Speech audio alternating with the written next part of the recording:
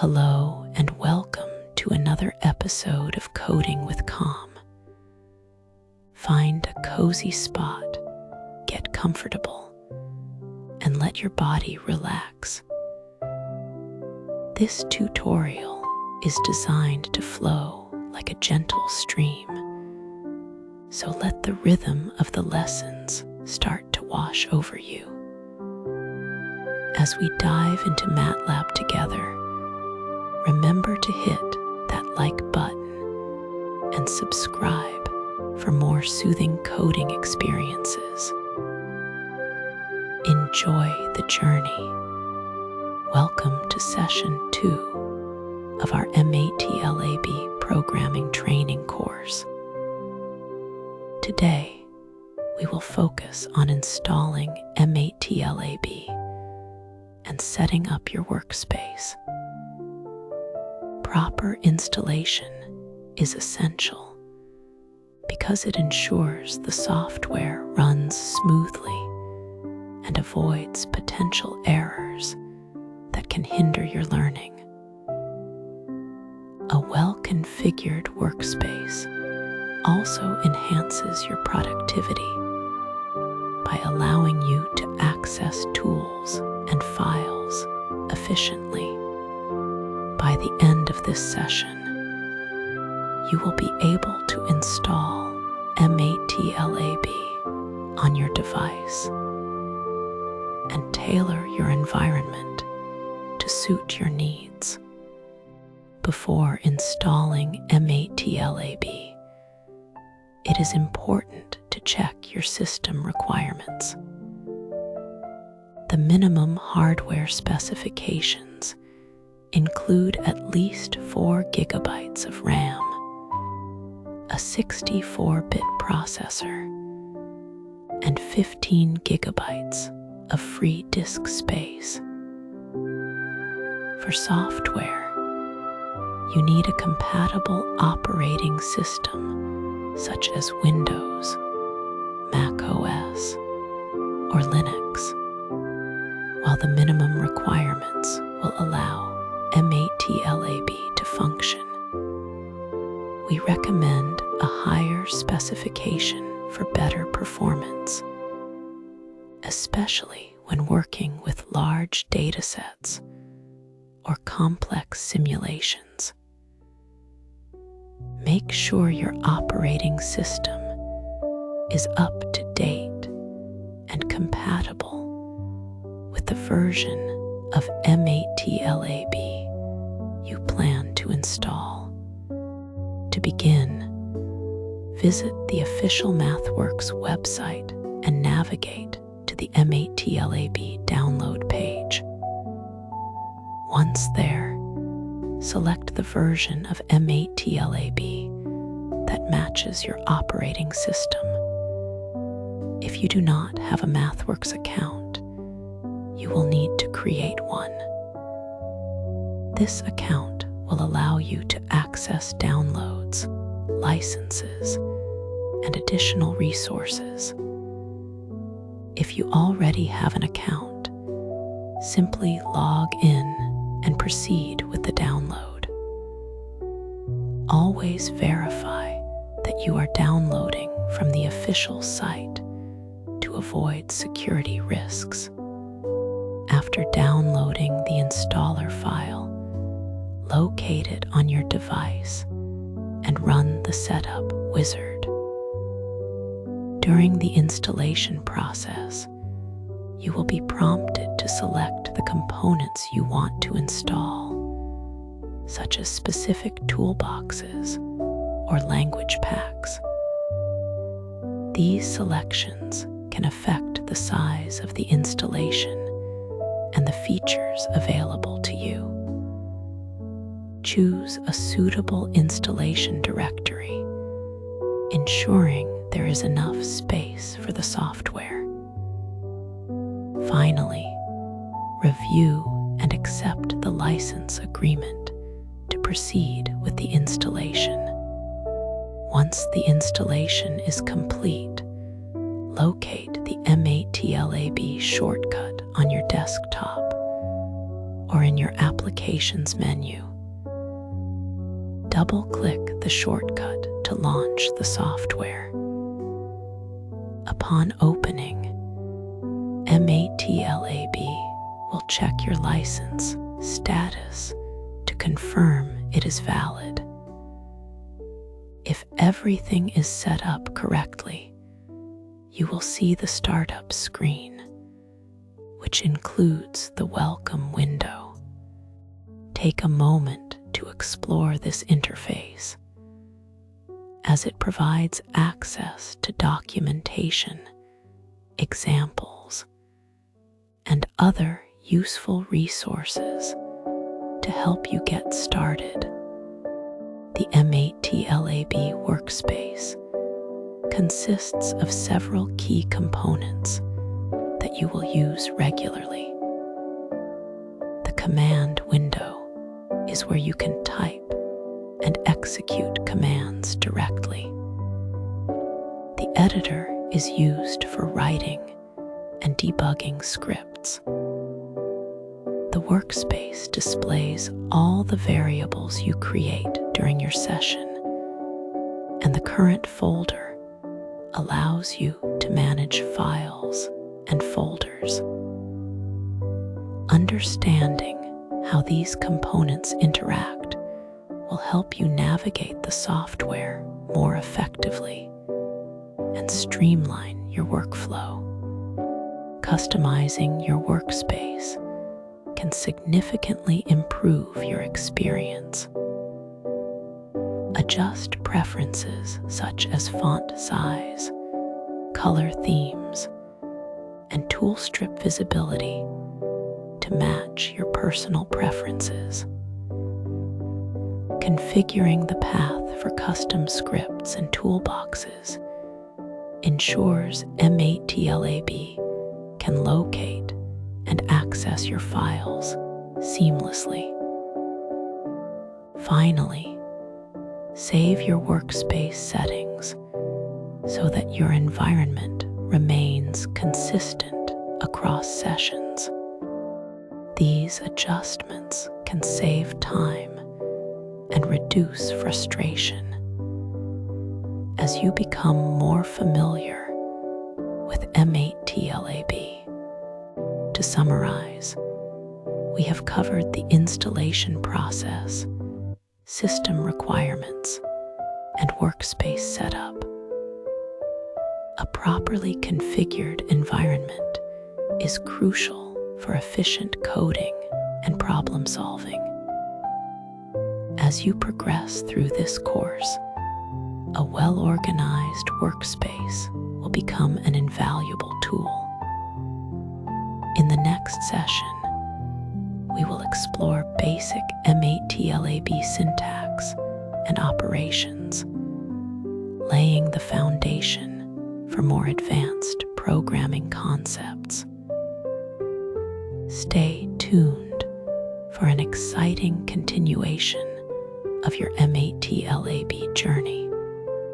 MATLAB is a powerful tool widely used in technical computing for tasks ranging from data analysis and algorithm development to modeling and simulation. Its syntax, the set of rules governing how code is written, and the command window where you interact directly with the software, form the foundation of effective programming. Today's session will focus on mastering these basics. By the end of this presentation, you will understand the fundamental syntax rules, learn how to navigate the command window, and gain confidence in writing and executing simple MATLAB commands. In MATLAB, variables act as named storage locations for data, allowing you to store and manipulate calculate values. For example, when you write x equals 5, you are assigning the value 5 to a variable named x. MATLAB supports various data types, including numeric values like doubles and integers, characters for text, and logical values that represent true or false.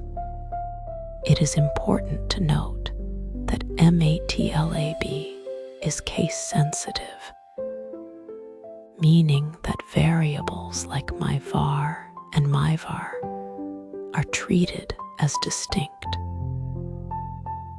This sensitivity ensures precision, but also requires careful attention to naming conventions to avoid errors. MATLAB uses a range of operators to perform calculations and comparisons.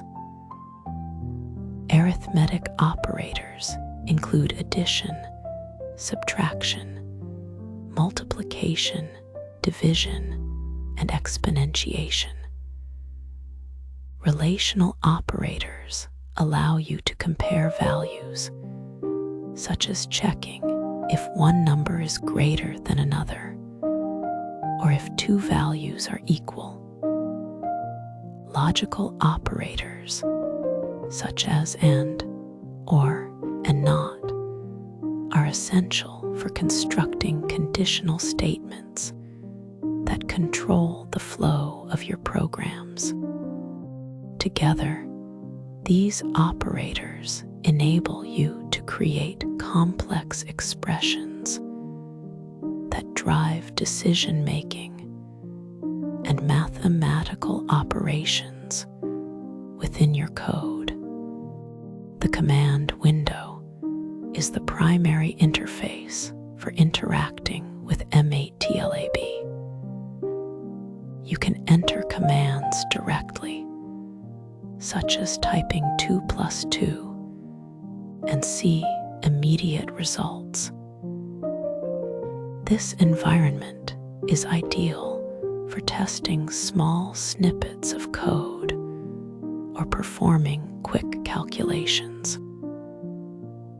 When you want to prevent MATLAB from displaying the output of a command, you can use a semicolon at the end of the line.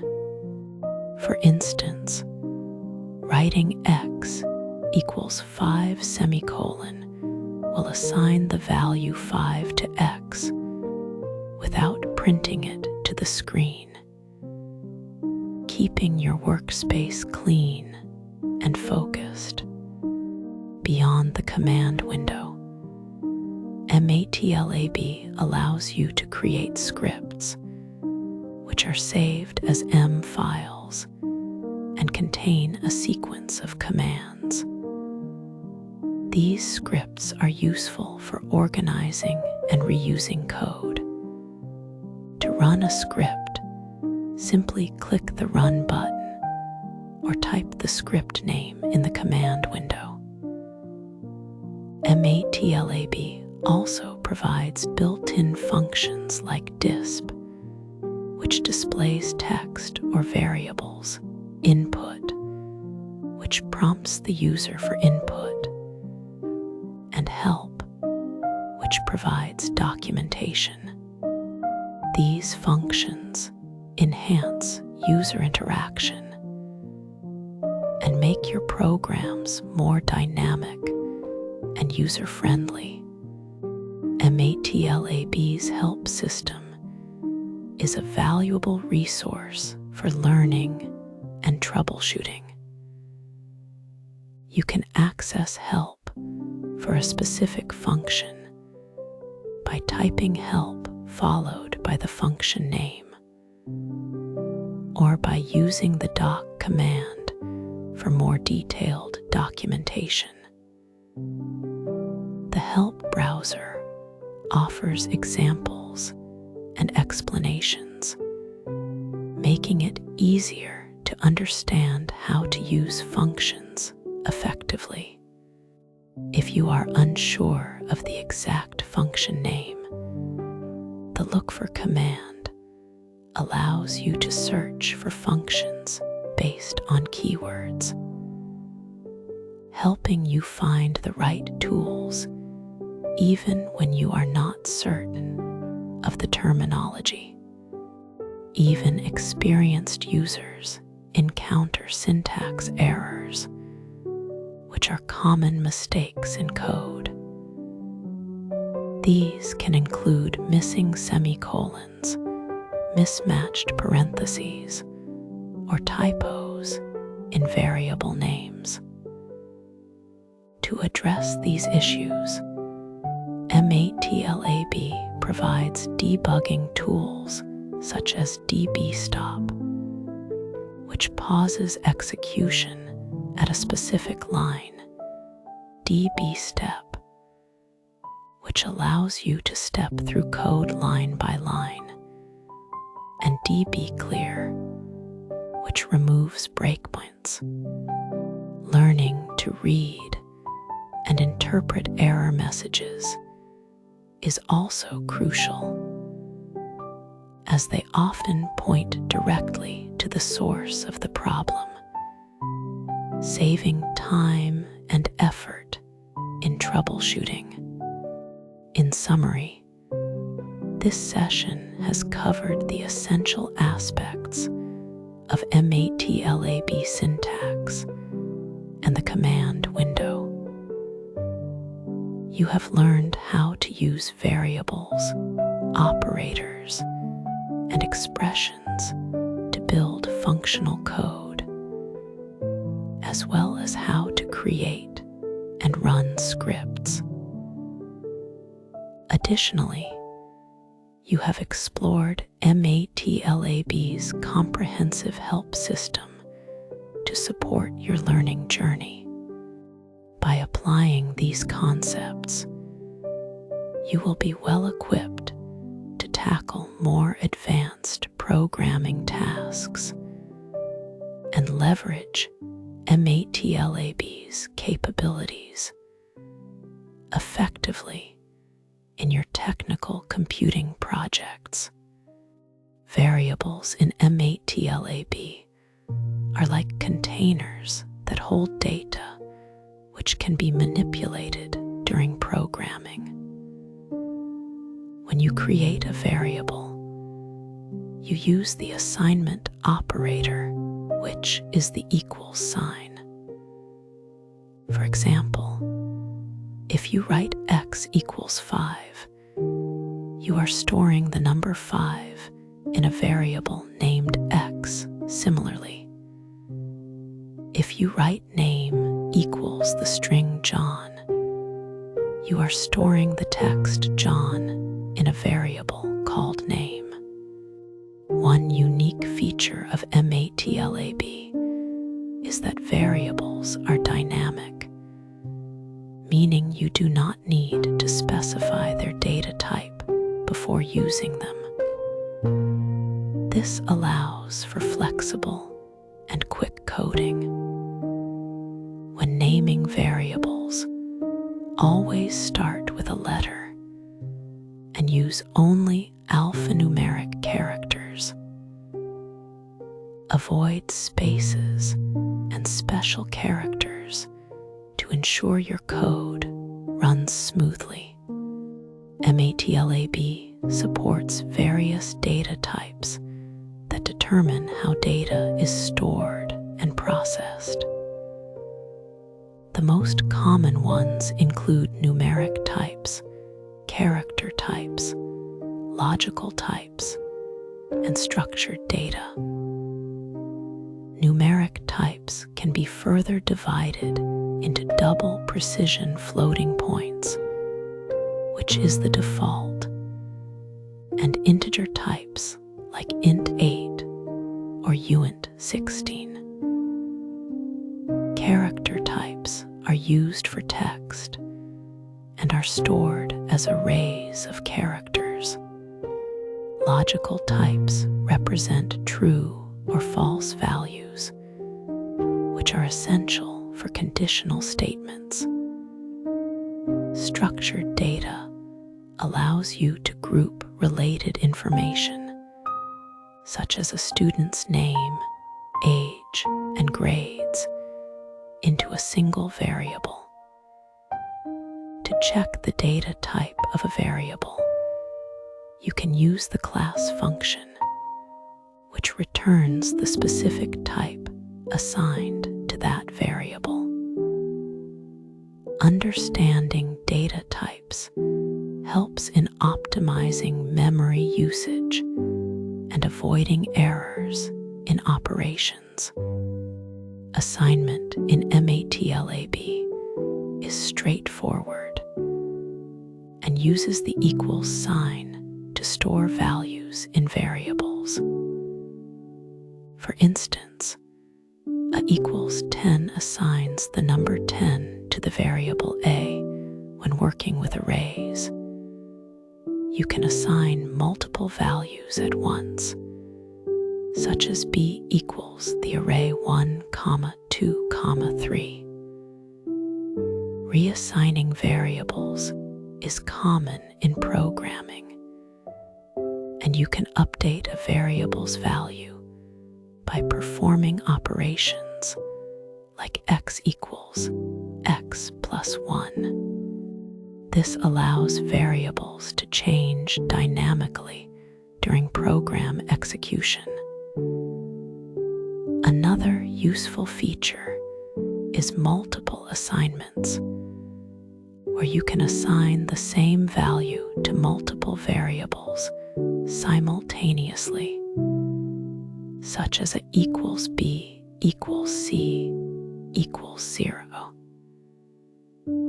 This reduces redundancy and makes code more concise. Let me walk through some common data types and their examples.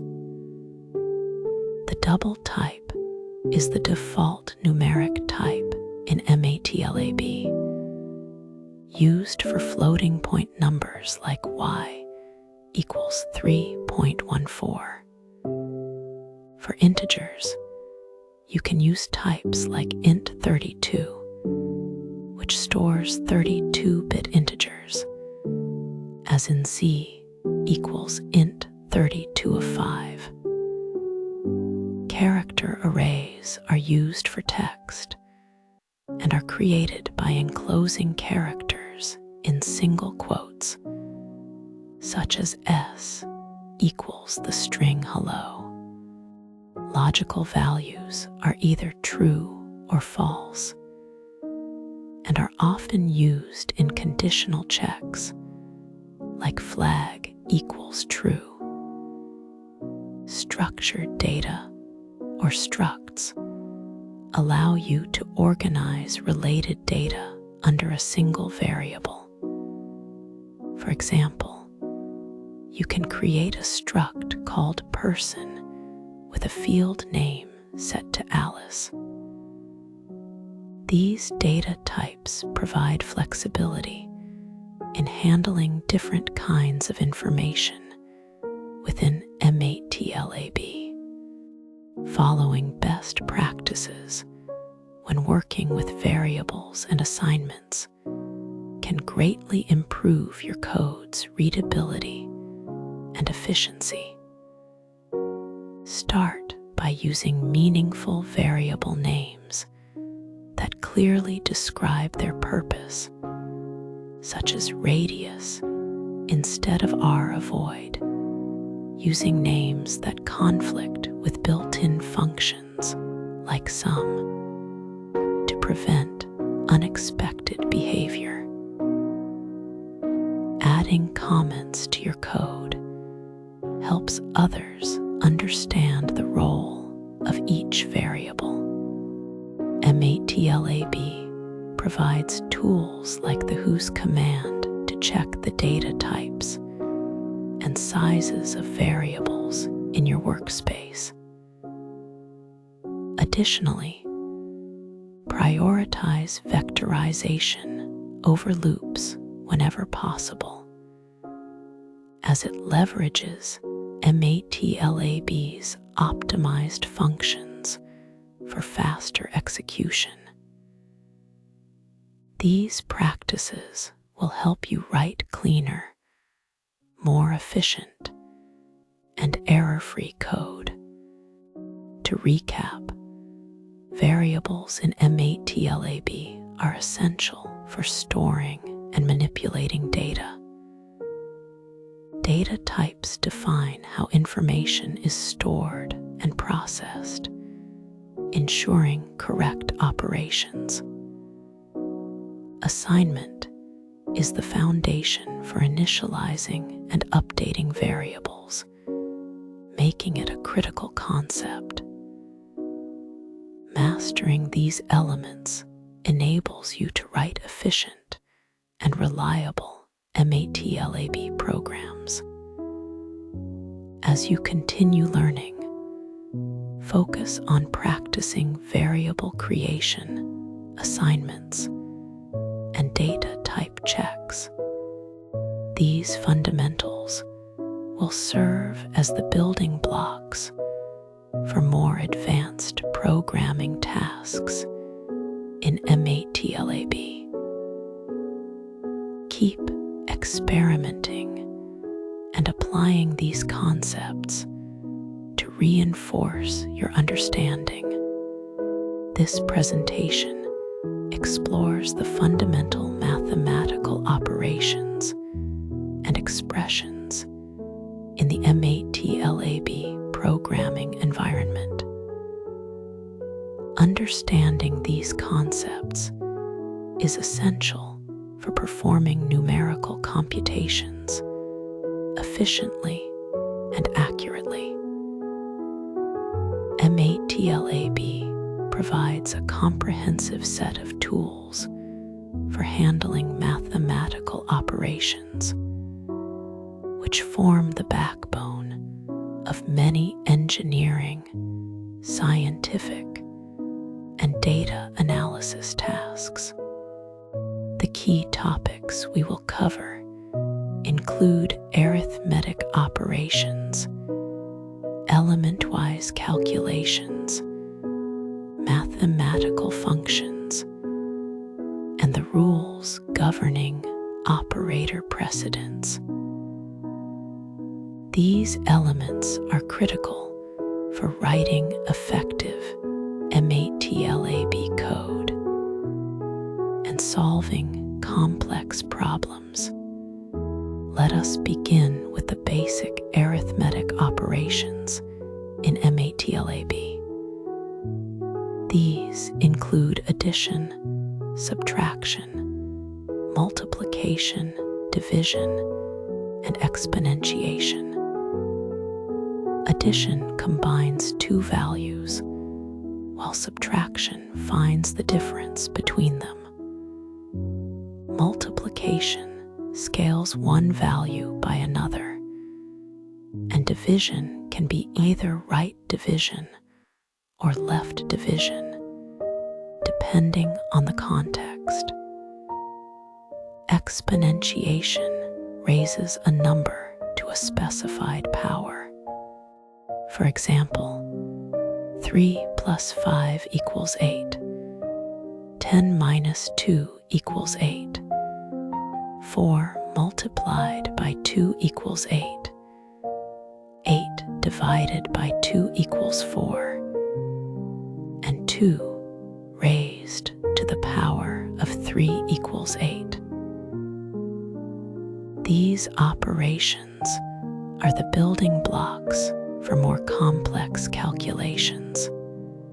A crucial distinction in MATLAB is between element-wise operations and matrix operations.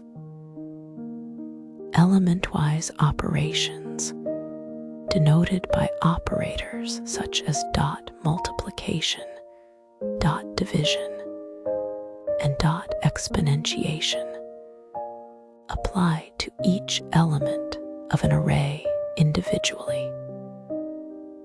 In contrast, Matrix operations, such as standard multiplication, division, and exponentiation, follow the rules of linear algebra.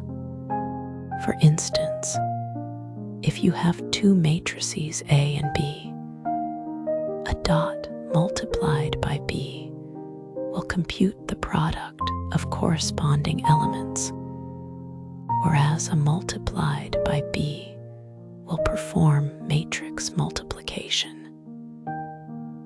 Similarly, the square root function applied to a matrix will compute the matrix square root, while raising the matrix to the power of 0.5 will perform element-wise exponentiation. This distinction is vital for ensuring the correct behavior of your code. MATLAB offers a wide range of built-in mathematical functions to handle common operations. Trigonometric functions like sine, cosine, and tangent are used to compute angles and relationships in triangles. Logarithmic functions, including natural logarithm, base 10 logarithm, and base 2 logarithm, are essential for analyzing exponential growth and decay.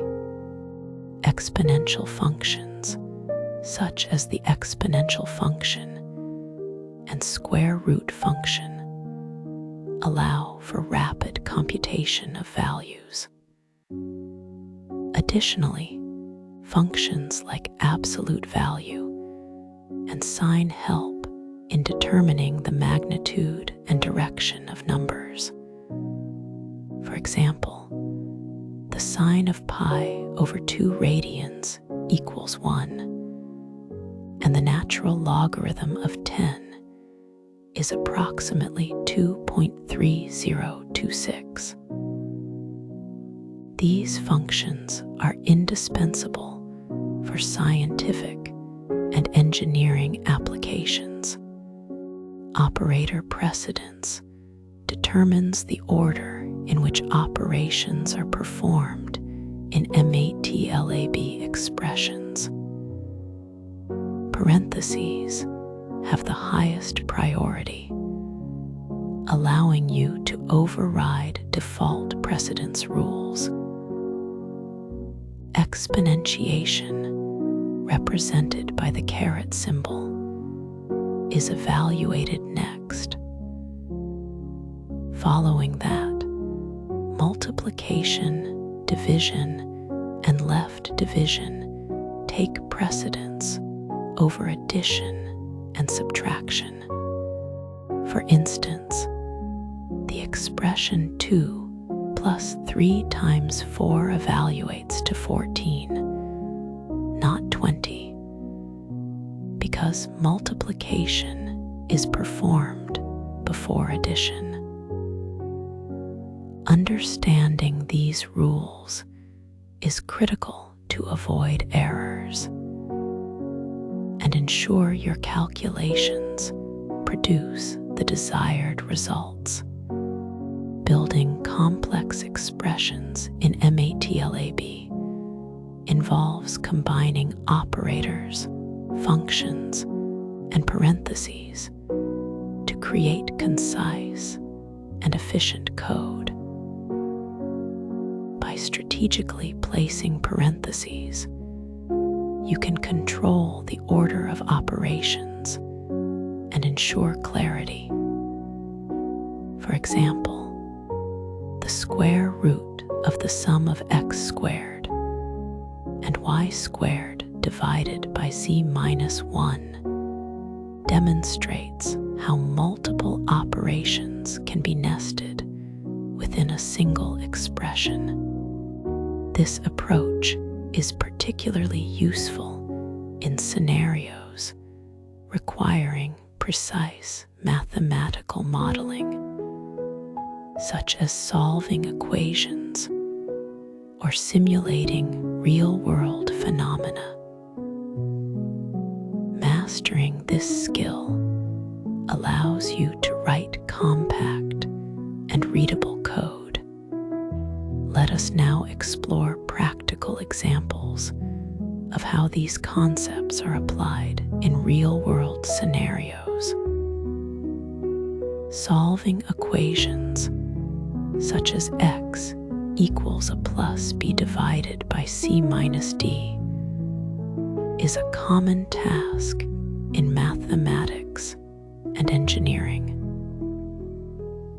Vectorized calculations like y equals the sine of x multiplied by the exponential of negative x highlight MATLAB's ability to handle arrays efficiently.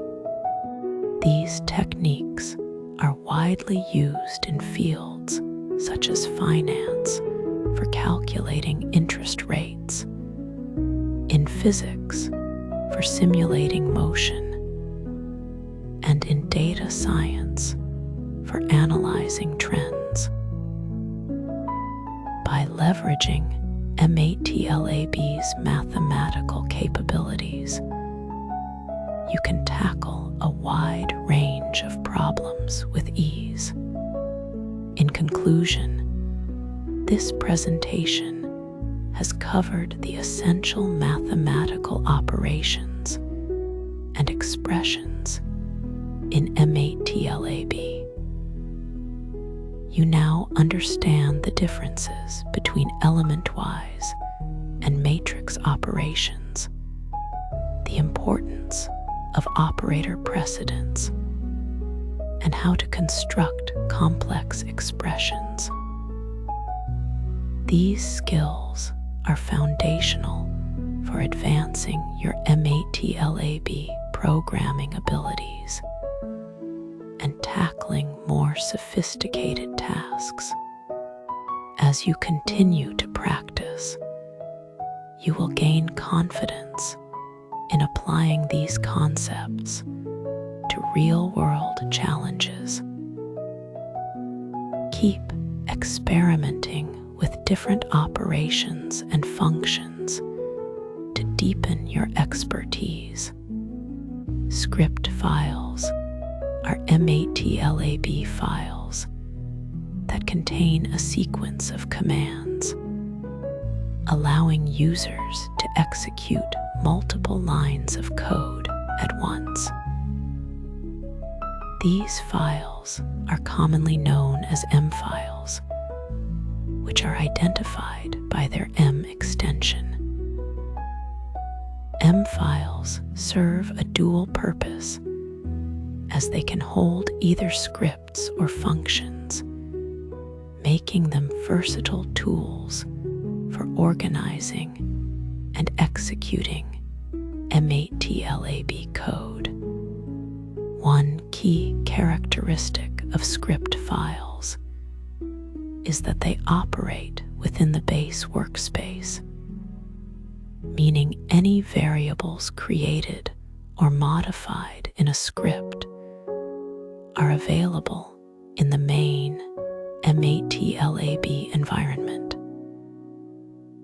This makes them particularly useful for tasks that require direct interaction with the workspace, such as data analysis or quick calculations.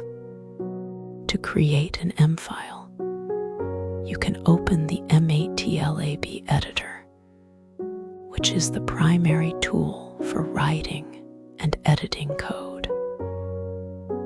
Once the editor is open, you can begin typing MATLAB commands just as you would in the command window.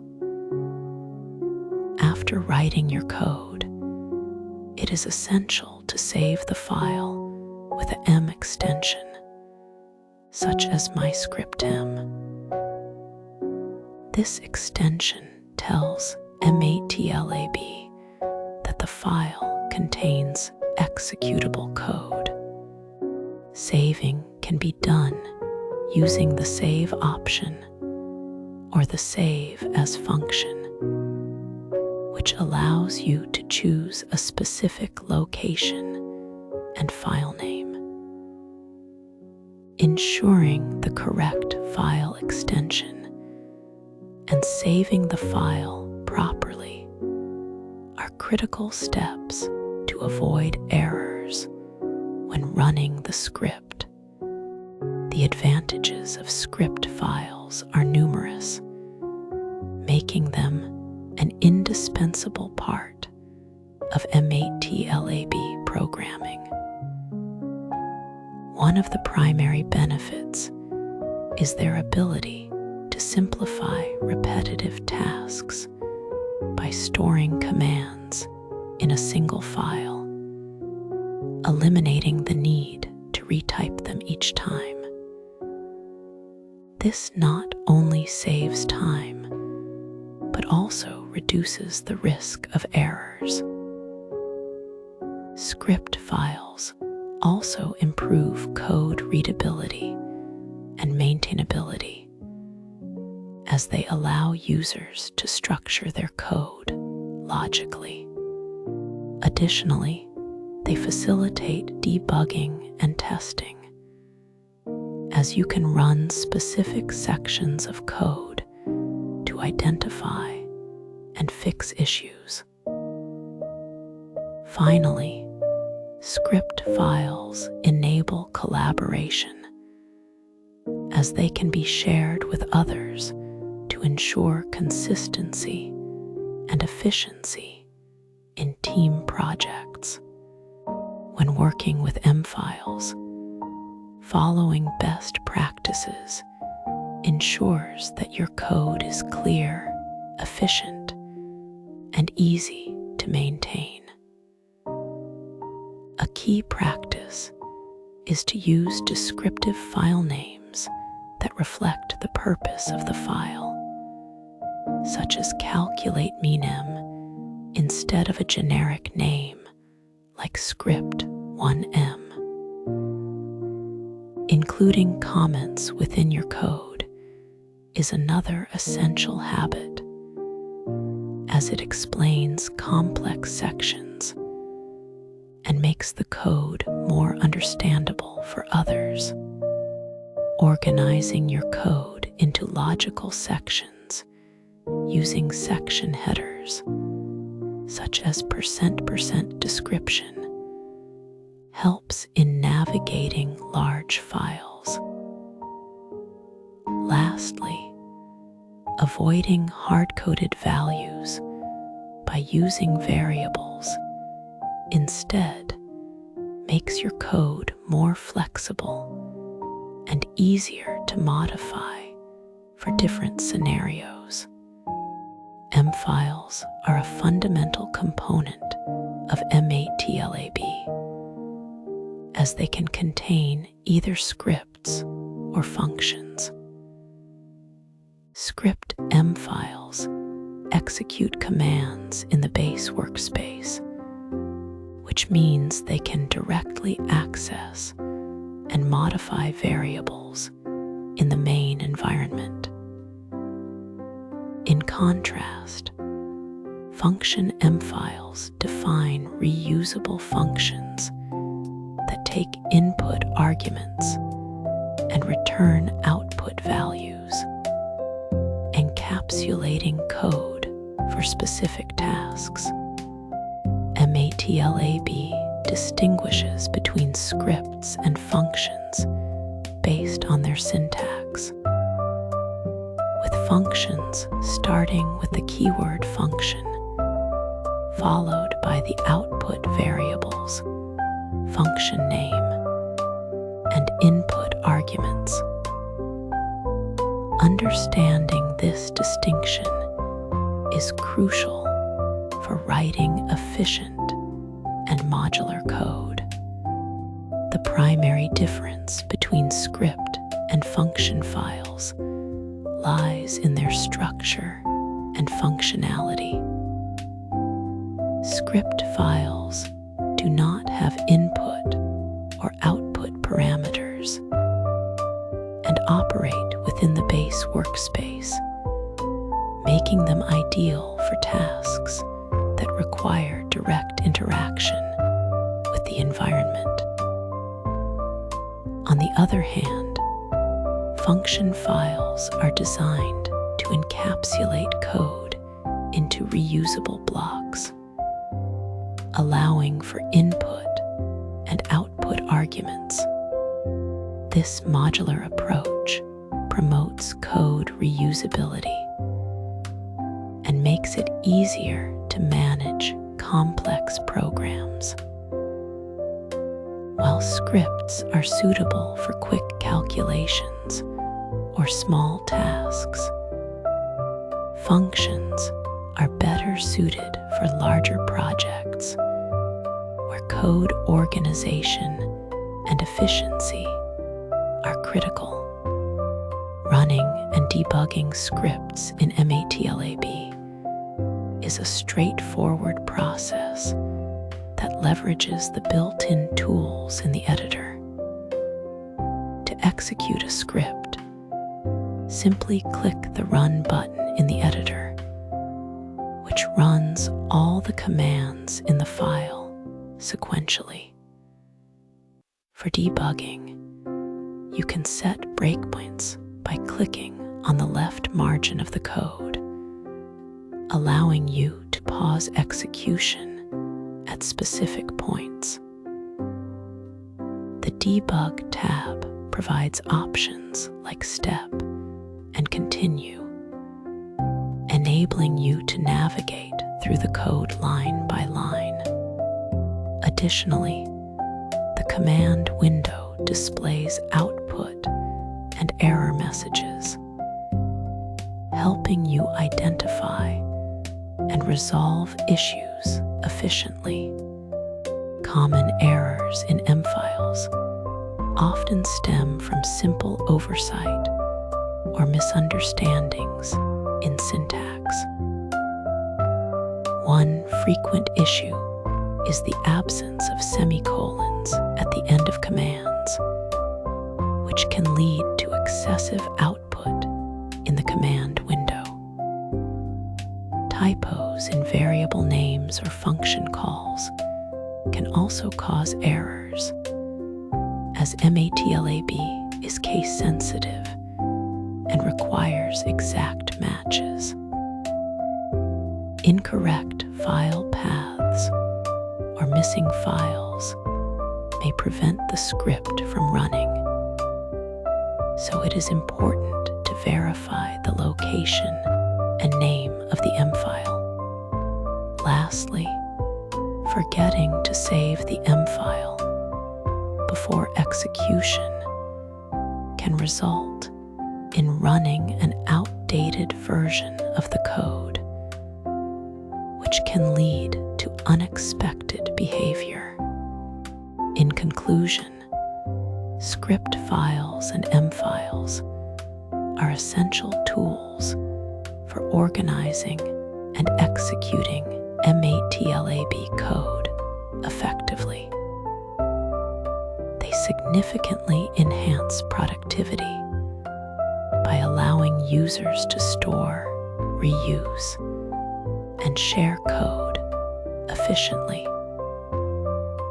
Understanding the distinction between scripts and functions is crucial for writing modular and maintainable programs. By adhering to best practices, such as using descriptive file names, adding comments, and avoiding hard-coded values, you can minimize errors and improve collaboration. As you continue to work with MATLAB, these principles will help you develop more efficient and reliable code. Control flow determines the order in which code executes. This concept is fundamental in programming because it allows us to dictate the sequence of operations based on specific conditions. Without control flow, programs would run in a linear, fixed manner, which limits their ability to respond to different scenarios. Conditional statements are a key part of control flow, enabling programs to make decisions. For example, a program might check if a user input meets certain criteria before proceeding. The primary constructs for implementing control flow include if-else statements, switch case structures, and logical operators. These tools work together to create dynamic and responsive code that can handle a variety of situations, executes code based on a condition.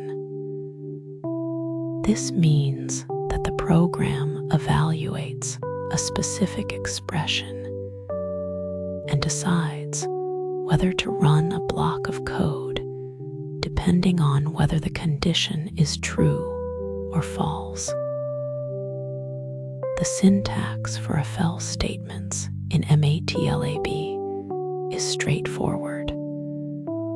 It starts with the keyword if followed by a condition, then the code to execute if the condition is true. If there are additional conditions to check, the else if keyword is used. Finally, the else keyword provides a default block of code to run if none of the previous conditions are met. The entire structure ends with the end keyword. For example, to check if a number is positive, negative, or 0, we can use a series of if-else statements. This approach allows the program to make decisions dynamically, adapting its behavior based on the input or state of the program. Use multiple if-else blocks for complex conditions. When dealing with scenarios that involve multiple layers of decision-making, nested if-else statements become useful. For instance, evaluating student grades might require checking a range of scores and assigning corresponding letter grades. A nested structure allows the program to handle these hierarchical conditions step by step. However, excessive nesting can lead to code that is difficult to read and maintain. It is important to balance complexity with clarity.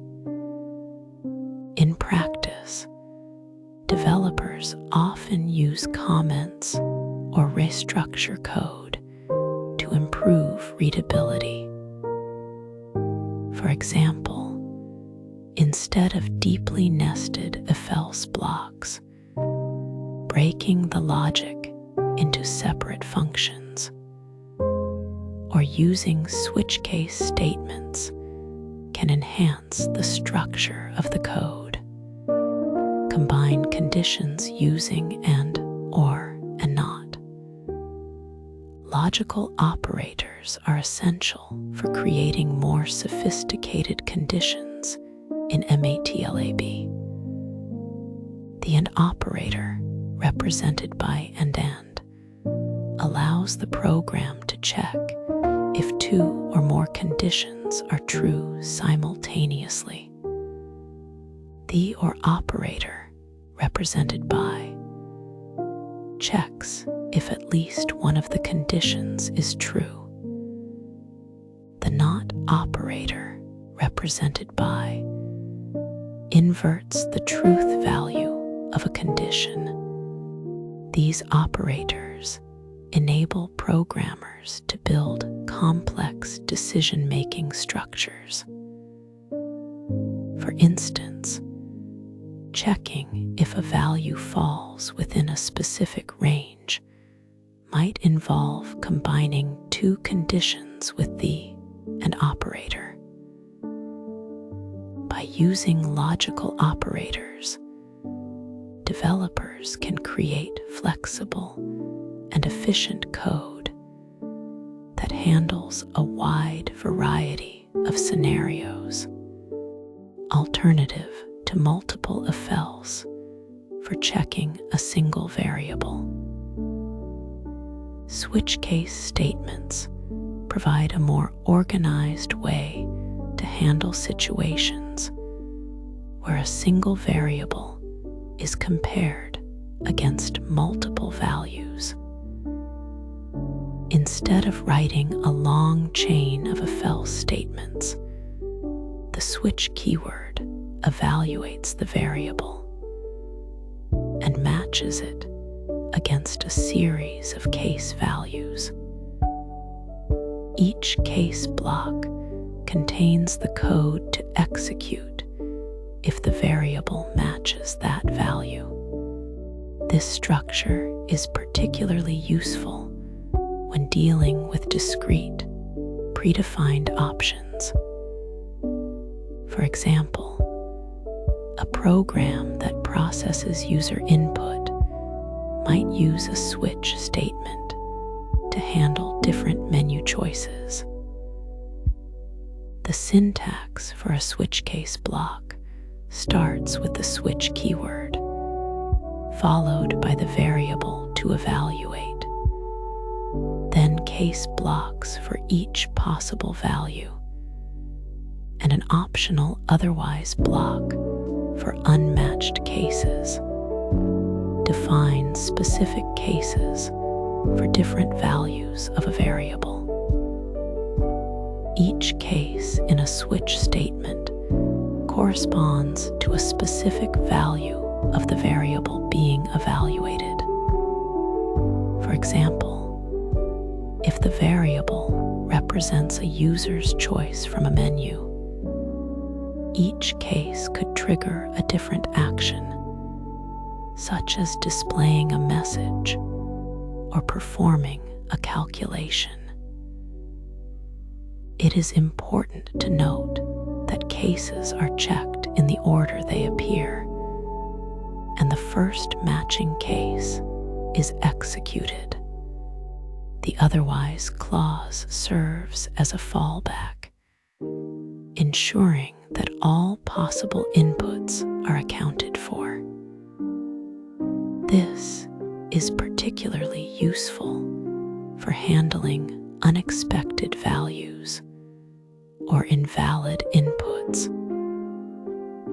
By structuring code with case statements, developers can create more readable and maintainable programs that are easier to debug and update.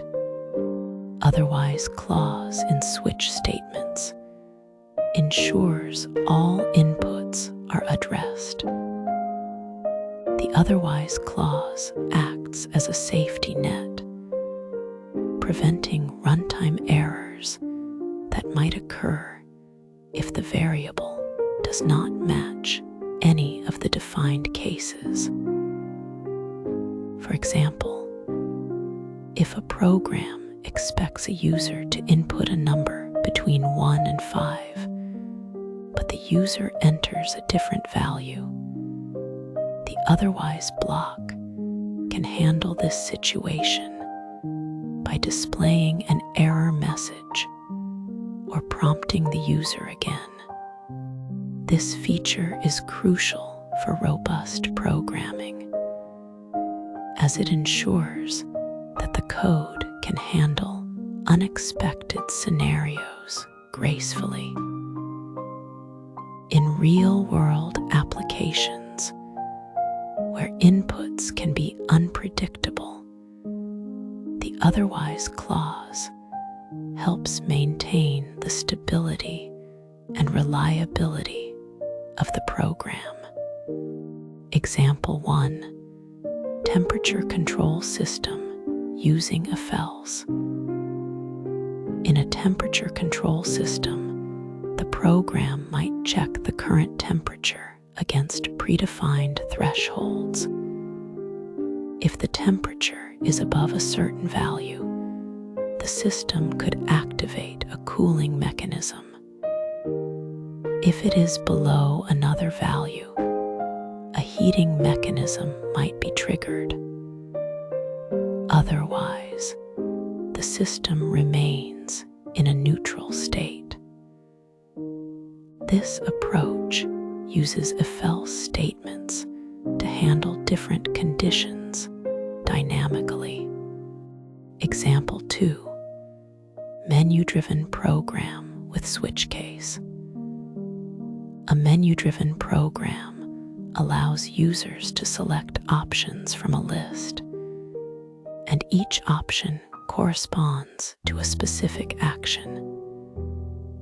Using a switch case statement, the program can efficiently route the user's input to the appropriate function or code block. Example 3. Conditional plotting based on data ranges. When generating plots, the program might check the data range and adjust the plot settings accordingly. For instance, if the data exceeds a certain limit, the plot could use a logarithmic scale or change the color scheme. These examples demonstrate how control flow structures enhance the functionality and adaptability of MATLAB programs. Keep conditions simple and readable. Writing clear and straightforward conditions improves the maintainability of the code.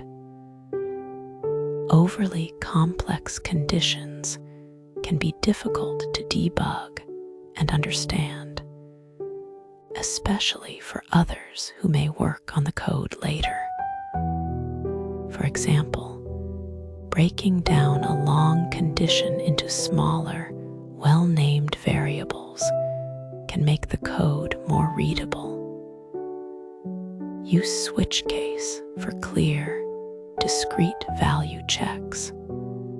Switch case statements are ideal when the program needs to evaluate a single variable against multiple distinct values, such as handling different user inputs or configuration options.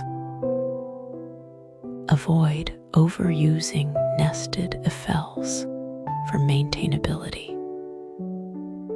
While nested structures can handle complex logic, they can also lead to code that is hard to follow.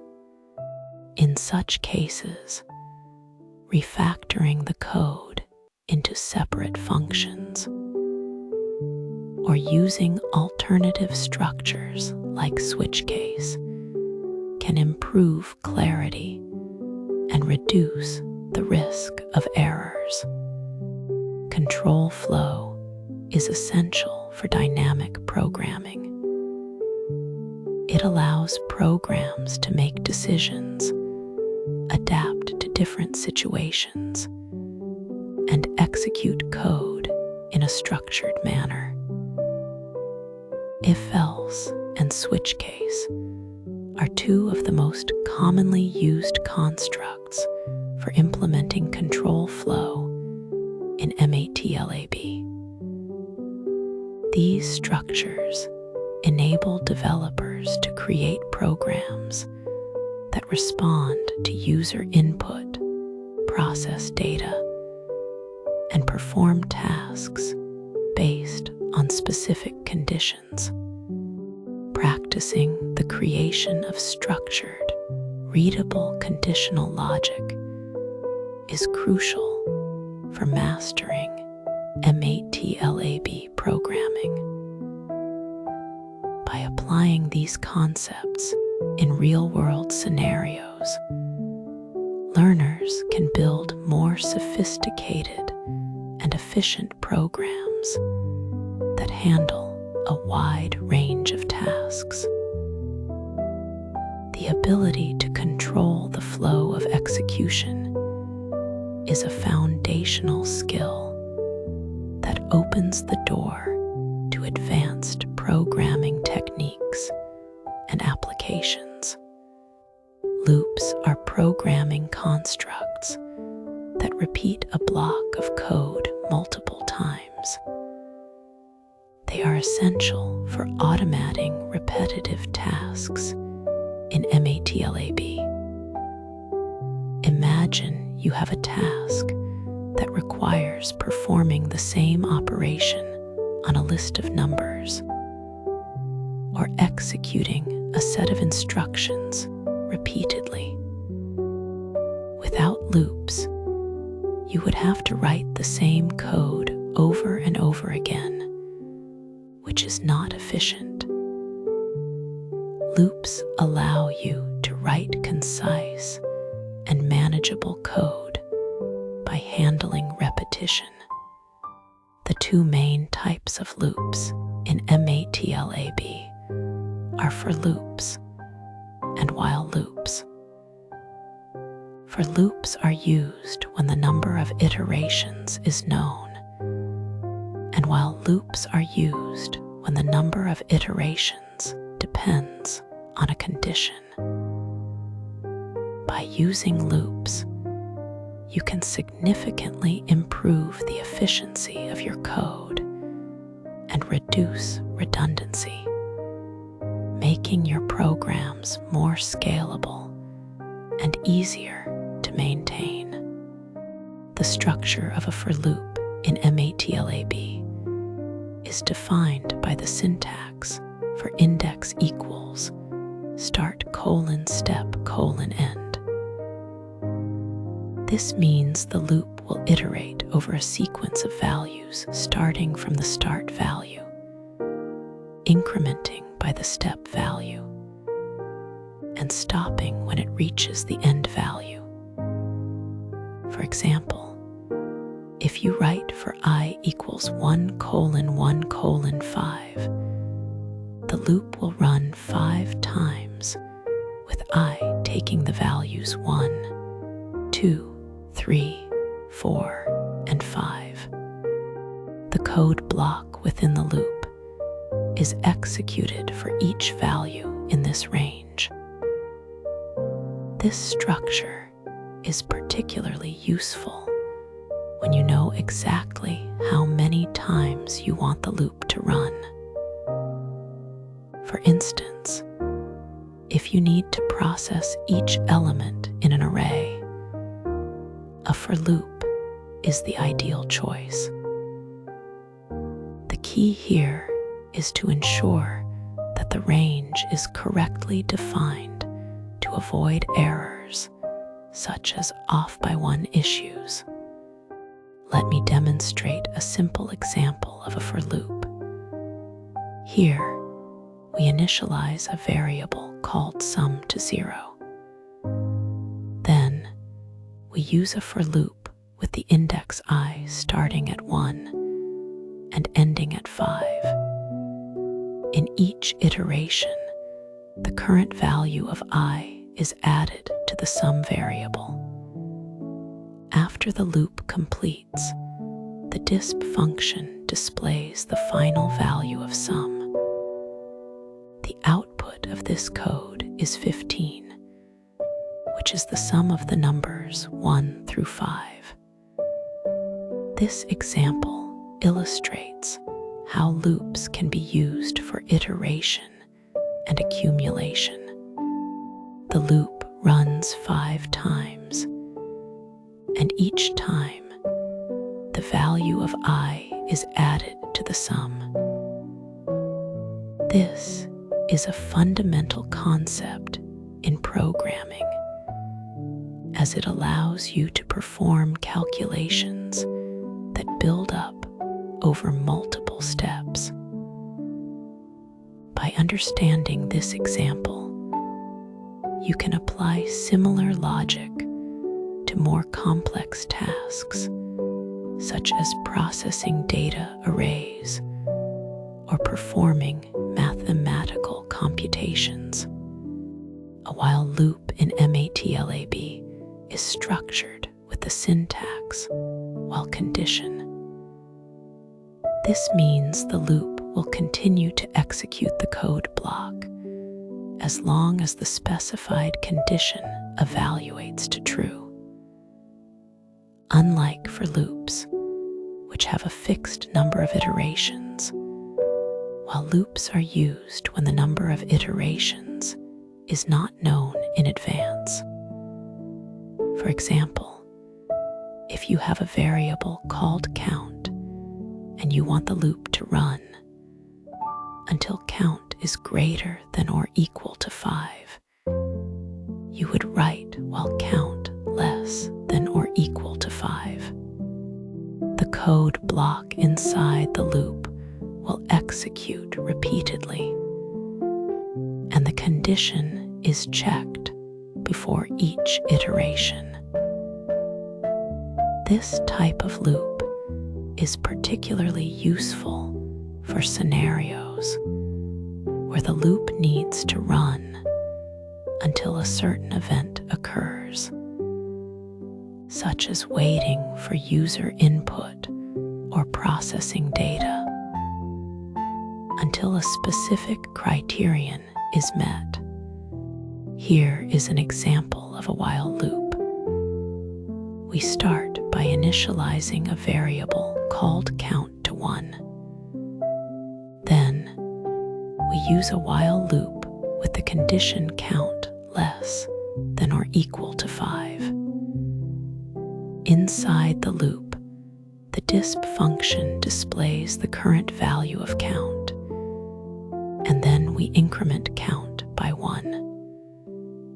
This process continues until count exceeds 5, at which point the loop stops. The output of this code is the numbers 1 through 5, each displayed on a separate line. This example highlights how, while loops can be used for conditional execution, the key here is to ensure that the condition eventually becomes false to avoid infinite loops.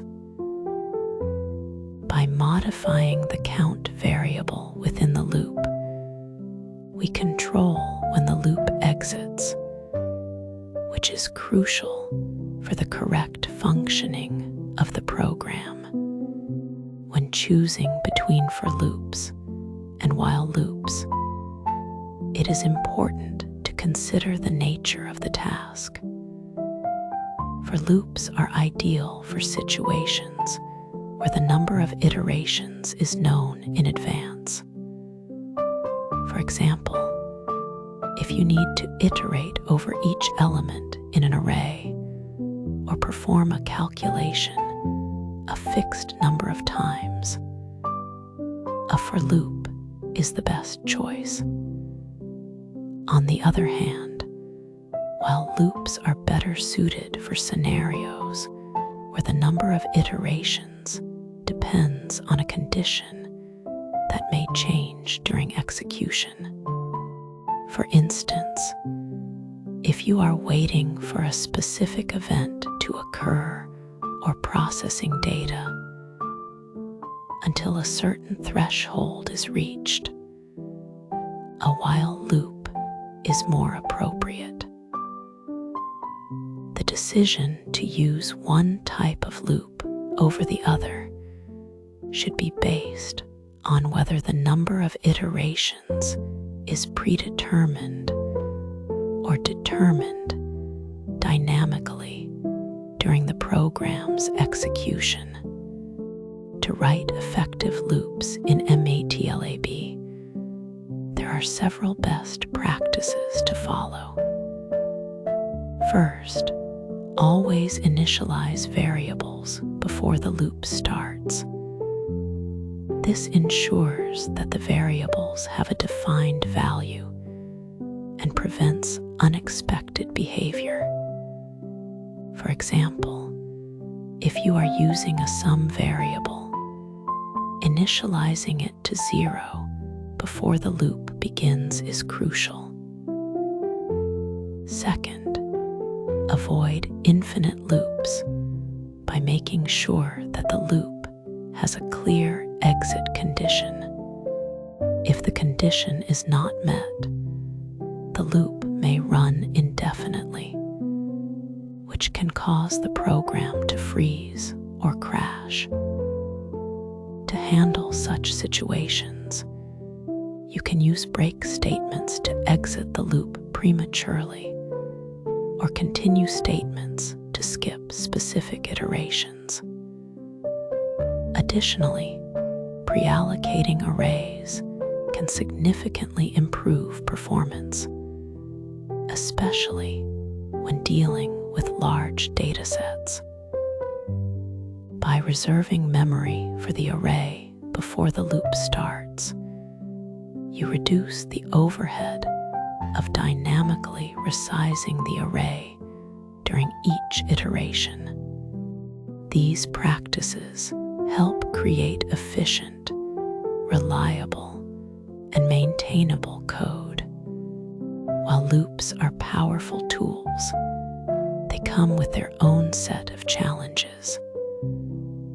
One common pitfall is off-by-one errors, which occur when the loop runs one iteration too many or too few.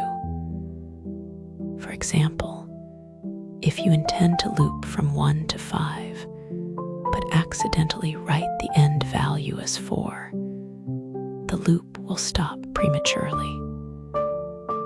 Another issue is infinite loops, which can happen if the condition never becomes false.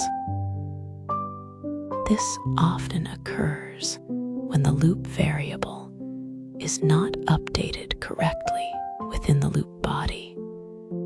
Modifying the loop variable inside the loop can also lead to unexpected results, especially if the variable is used in the loop's condition.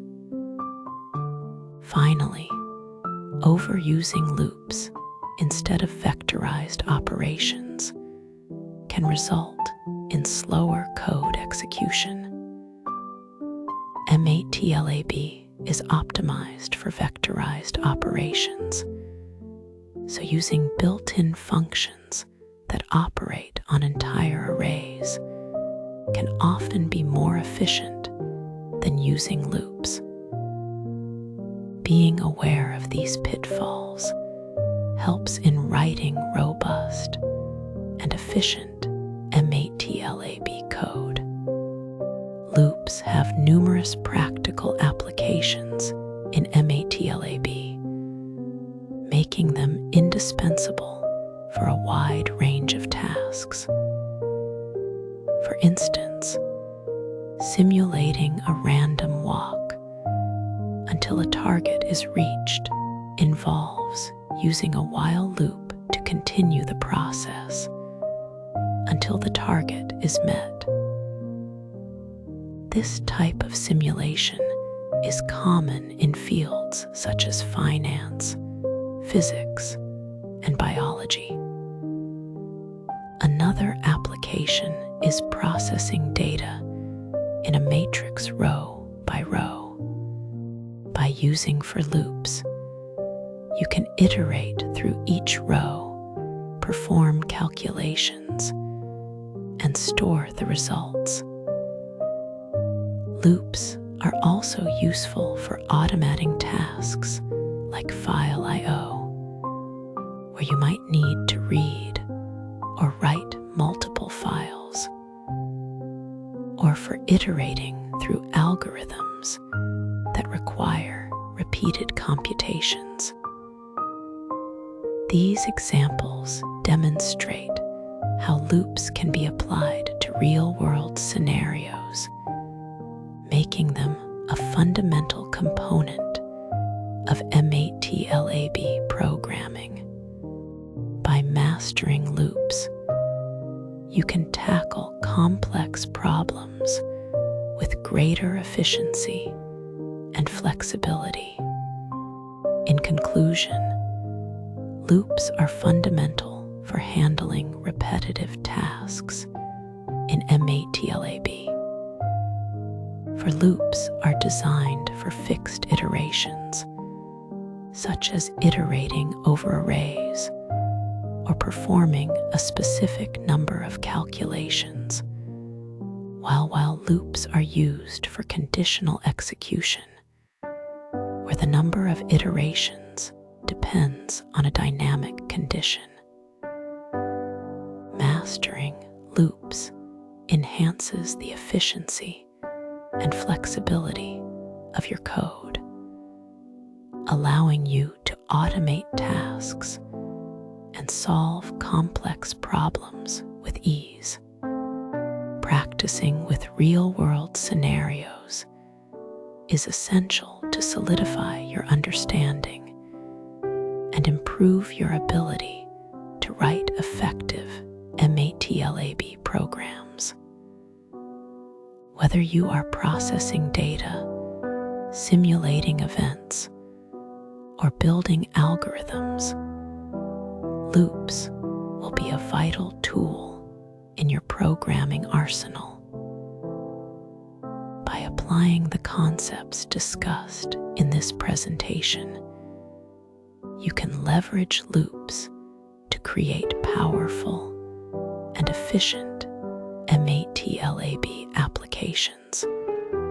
Vectors and matrices are the building blocks of MATLAB programming. They allow you to store and manipulate data in a structured way, which is essential for performing complex calculations and analyzing large data sets. A vector is a one-dimensional array that can be arranged either horizontally or vertically, while a matrix is a two-dimensional array with rows and columns. These structures are particularly powerful because they enable you to perform operations on entire sets of numbers at once, which is much more efficient than using loops in other programming languages. Whether you're working on signal processing, image analysis, or solving systems of equations, vectors and matrices will be your go-to tools. Understanding how to create, access, and modify them is the first step toward mastering MATLAB. Creating vectors in MATLAB is straightforward. To make a row vector, you can list the elements separated by commas or spaces, like vec equals 1, 2, 3, 4, or use the colon operator to generate a sequence, such as vec equals 1, 4. For a column vector, you can separate the elements with semicolons, like vec equals 1, 2, 3, 4, or transpose a row vector using the apostrophe symbol. Another useful function is linspace, which creates a vector with evenly spaced elements between a starting and ending value. For example, linspace 0 to 10 with 5 points will generate 5 numbers spaced equally between 0 and 10.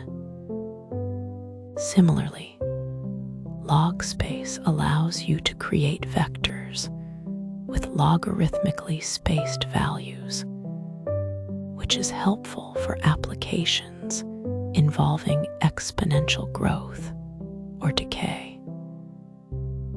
These methods give you flexibility depending on the specific needs of your project. Matrices in MATLAB are created using a similar syntax to vectors, but with additional rows. You can define a matrix by separating rows with semicolons, like mat equals 1, 2, 3, semicolon, 4, 5, 6. MATLAB also provides built-in functions to simplify matrix creation. The zeros function generates a matrix filled with zeros, which is useful for initializing arrays. The ones function creates a matrix of ones, often used in mathematical modeling. The I function produces an identity matrix, which is critical in linear algebra for operations like matrix inversion. The rand function generates random numbers between 0 and 1, making it ideal for simulations or testing algorithms. These functions save time and reduce errors when working with large datasets or complex calculations.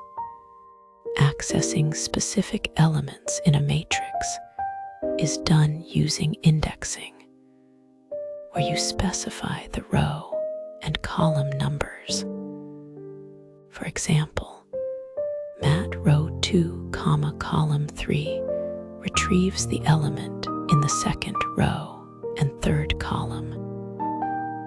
To extract an entire row, you can use the colon operator, like mat row 2 colon, which returns all elements in the second row. Similarly, mat column 3 gives you all elements in the third column. For more targeted access, you can use slicing to extract submatrices. For instance, mat row 1 to 2, column 2 to 4 selects the elements from rows 1 and 2 and columns 2 through 4. This capability is essential for tasks like data filtering, where you need to work with specific portions of a larger dataset. Proper indexing ensures you can efficiently navigate and manipulate your data. Reshaping and modifying matrices allows you to adapt their structure to suit different tasks. The reshape function changes the dimensions of a matrix while preserving its elements, which is useful when you need to convert a row vector into a multi-row matrix. The size function returns the number of rows and columns in a matrix, helping you understand its structure. For vectors, the length function tells you how many elements are present, which is crucial for loop conditions or array operations. Transposing a matrix swaps its rows and columns, a common operation in linear algebra. You can transpose using the apostrophe symbol or the transpose function. These tools give you control over your data's layout, making it easier to perform operations like matrix multiplication or data visualization. MATLAB supports both standard arithmetic operations and element-wise operations on vectors and matrices. The plus, minus, asterisk, slash, and caret symbols perform matrix addition, subtraction, multiplication, division, and exponentiation, respectively.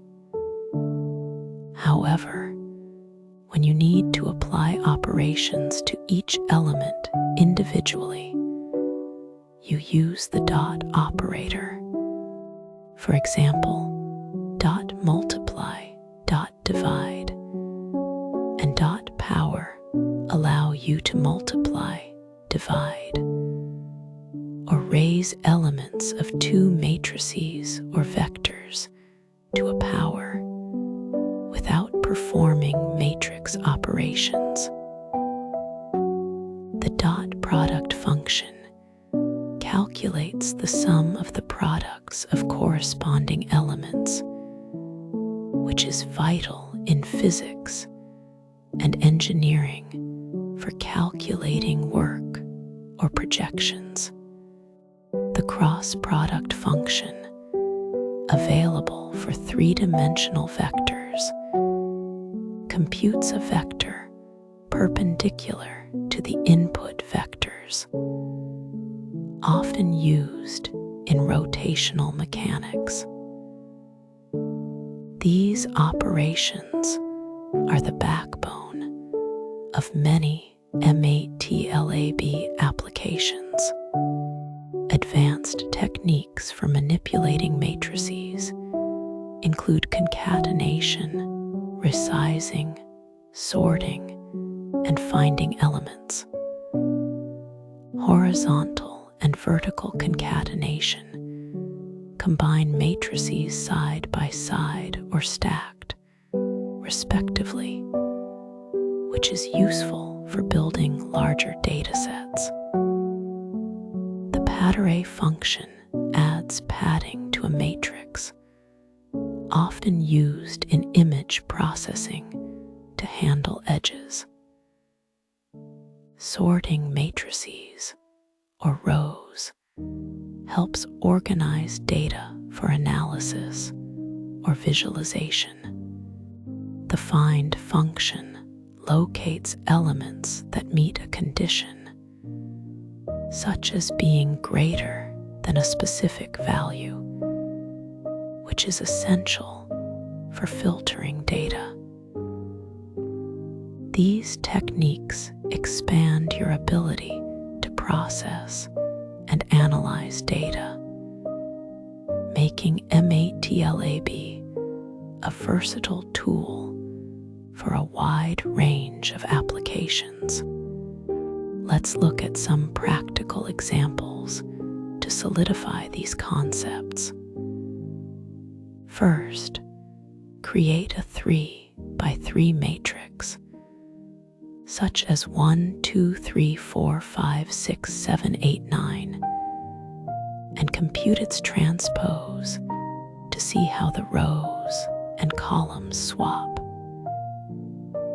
Next, generate a vector of 10 random numbers using the rand function, and calculate the mean to understand data distribution. Finally, multiply two matrices using both the standard asterisk operator and the dot asterisk operator to observe the difference between matrix multiplication and element-wise multiplication. These examples demonstrate how the tools discussed can be applied to solve real-world problems efficiently. In summary, vectors and matrices are fundamental to MATLAB programming, forming the basis for everything from simple calculations to complex simulations. Mastering their creation, indexing, and manipulation is crucial for any data analysis task. Functions like reshape, linspace, and dot product enhance your ability to work with data efficiently. By applying these concepts to engineering, scientific, or mathematical problems, you can unlock the full potential of MATLAB. Continued practice and exploration will deepen your understanding and improve your ability to tackle challenging projects. Matrices are two-dimensional arrays of numbers that form the foundation of linear algebra in MATLAB. They allow us to represent and manipulate data in a structured way, making them essential for solving complex problems in engineering, physics, and computer science. In MATLAB, matrices are not just theoretical constructs. They are deeply integrated into the language, enabling efficient computation for tasks ranging from system modeling to data analysis. The power of matrices lies in their ability to simplify operations that would otherwise require multiple steps, such as solving systems of equations or transforming data. MATLAB provides a rich set of built-in functions to handle matrices, making it a versatile tool for both academic and industrial applications. Creating matrices in MATLAB is straightforward. You can use square brackets to define them manually, like a equals 1, 2, semicolon 3, 4, which creates a 2 by 2 matrix. For larger or more complex matrices, functions such as zeros, ones, I, and rand are invaluable. The zeros function generates matrices filled with zeros, which is useful for initializing arrays. The ones function creates matrices with all elements set to 1, often used in normalization processes. The I function produces identity matrices, critical in linear transformations.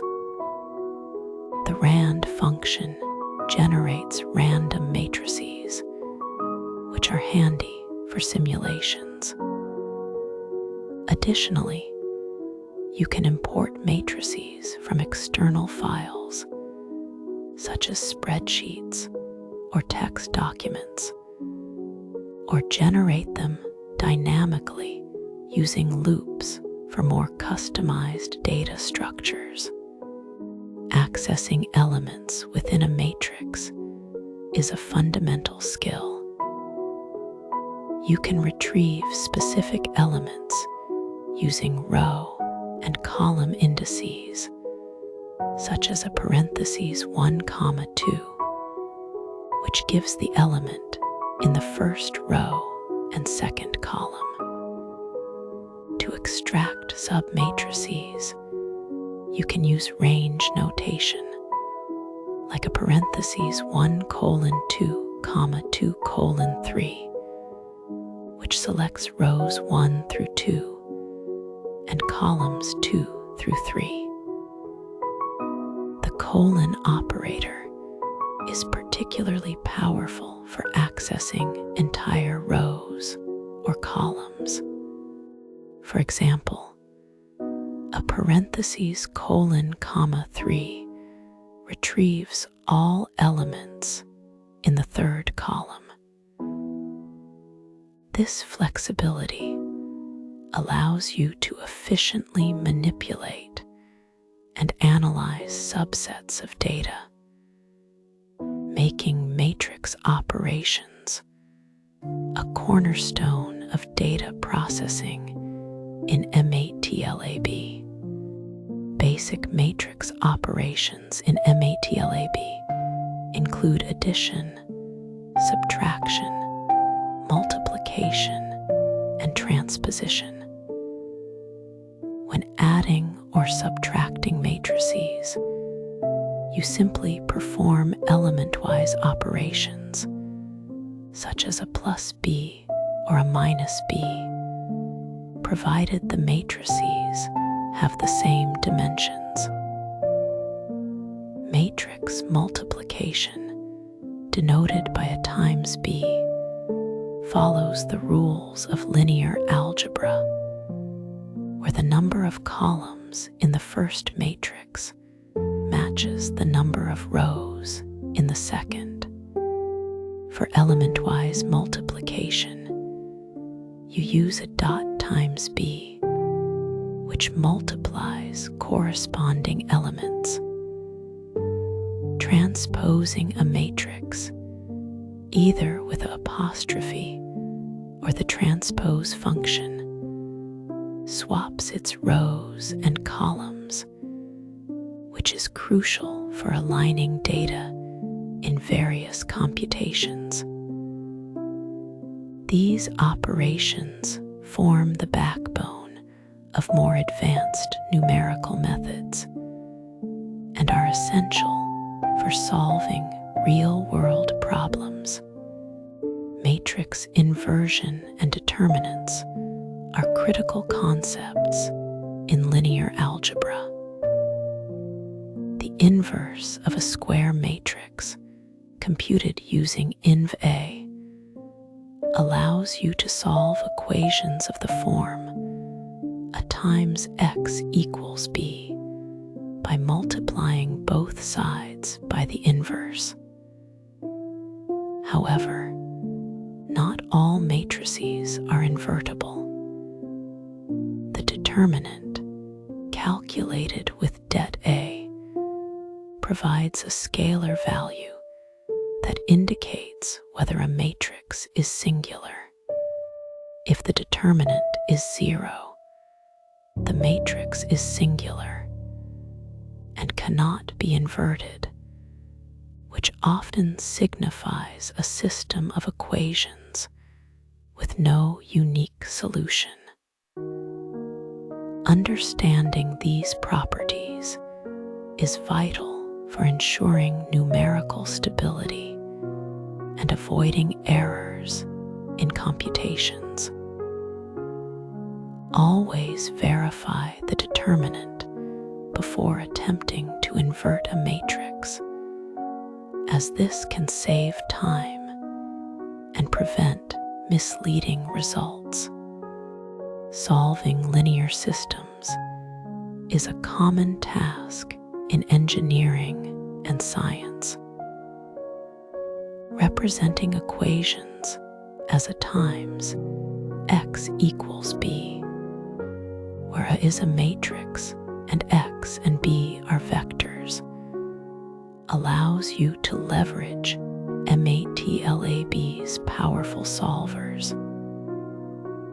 The backslash operator, x equals a backslash b, is the preferred method for solving such systems due to its efficiency and numerical stability.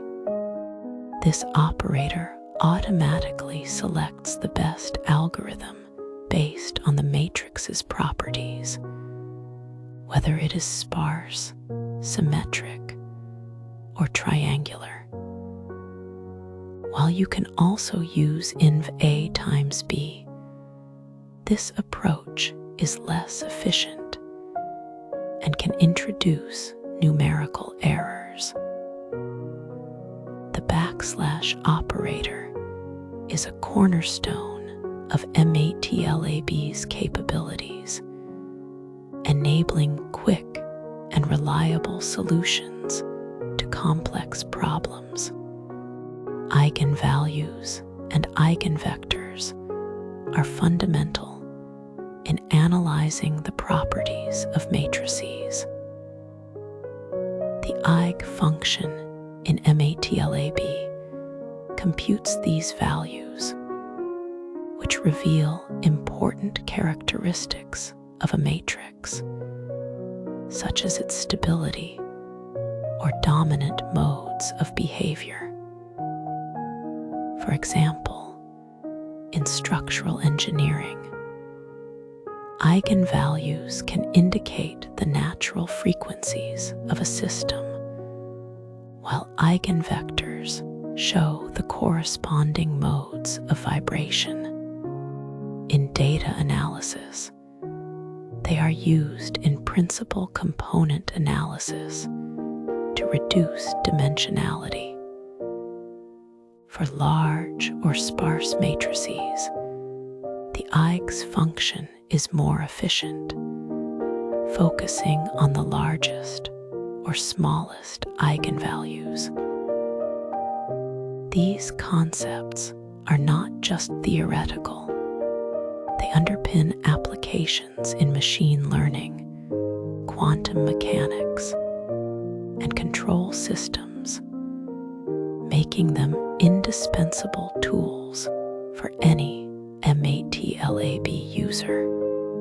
Singular value decomposition, or SVD, is a powerful technique for analyzing matrices. By decomposing a matrix into three components, U, S, and V, SVD reveals the underlying structure of data. The U and V matrices are orthogonal, while S contains the singular values, which represent the magnitude of the matrix's action in different directions. This decomposition is widely used in data compression, where you can discard smaller singular values to reduce storage requirements while preserving essential information. In image processing, SVD can remove noise or enhance features by manipulating the singular values. Its applications extend to machine learning, where it helps in feature extraction and improving model performance. SVD is a versatile tool that transforms how we interpret and process complex datasets. Matrix operations have countless practical applications. In circuit analysis, matrices model the relationships between voltages and currents, enabling efficient simulation of electrical networks. For image transformations, matrices represent operations like rotation, scaling, and translation, allowing for real-time image manipulation in computer vision. In structural engineering, Stiffness matrices describe the forces and displacements in a system, aiding in the design of safe and efficient structures. These examples illustrate how matrices are not just abstract mathematical entities, but practical tools that drive innovation across disciplines.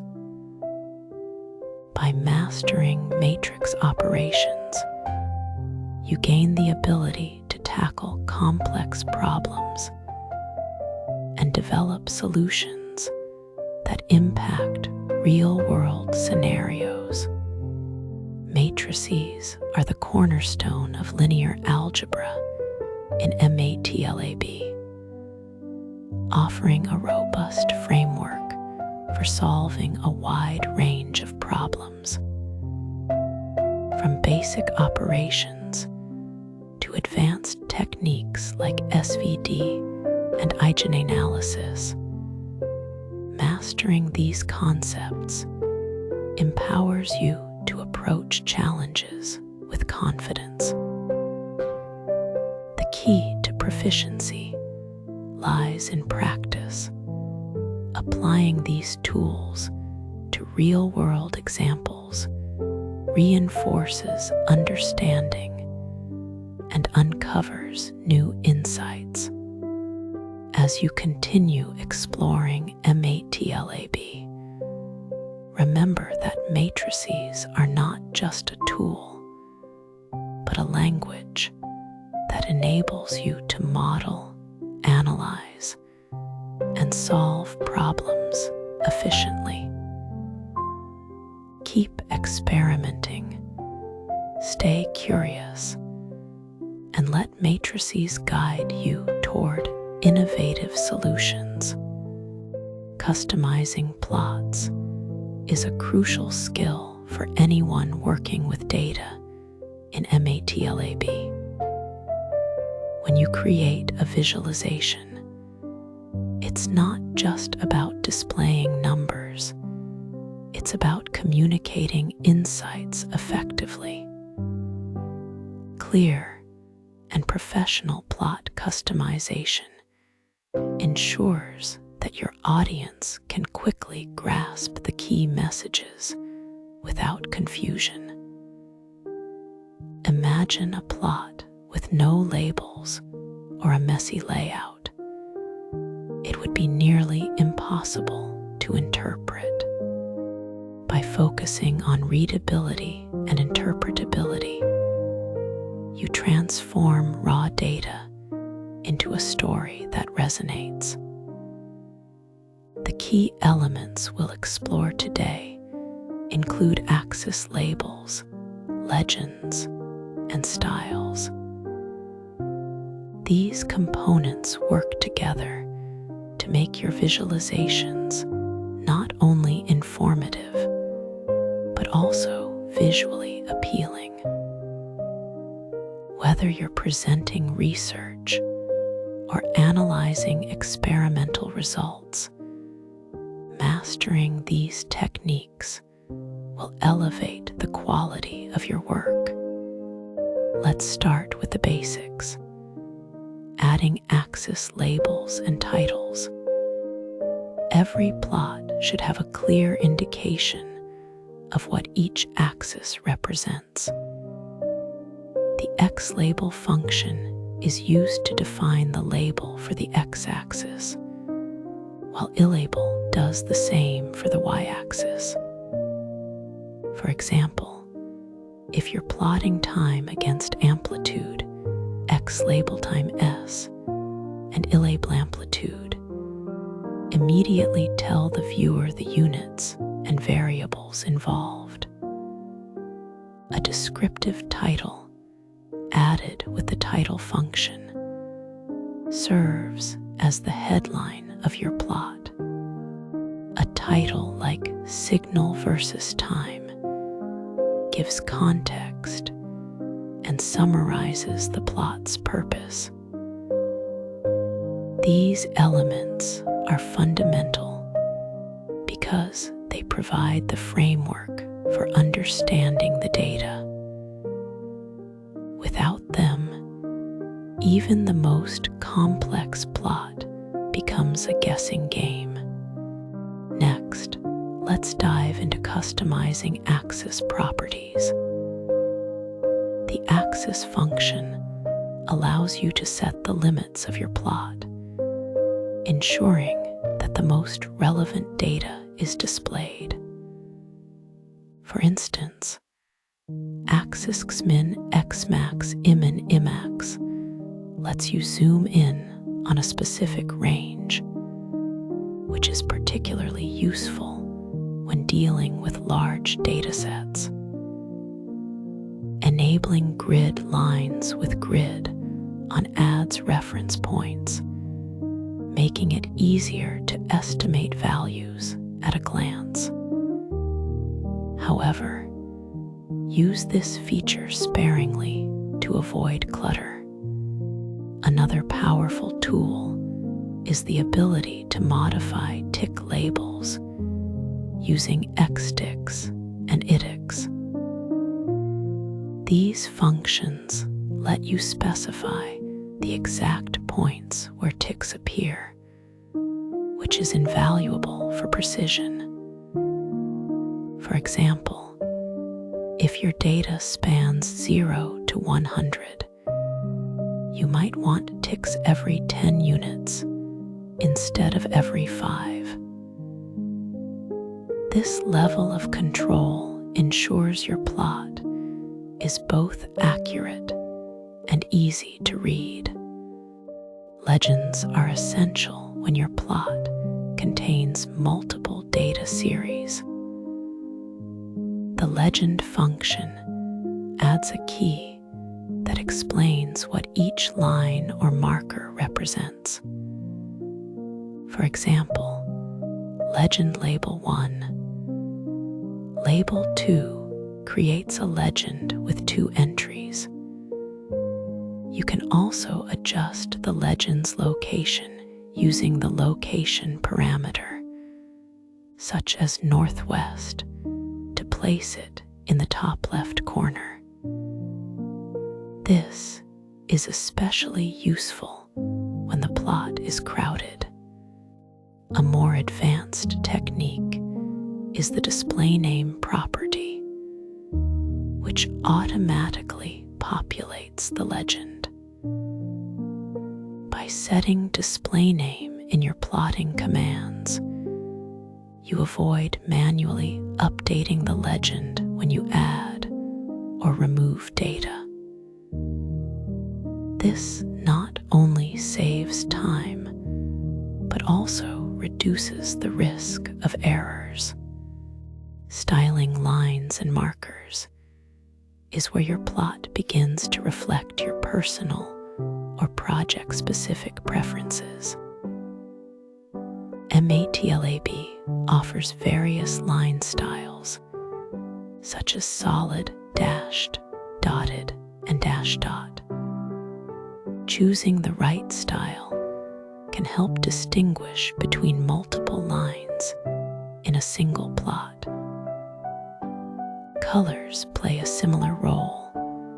You can use predefined codes like R for red, B for blue, or even RGB values for custom hues. For instance, color 050.20.8 creates a purple shade. Markers such as O or S add visual emphasis to specific data points. By combining these elements, you can create a plot that is both informative and visually engaging. Now, let's move to advanced styling techniques. Adjusting the line width parameter can make your lines more prominent, especially when presenting on a large screen. The color and marker edge color properties allow you to fine-tune the appearance of lines and markers, ensuring they stand out against the background or other elements. For example, using a darker edge color for markers can make them more visible in a complex plot. The box on command adds a border around the plot, giving it a cleaner look, while box off removes it for a more minimalistic design. These subtle adjustments can significantly enhance the overall aesthetic and clarity of your visualization. Finally, saving and exporting your customized plots is the last step in the process. MATLAB provides functions like save as and export graphics to save your work in various formats, such as PDF or PNG. For instance, save as MATLAB PNG saves the current figure as a PNG file. When sharing your work, especially in academic or professional settings, the resolution of the image matters. The resolution parameter allows you to set the dots per inch DPI, ensuring high-quality output for both digital and print media. Always test different formats and resolutions to find the best balance between quality and file size. This step ensures your visualizations maintain their clarity and professionalism across different platforms. To wrap up, remember that proper labeling and styling are not just about aesthetics. They are about clarity and professionalism. Legends and styles help distinguish multiple data series, making your plots more informative. Whether you're presenting to peers or analyzing data for a report, these techniques are invaluable. The best way to master them is through practice. Apply these methods to real-world datasets. Experiment with different styles and observe how they impact the interpretation of your results. By doing so, you'll not only improve your MATLAB skills, but also enhance your ability to communicate data effectively. Keep exploring and refining your approach, and you'll see the difference in the quality of your visualizations. Importing and exporting data is a fundamental skill in MATLAB that allows you to work with real-world datasets from various sources. Whether you are analyzing experimental results, processing sensor data, or preparing reports, the ability to bring data into MATLAB and share your findings is essential. Common file formats such as CSV files, Excel spreadsheets, and plain text files are widely used in research, engineering, and business contexts. MATLAB provides a variety of functions to handle these formats, including read matrix for numeric data, readable for structured data, and functions like text read for custom text files. These tools enable you to manipulate, analyze, and visualize data efficiently, making them critical for any data-driven project. By mastering these techniques, you will be better equipped to handle complex datasets and integrate MATLAB into your workflow. When working with CSV files, MATLAB offers two primary functions: read matrix and readable. The read matrix function is ideal for loading numeric data into a matrix, while readable is better suited for datasets that contain mixed data types, such as numbers and text. For example, the syntax data equals read matrix file name, CSV, will load the contents of a CSV file into a matrix, assuming all the data is numeric.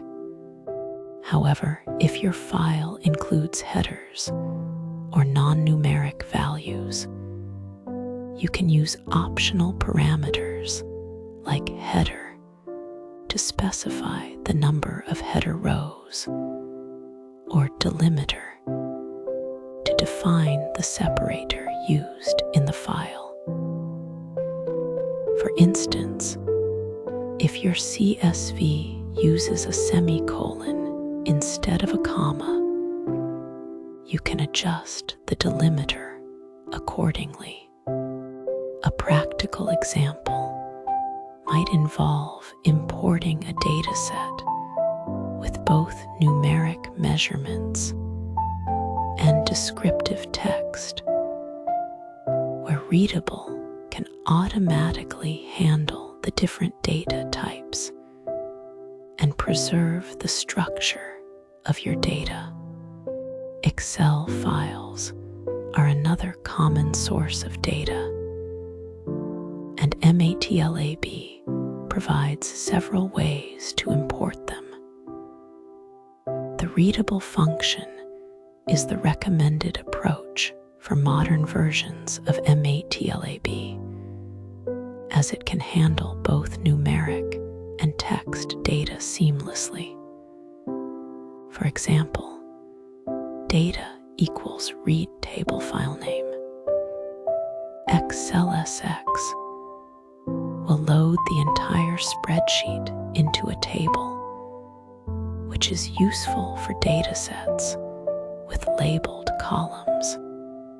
If your Excel file contains multiple sheets, you can specify the sheet name or range using parameters like sheet or range. This flexibility allows you to extract specific portions of a workbook without loading unnecessary data. Unlike the older XLS read function, which is now deprecated, readable offers better performance and more intuitive handling of Excel files. Whether you are working with a simple spreadsheet or a complex workbook with multiple sheets, these functions ensure that your data is imported accurately and efficiently. Text files, such as log files or custom data files, often require more flexible approaches to import. While the TextRed function was once commonly used, it is now considered outdated, and readable is the preferred method for most tasks. The readable function can automatically detect delimiters like spaces, commas, or tabs, making it easy to process unstructured text data. For example, if your file uses spaces to separate values, Readable will parse them into columns without requiring additional configuration. However, if your text file has irregular formatting or missing values, you may need to use parameters like delimiter or treat as empty to handle these issues. A common scenario might involve importing a log file that contains timestamps, error messages, and numerical values, where Readable can organize the data into a structured table while preserving the original format. This adaptability makes MATLAB a powerful tool for working with diverse text-based data sources. Exporting data from MATLAB is just as important as importing it, especially when sharing results with colleagues or preparing files for other software. The write matrix function is ideal for saving numeric data into a CSV file, while writable is better suited for structured data that includes headers or mixed data types.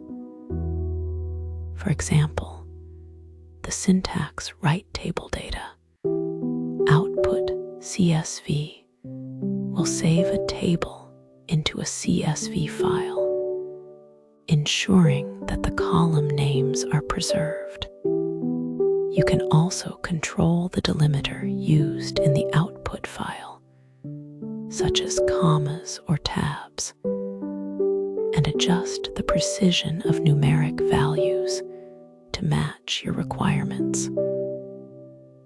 This level of customization is crucial when working with datasets that need to be compatible with other programs like Excel or Python. By using these functions, you can ensure that your exported data maintains its structure and accuracy, making it easier to analyze or share with others. When exporting data to Excel, the writable function is the most straightforward option, as it can save tables directly into an Excel file. For instance, write table data output XLSX will create a new Excel file with the contents of your table. If your project involves multiple sheets, you can use additional functions like write cell or write matrix to write data to specific sheets within the same workbook. This approach is particularly useful for organizing large datasets or separating different types of information into distinct tabs. MATLAB also preserves the formatting of your data, such as cell alignment or number formatting, ensuring that the exported file is compatible with Excel's features. Whether you are generating reports for stakeholders or preparing data for further analysis in Excel, these functions provide a reliable way to share your work while maintaining the integrity of your data. Exporting data to text files is a common task when you need to share results with external tools or store data in a simple, readable format. The fprint function allows you to write data to a text file with precise control over the format, such as specifying the number of decimal places or the type of delimiter used. For example, you can create a space-separated file by using the format string %f%f% to write numeric values. Alternatively, the write matrix function can be used to save matrices directly into a text file, which is efficient for large data sets.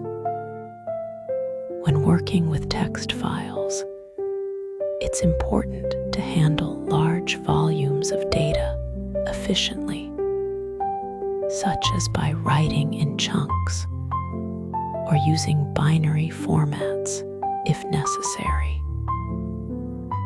A practical example might involve saving simulation results to a text file for later analysis in a spreadsheet or another programming language.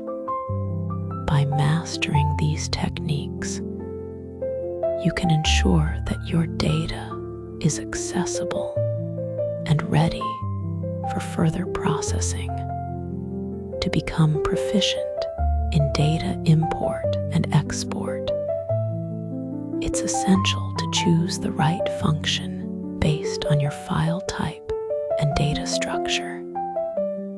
For example, use read matrix for numeric data, readable for structured data, and writable for exporting to CSV or Excel.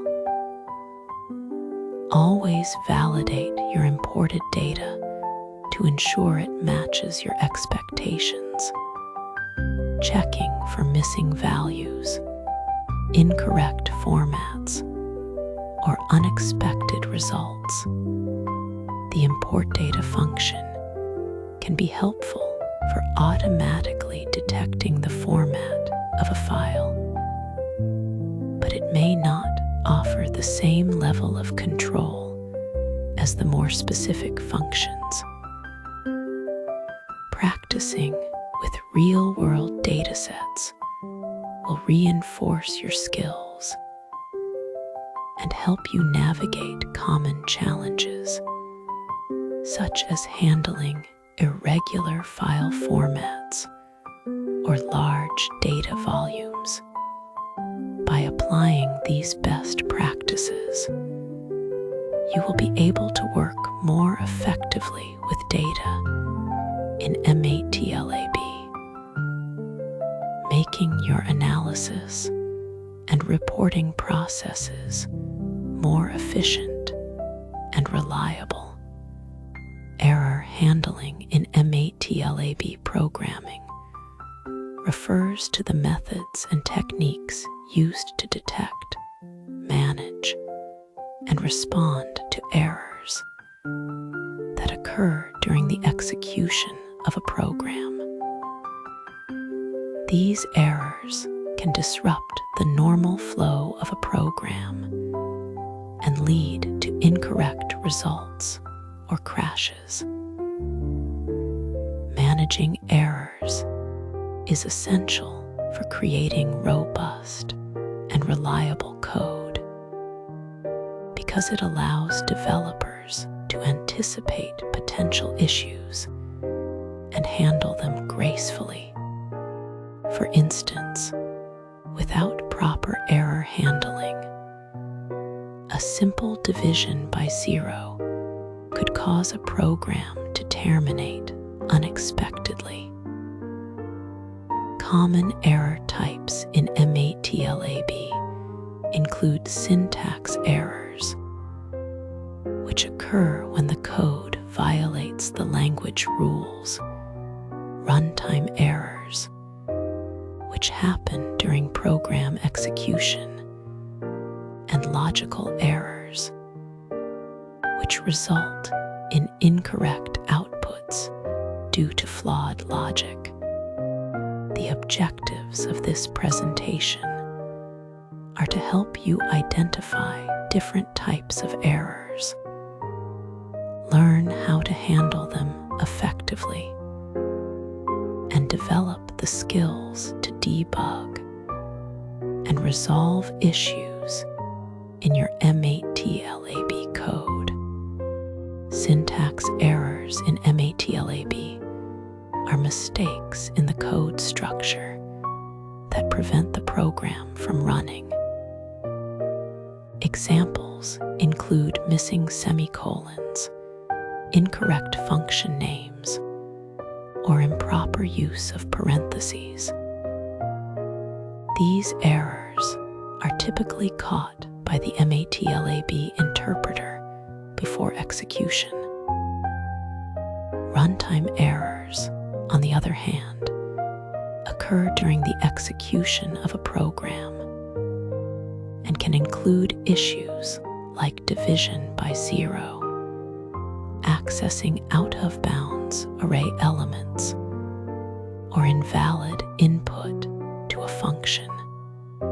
Logical errors are the most challenging to detect because the code runs without crashing, but produces incorrect results due to flawed algorithms or incorrect calculations.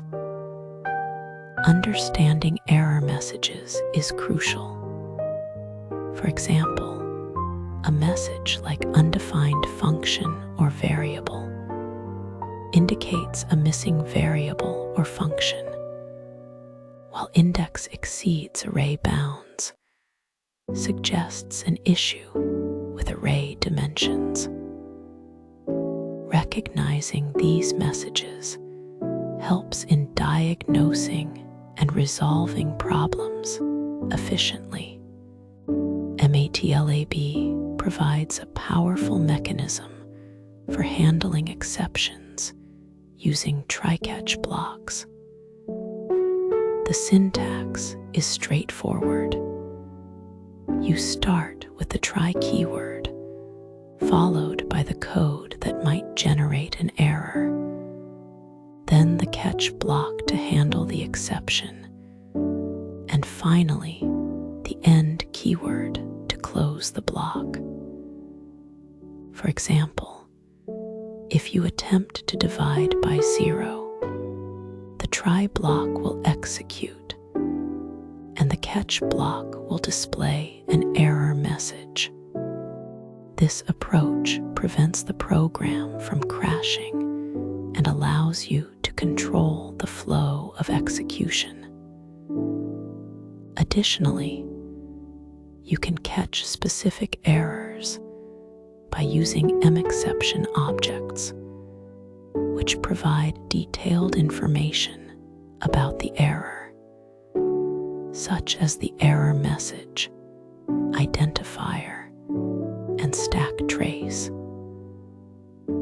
This level of specificity enables you to handle different types of errors in tailored ways, improving the overall reliability of your code. MATLAB includes a built-in debugger that is invaluable for troubleshooting code. The debugger allows you to set breakpoints, pause execution at specific lines, and step through your code line by line.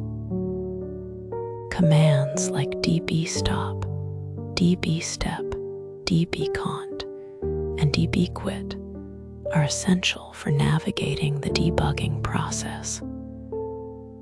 For example, dbstop sets a breakpoint, dbstep moves to the next line, dbcont resumes execution, and dbquit exits the debugger.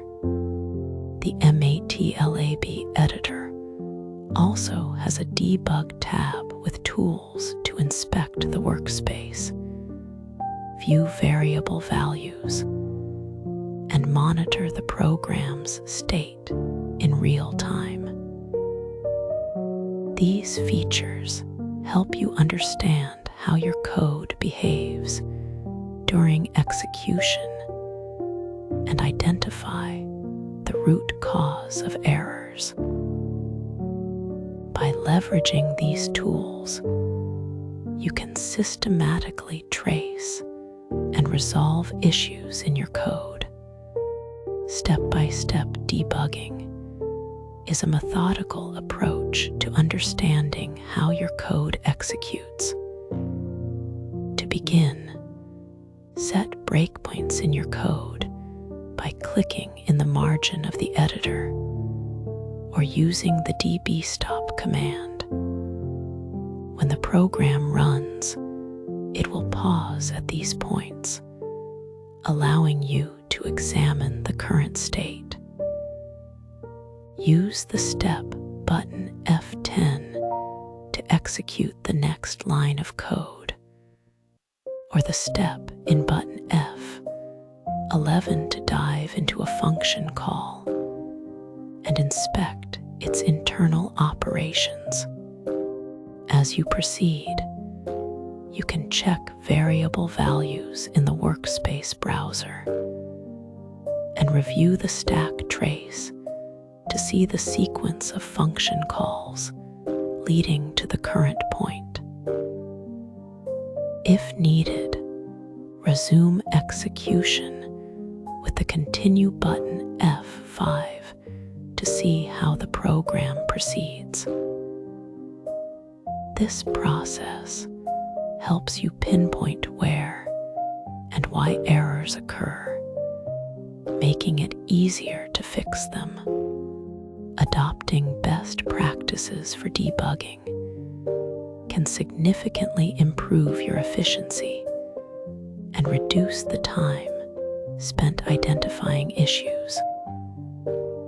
Start by testing small, self-contained segments of code rather than entire programs, as this isolates problems more effectively. Use functions like disp or fprint to print intermediate results and track the flow of data. The warning and error functions are also useful for signaling potential issues or critical failures during execution.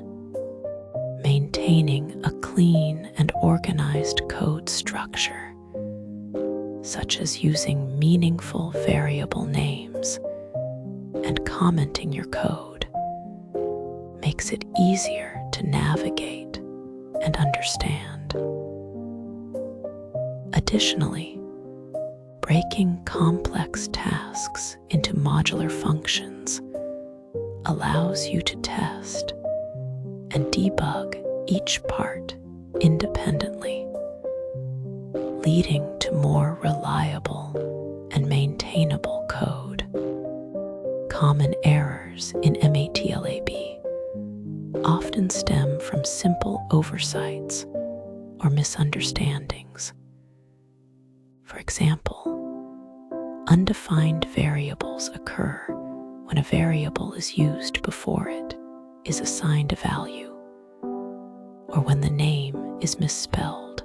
To resolve this, double-check variable names and ensure they are properly initialized. Index out-of-bounds errors happen when you try to access elements beyond the size of an array.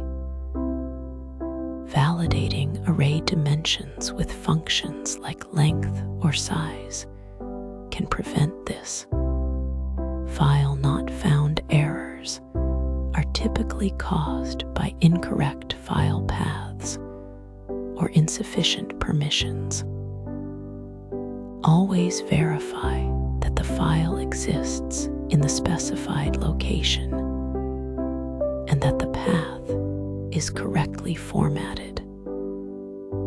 Mismatched data types, such as trying to perform operations on strings and numbers, can lead to unexpected results. Using commands like whos or class to check variable types helps ensure compatibility. Addressing these issues proactively can save time and improve code reliability. Mastering error handling and debugging is essential for writing robust MATLAB programs. By understanding the different types of errors and how to manage them, you can create more reliable and efficient code.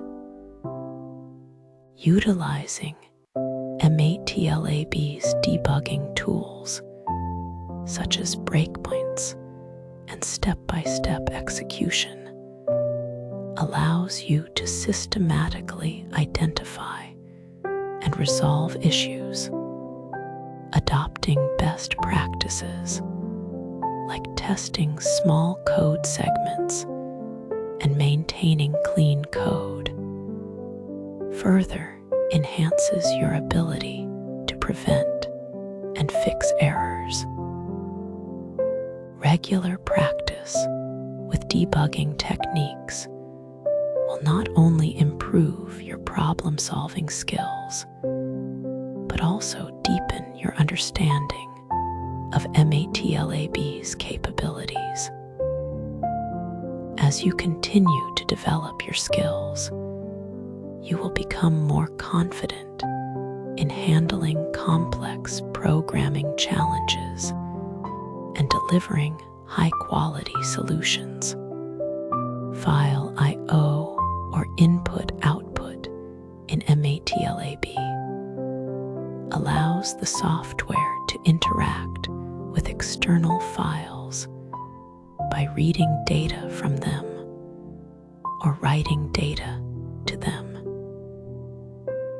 This capability is essential because it enables users to store information for later use, analyze data from other sources, and share results with others.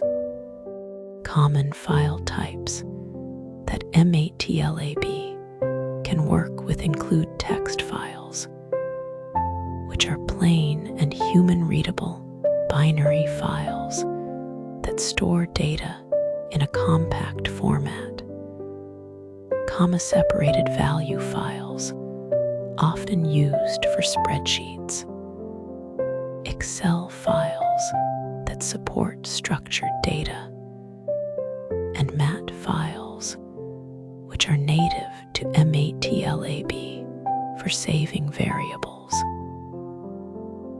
Understanding these file types helps in selecting the right tools for specific tasks.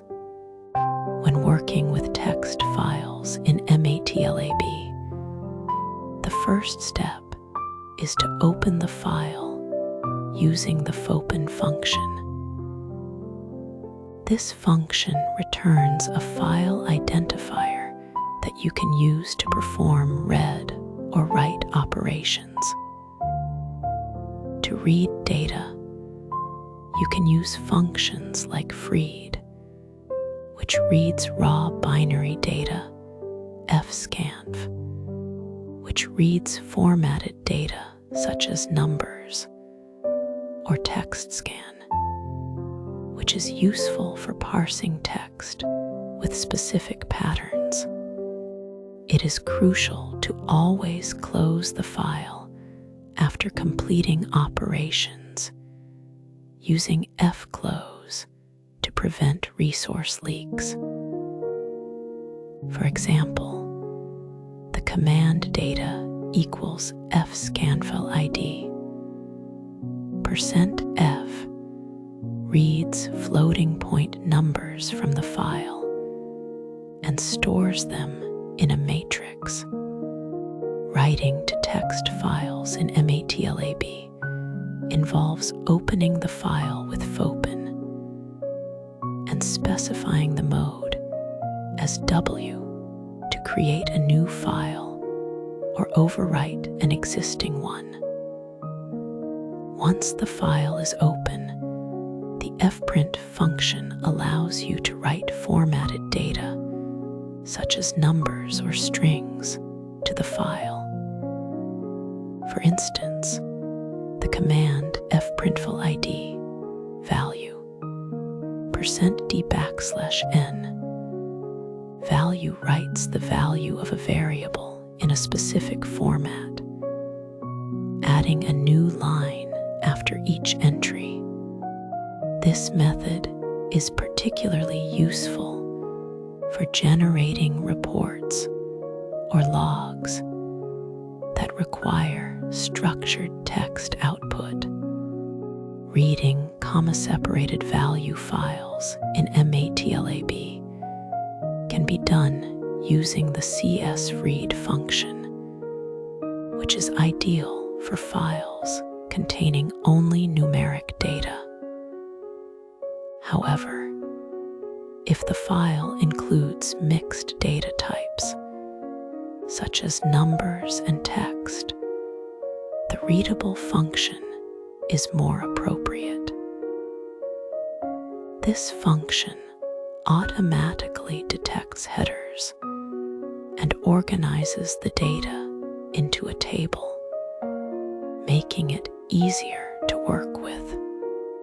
For example, the command data equals read table file name CSV reads the entire contents of a CSV file into a table, preserving the structure and allowing for further analysis. When writing data to a CSV file, the writable function is the preferred method for saving tables, as it maintains the structure and headers of the data.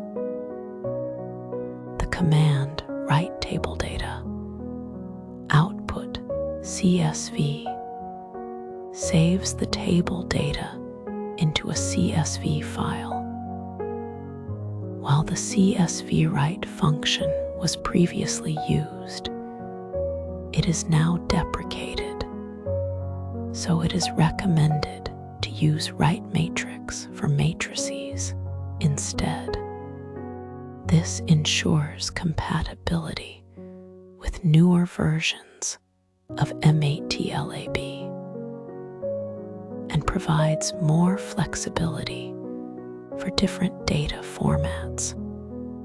Reading binary files in MATLAB requires the freed function, which allows you to specify the data type of the file. Common data types include double for floating point numbers, uint8 for unsigned 8-bit integers, and others depending on the file's structure. For example, the command data equals freedfile_id rows calls double reads a matrix of double precision numbers from the file. Binary files are often used for efficient storage and transfer of large datasets, but they require careful handling to ensure the correct data type and format are used during reading. Writing binary files in MATLAB involves the fwrite function, which writes data to a file in a specified format. The command fwritefile_id data double writes a matrix of double precision numbers to the file. It is important to ensure that the data types used during writing match those expected during reading to avoid errors. Binary files are commonly used in applications where speed and efficiency are critical, such as image processing or scientific simulations, but they are not human readable, making them less suitable for casual data sharing.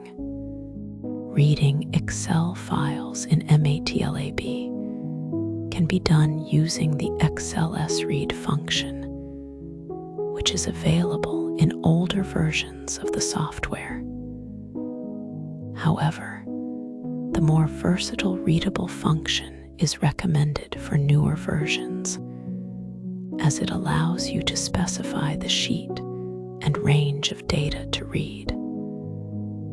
For example, the command data equals read table data, XLSX, sheet 1 reads the contents of sheet 1 in the Excel file and stores it in a table.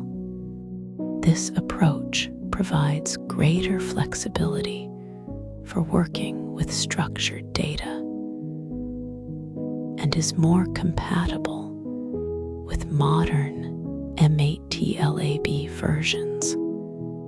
Writing data to Excel files in MATLAB is straightforward using the writable function, which saves a table into an Excel file.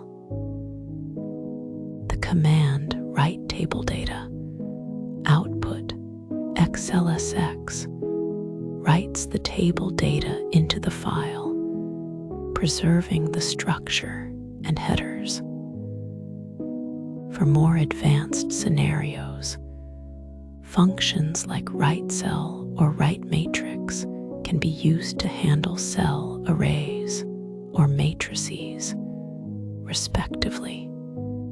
These tools allow you to create Excel files with multiple sheets, making it easy to organize and share complex datasets.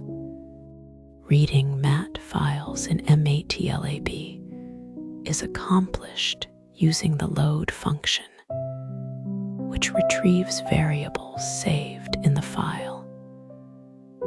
For example, the command data equals load_mat loads all variables from the file into the workspace. MAT files are MATLAB's native format, making them ideal for storing and retrieving complex data structures, such as matrices, tables, or custom objects. This method is particularly useful for saving the state of a session or transferring data between MATLAB scripts.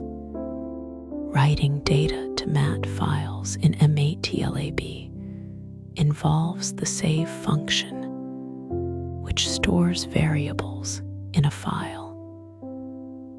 The command saveFormat variable saves the specified variable into the file, and multiple variables can be saved by listing them. MAT files are efficient for storing large data sets and preserving the exact structure of the data, making them a popular choice for MATLAB users. This method is especially beneficial when working with simulations or experiments that require saving intermediate results. File I/O is a fundamental aspect of data manipulation in MATLAB, enabling users to work with external data sources and share results effectively.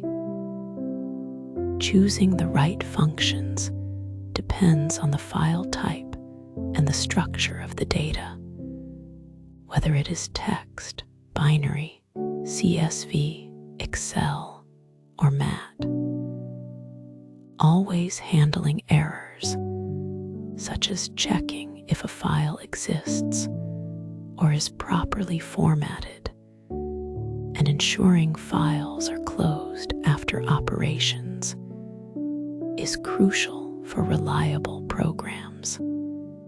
Practicing with real-world datasets helps reinforce these concepts and improves proficiency in using MATLAB for data analysis and processing. Strings and character arrays are essential tools in MATLAB for handling text data. While both serve similar purposes, they have distinct characteristics. Strings, introduced in R 2016b, offer a more modern and flexible approach to working with text.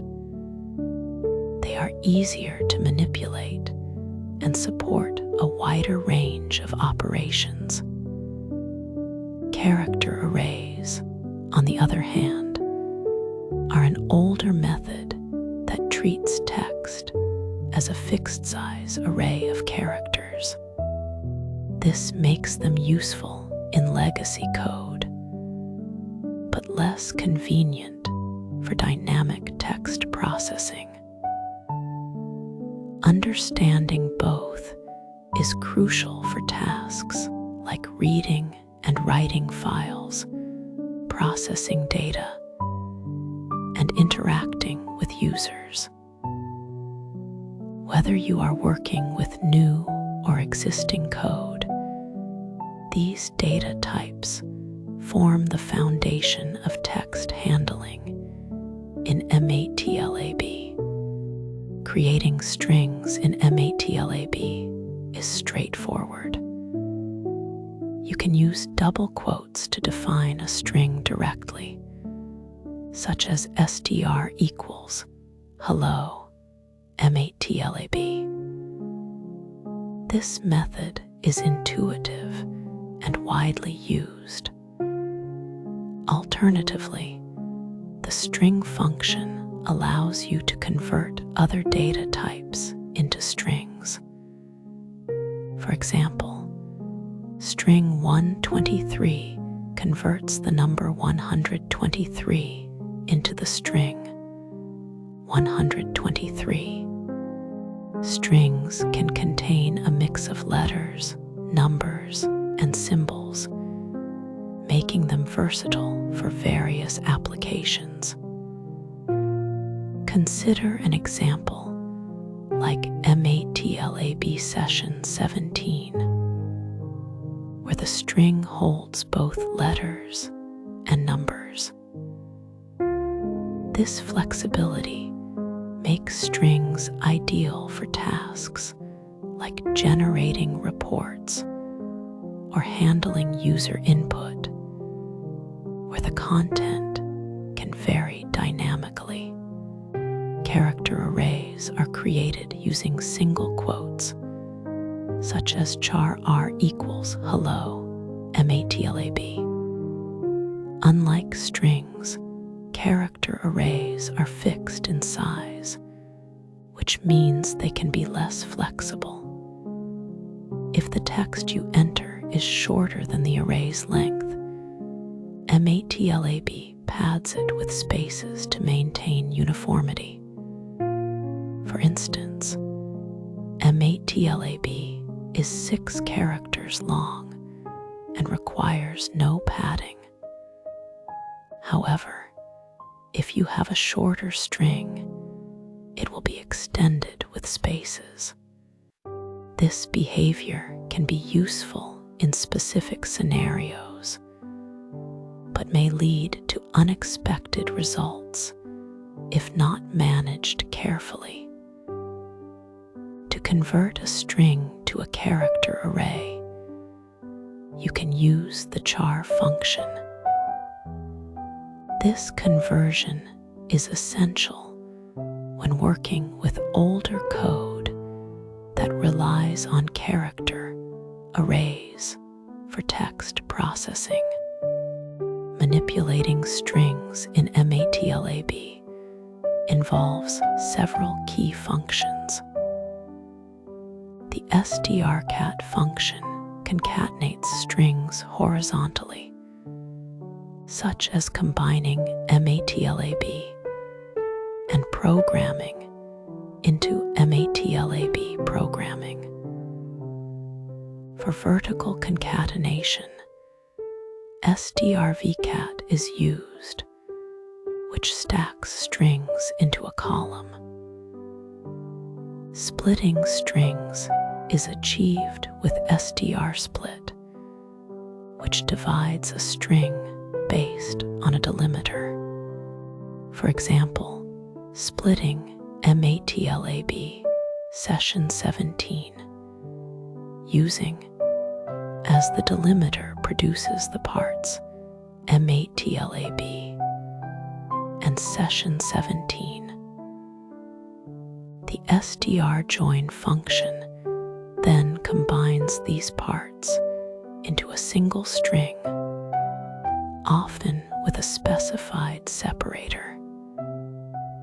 These operations are fundamental for tasks like parsing data or generating dynamic text. Character arrays require different techniques for manipulation. The char function can convert numeric arrays into character arrays by mapping each number to its corresponding ASCII character. For instance, 77, 65, 84, 76, 65, 66 becomes MATLAB. To analyze the numeric values of characters, the double function converts a character array into its ASCII codes. This is useful for tasks like encryption or text analysis.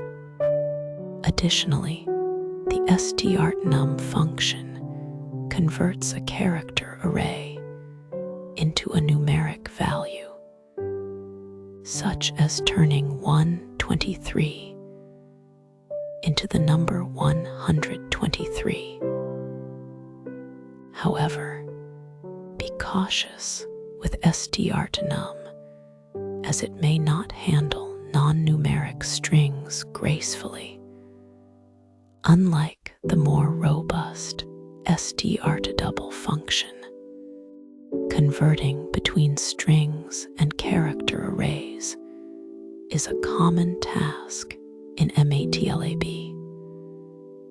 To convert a string to a character array, use the char function. For example, if str is 123, charster produces the character array 123. Conversely, converting a character array to a string is done with the string function. This ensures compatibility when working with code that expects one type over the other. It is crucial to maintain data type consistency, as mixing strings and character arrays in operations can lead to errors. For instance, concatenating a string and a character array directly may result in unexpected padding or conversion issues. Always verify the data type of your variables to avoid such pitfalls. Comparing strings in MATLAB can be done using functions like strcmp and strcmpi. The strcmp function performs a case-sensitive comparison, so MATLAB and MATLAB are considered different. This is useful when exact matches are required, such as validating passwords. The strcmpi function, however, ignores case, making it suitable for scenarios like searching for keywords in a text without worrying about capitalization. The strncmp function allows partial comparisons, checking a specified number of characters. For example, comparing the first 5 characters of 2 strings can help identify similarities without full matches. These functions are essential for tasks like data validation or text analysis. Searching and replacing substrings in strings is a powerful feature in MATLAB. The strfind function locates the starting index of a substring within a string. For instance, searching MATLAB for AT returns the position where AT begins. The replace function then allows you to substitute a substring with another.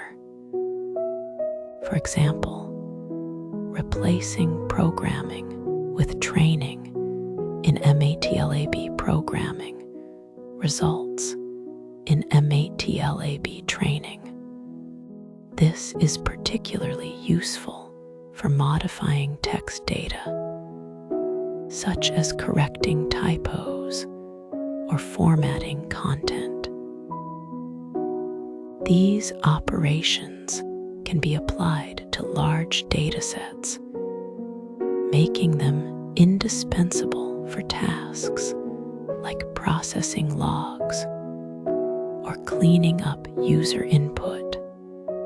When working with strings and character arrays, several pitfalls should be avoided. Mixing these data types in operations can lead to errors, as MATLAB does not automatically convert between them. For example, concatenating a string and a character array may result in unexpected padding or conversion issues. Character arrays require fixed sizes, which can complicate tasks involving varying length text. Always check the data type of your variables using iscar or istring to ensure compatibility. Strings are generally more intuitive for modern text processing, while character arrays are best reserved for legacy code or specific scenarios where their fixed-size nature is advantageous.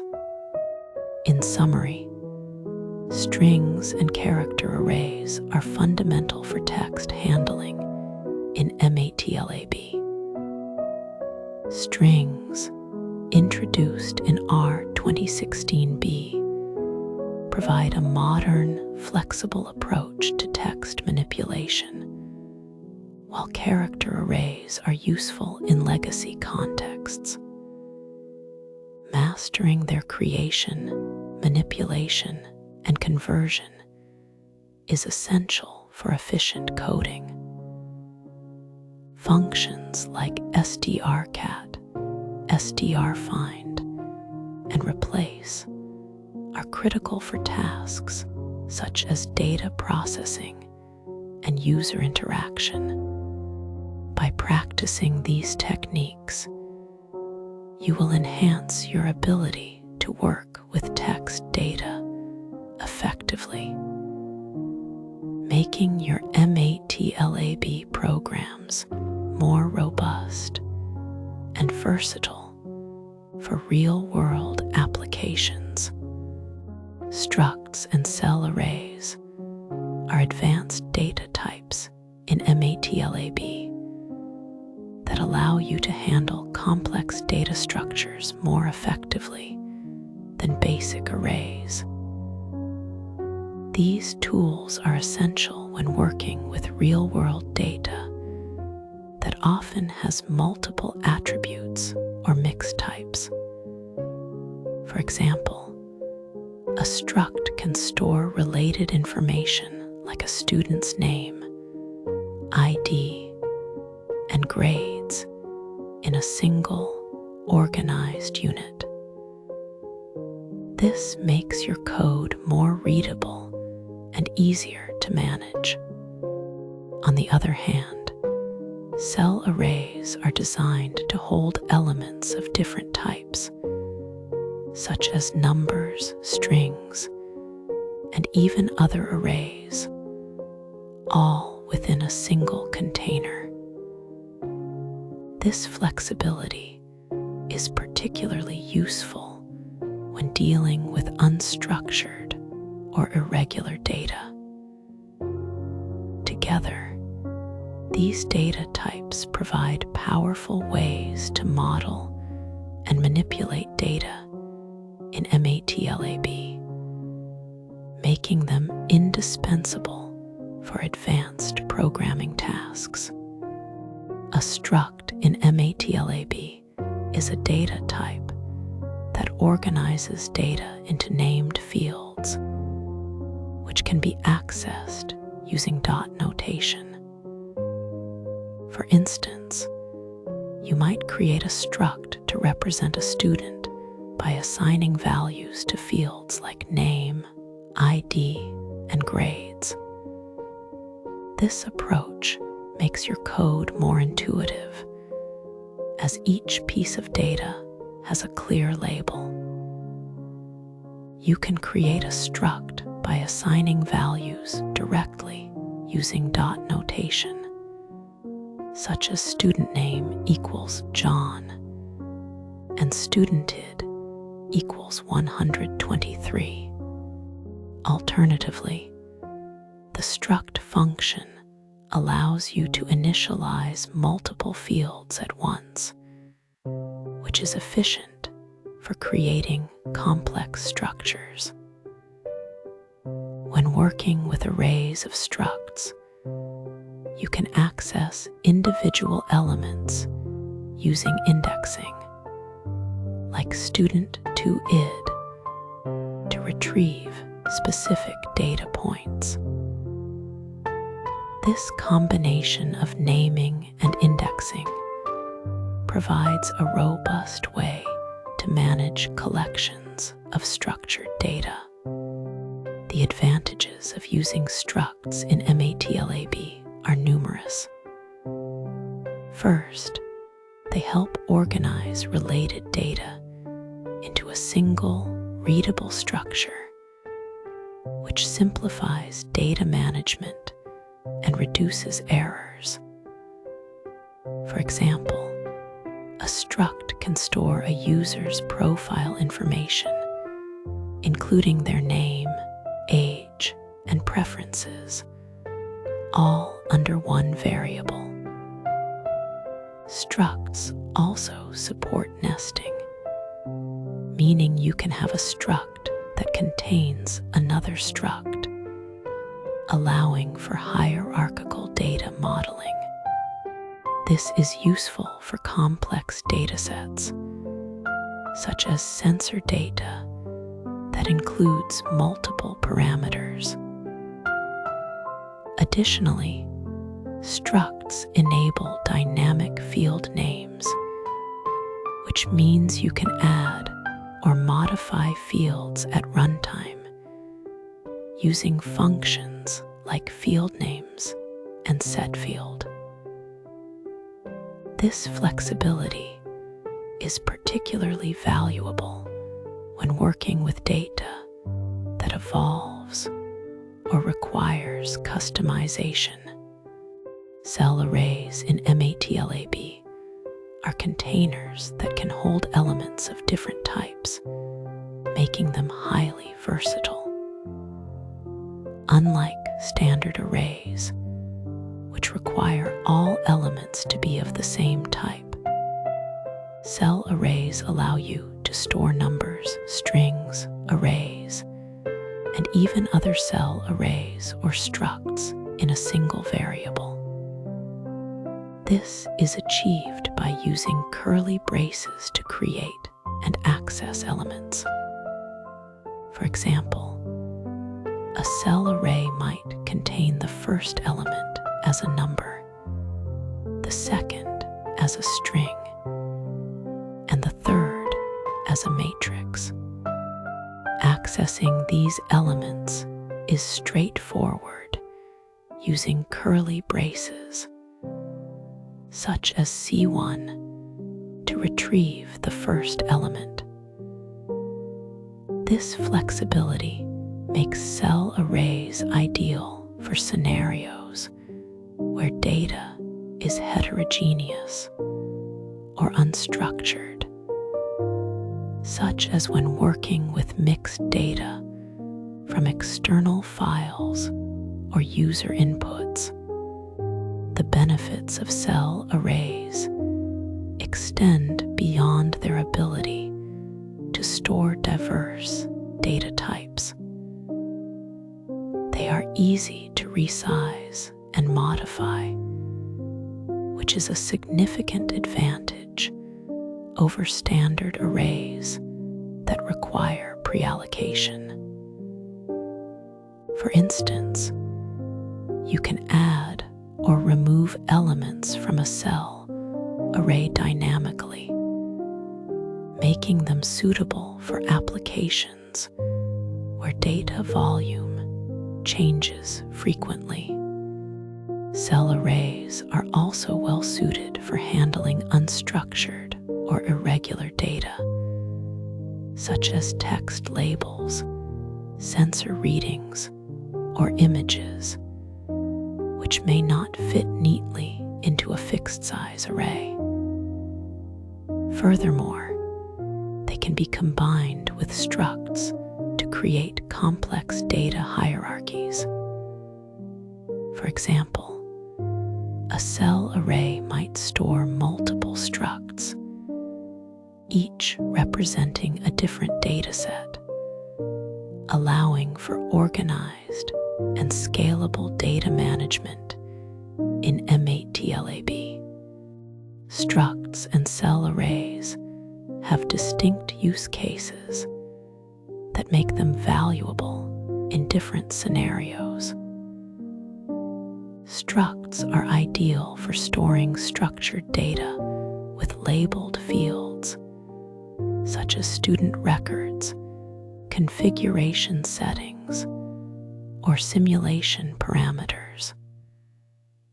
For example, a struct can represent a student's information with fields for name, ID, and grades, making it easy to access and modify specific details. Cell arrays, on the other hand, are perfect for managing mixed data types, such as sensor readings that include numerical values, text labels, and images. By combining both structures, you can create more complex data models.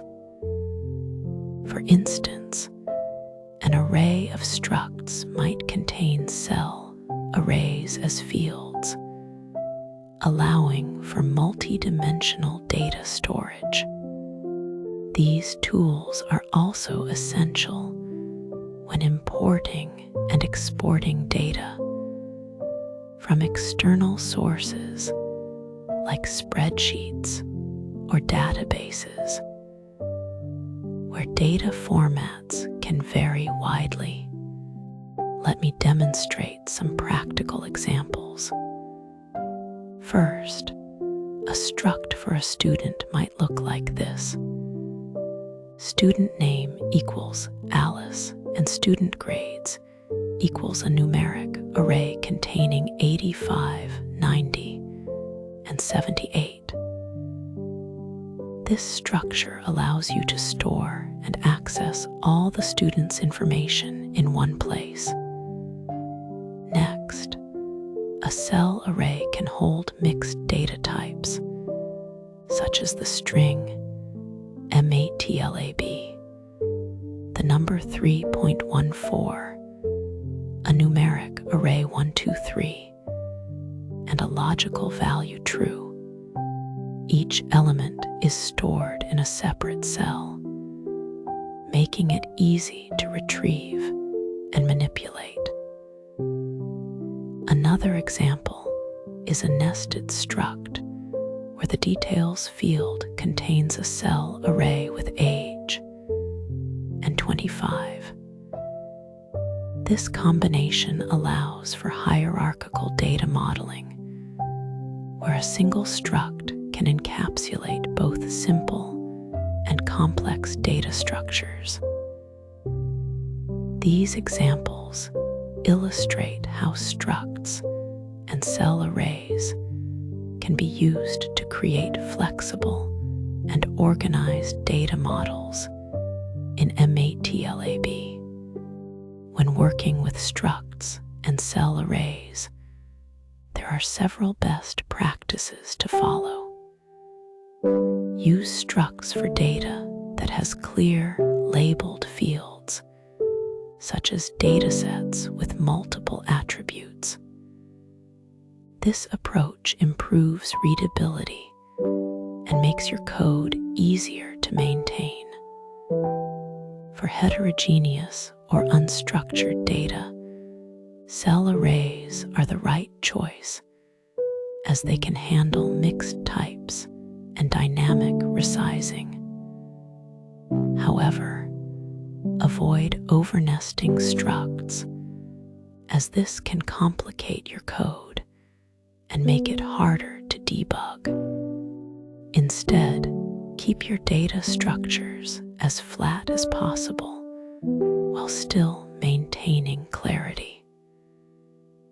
Additionally, when working with large datasets, pre-allocate cell arrays to improve performance, as dynamically resizing them can be computationally expensive.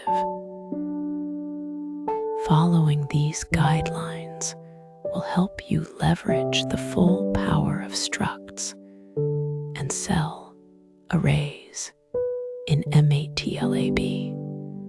In conclusion, structs and cell arrays are essential tools for managing complex data in MATLAB. Structs provide a structured and labeled way to store related information, making your code more organized and easier to understand. Cell arrays, on the other hand, offer the flexibility to handle mixed data types, which is crucial for real-world applications. By combining these two data types, you can create powerful data models that adapt to various scenarios, from simple records to multi-dimensional datasets. Whether you're working with sensor data, user profiles, or external files, mastering structs and cell arrays will enhance your ability to handle complex data efficiently and effectively in MATLAB. Good afternoon.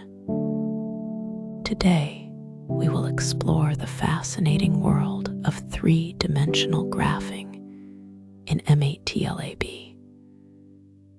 This powerful tool allows us to visualize complex data sets that exist in 3 dimensions, which is essential for understanding relationships between variables in engineering, scientific research, and data analysis. By creating 3-dimensional plots, we can uncover patterns and trends that might be difficult to detect in 2-dimensional representations.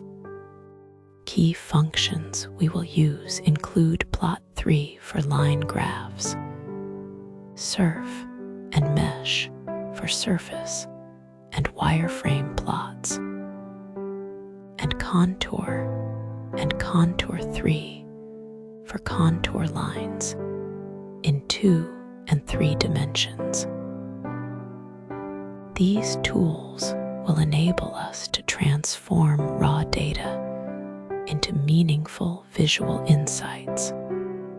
Let us begin with the basics of 3-dimensional line plots using the plot3 function. The syntax for this function is plot3 followed by 3 vectors representing the x, y, and z coordinates.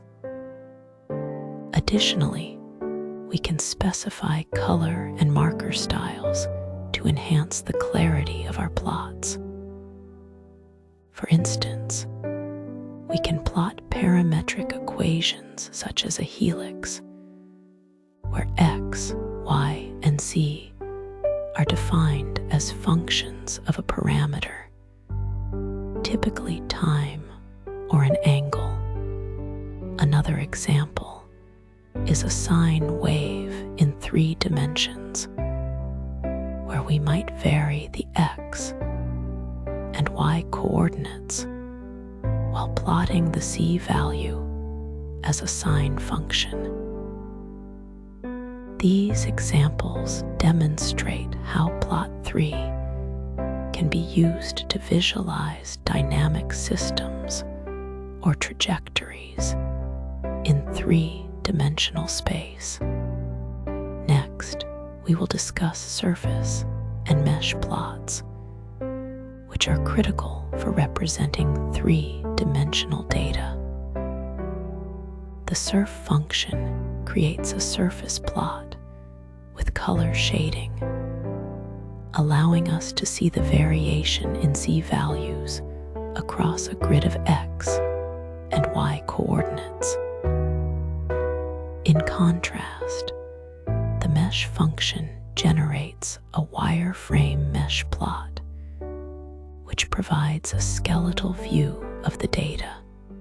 To use these functions, we first need to generate a grid of x and y values using the mesh grid function.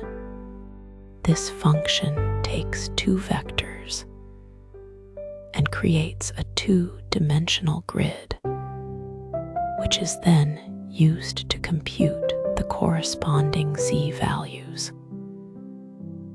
These plots are particularly useful for visualizing mathematical functions, such as the height of a surface over a plane, or for analyzing data from experiments with 2 independent variables.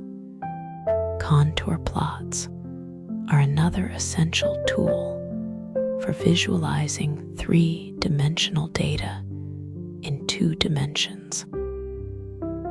The contour function creates a set of lines that connect points of equal z value, similar to topographic maps.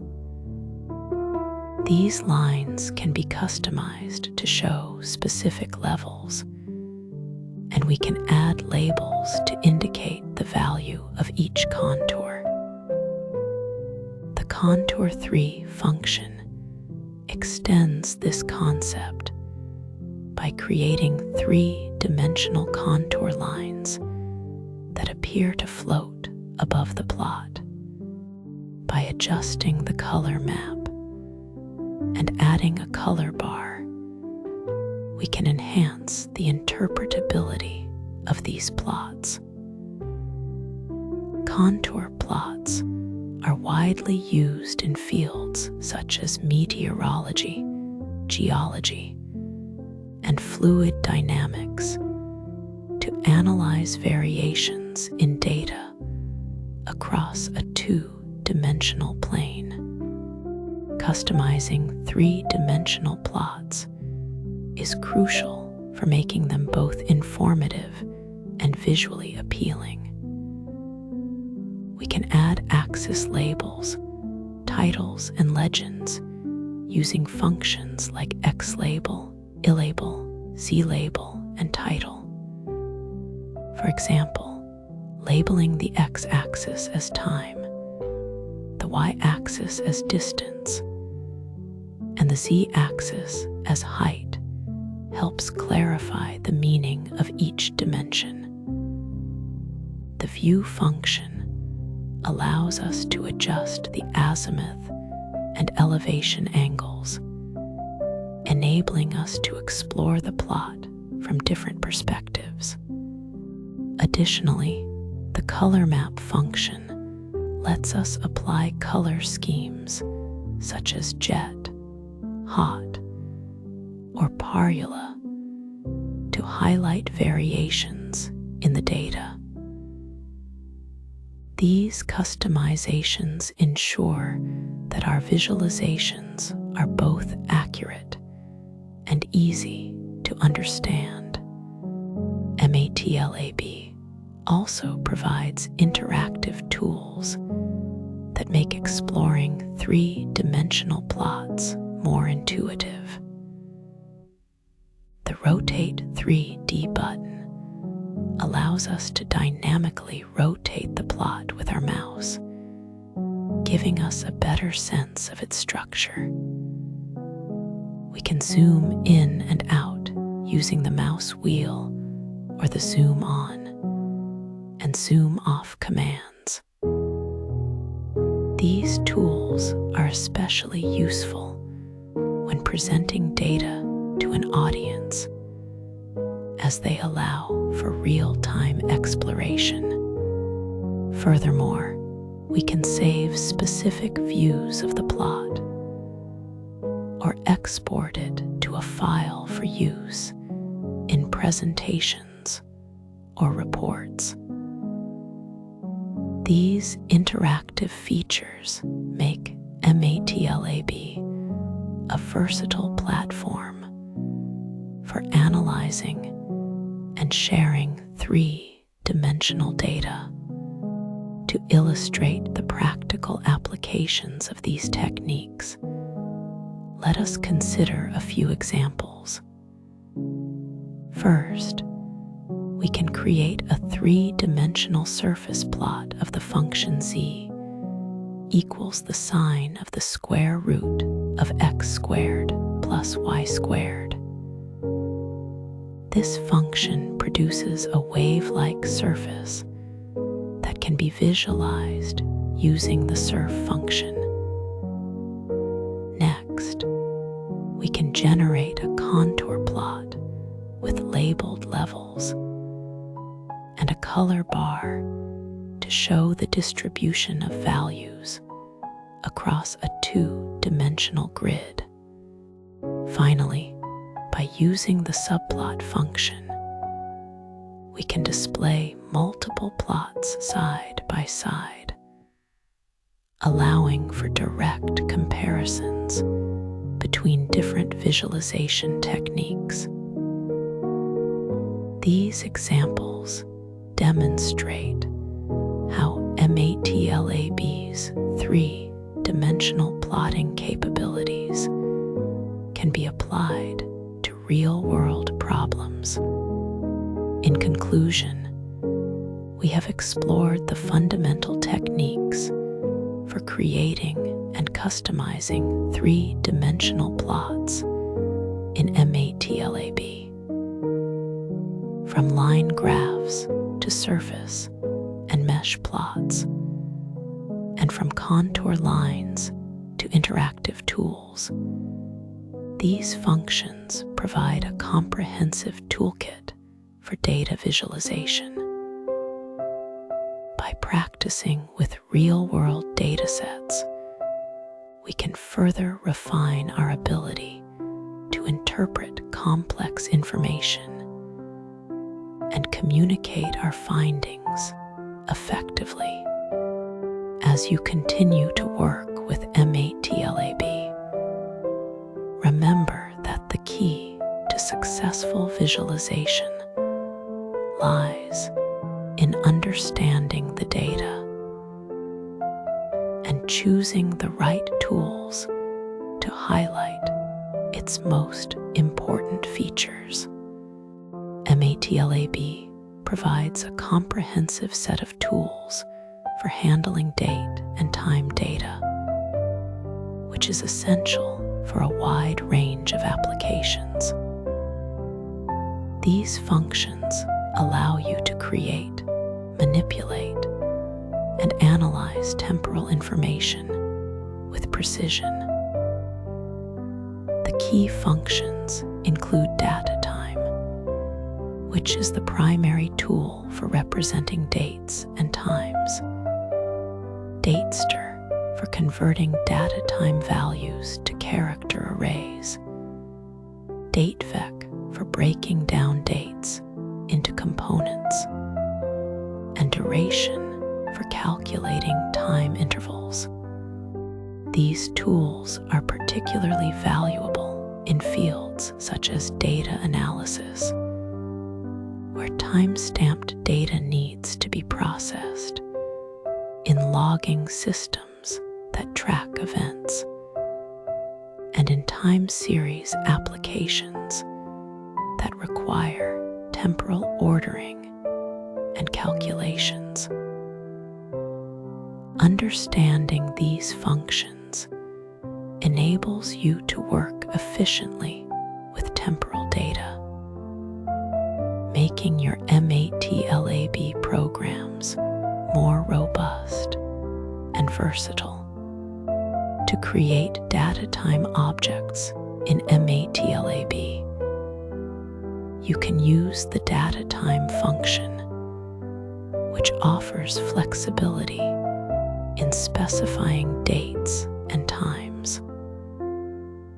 For example, using data time will generate a data time value representing the current date and time. This is useful for logging the exact moment when an event occurs. Alternatively, you can create a data time object for a specific date and time by providing year, month, day, hour, minute, and second values, such as data time 2023, 10, 5, 14, 30, 0. This allows you to work with historical or future dates as needed.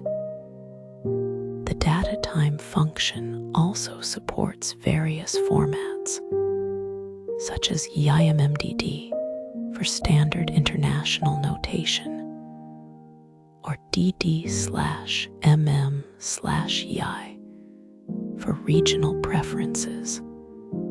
This adaptability ensures that you can handle date data in the format that best suits your application.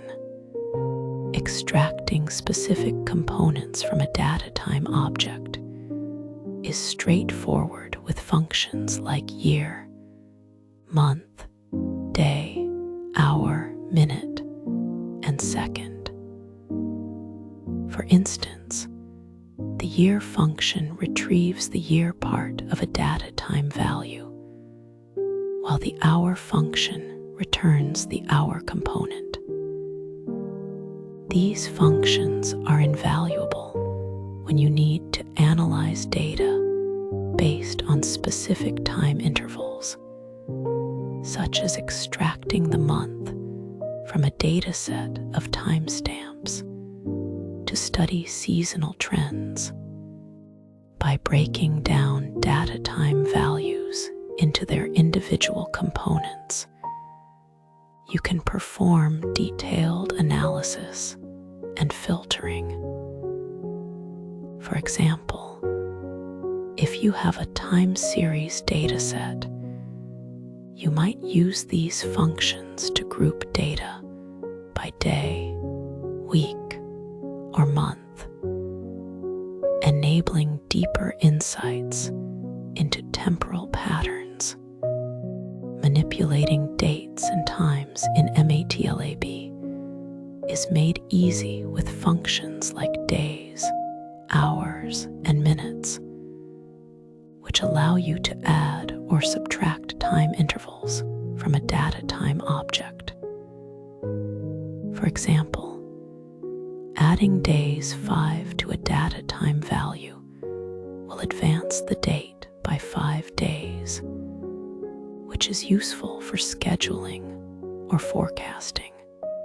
The add days, add hours, and add minutes functions provide additional flexibility, enabling you to adjust dates and times precisely.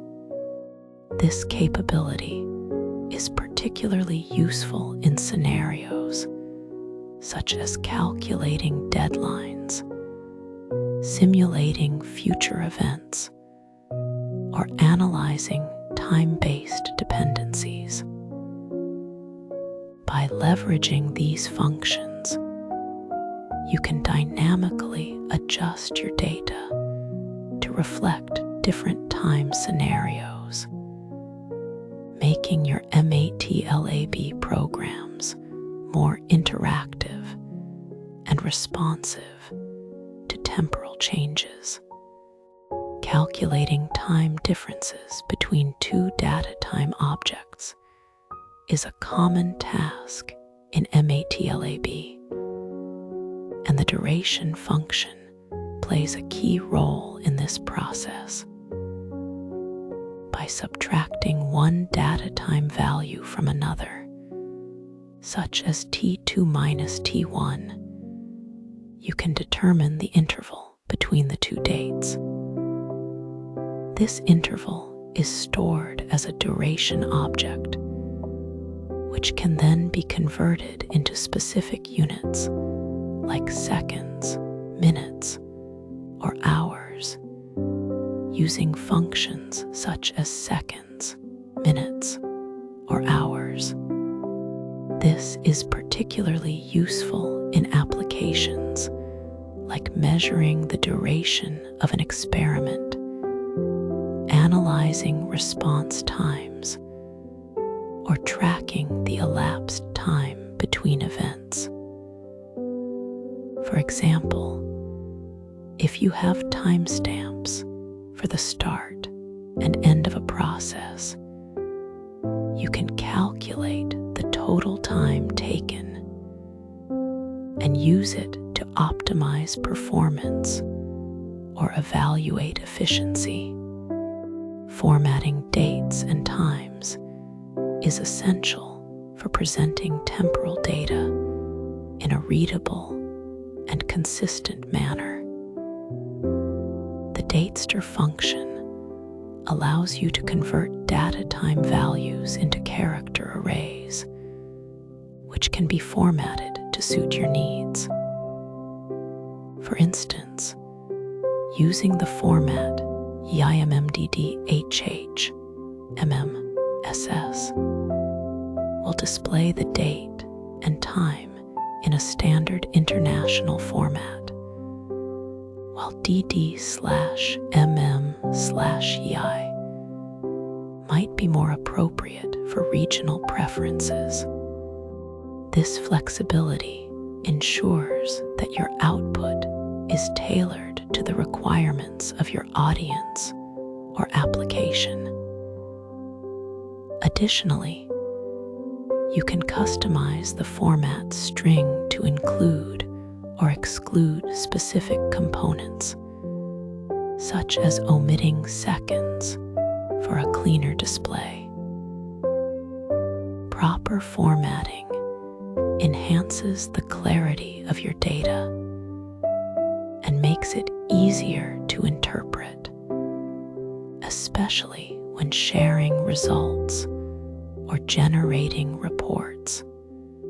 Working with time zones in MATLAB is straightforward and ensures that your date and time data is accurate across different regions. The data time function allows you to specify a time zone, such as UTC, when creating a data time object, which is crucial for applications that require global coordination. For example, you might create a data time value with the UTC time zone to avoid confusion when dealing with data from multiple locations.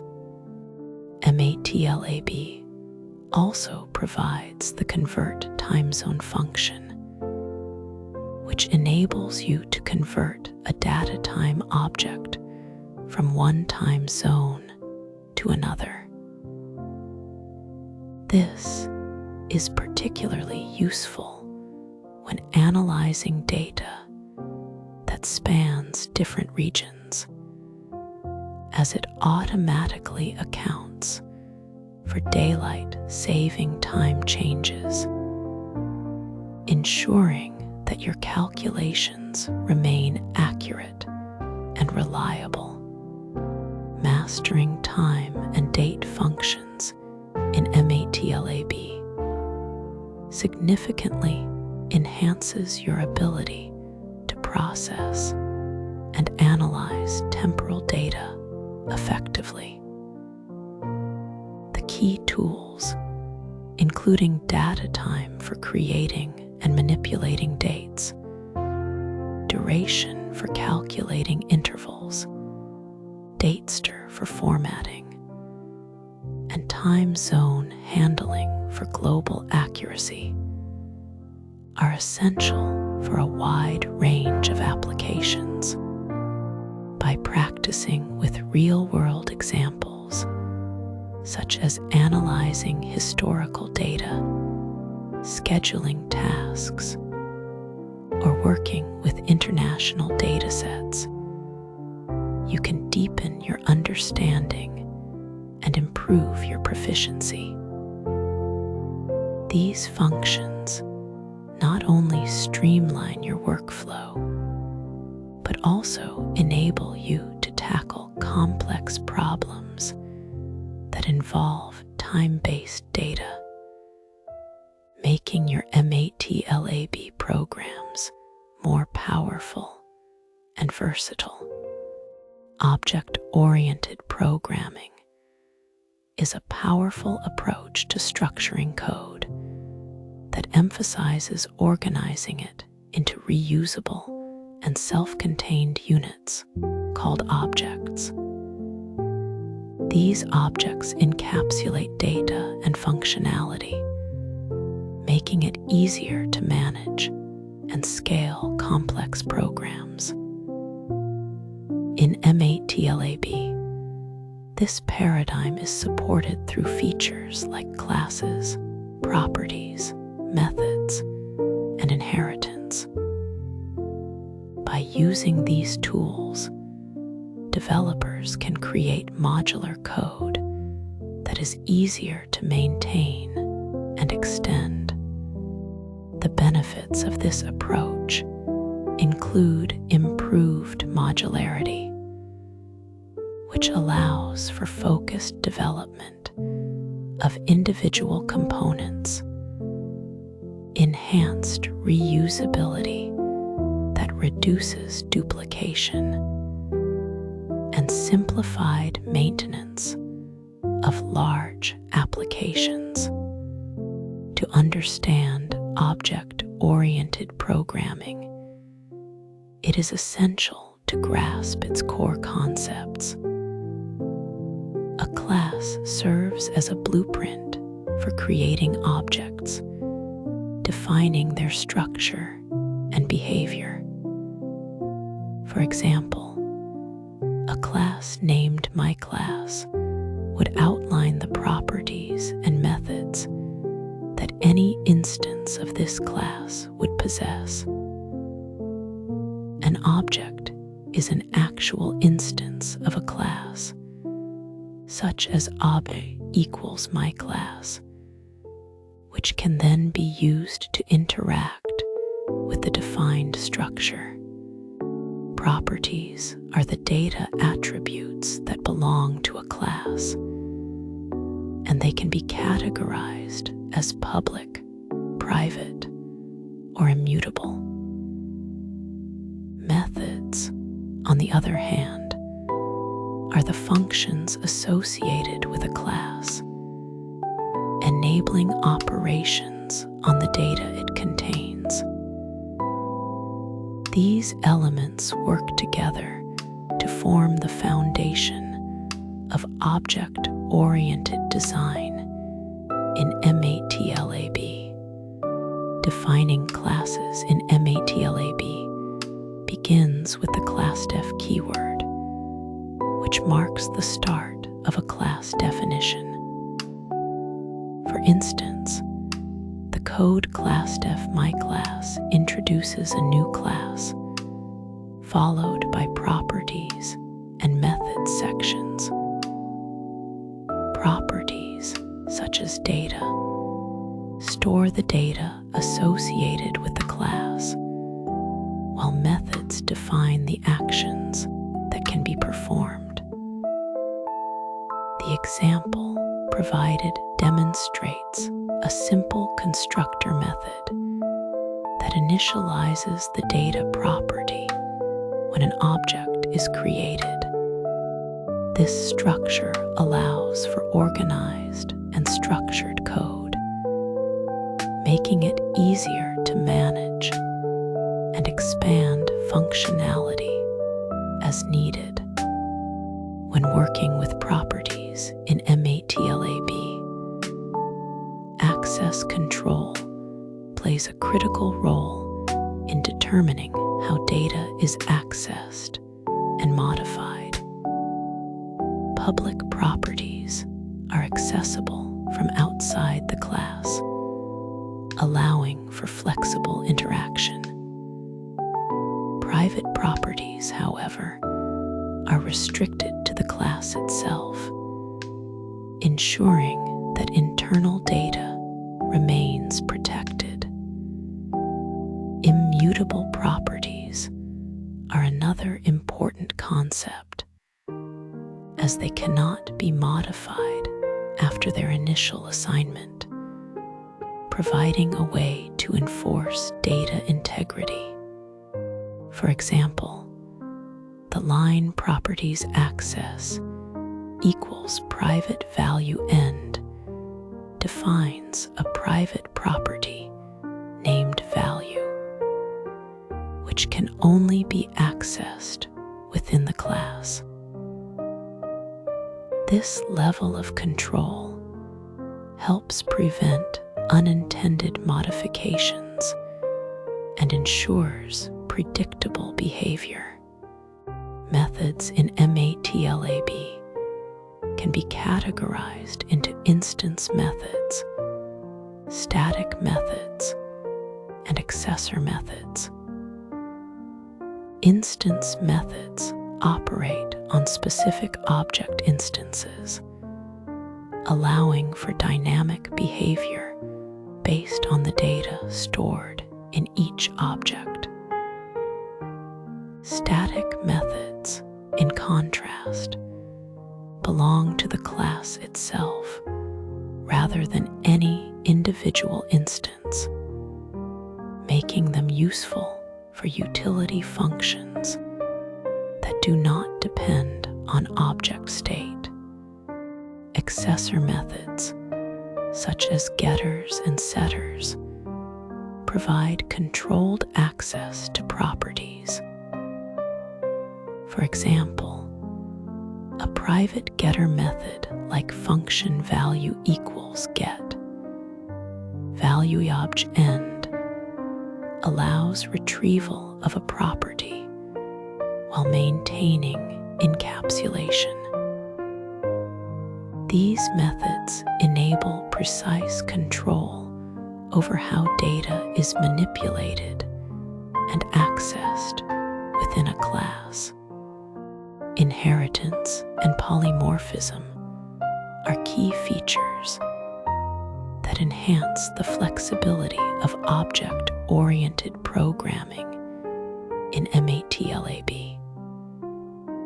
Inheritance allows a class to inherit properties and methods from another class, promoting code reuse and reducing redundancy. For example, a class named child class can extend a parent class by using the syntax classdef child class, parent class. Polymorphism takes this a step further by enabling child classes to override methods from the parent class, allowing for specialized behavior. This capability is particularly useful when different types of objects need to respond to the same method call in unique ways, enhancing the adaptability of the code. Encapsulation is a fundamental principle of object-oriented programming that focuses on bundling data and methods within a class while restricting direct access to internal state. In MATLAB, this is achieved by using private properties and accessor methods. By hiding the internal details of a class, encapsulation ensures that data remains protected from unintended modifications. For example, a private property can only be accessed through its associated getter or setter methods, which can include validation logic to maintain data integrity. This approach not only prevents errors, but also simplifies the interface for users of the class, making the code more robust and easier to manage. Adhering to best practices in object-oriented programming can significantly improve the quality and maintainability of MATLAB code. First, using meaningful names for classes and methods makes the code more readable and easier to understand.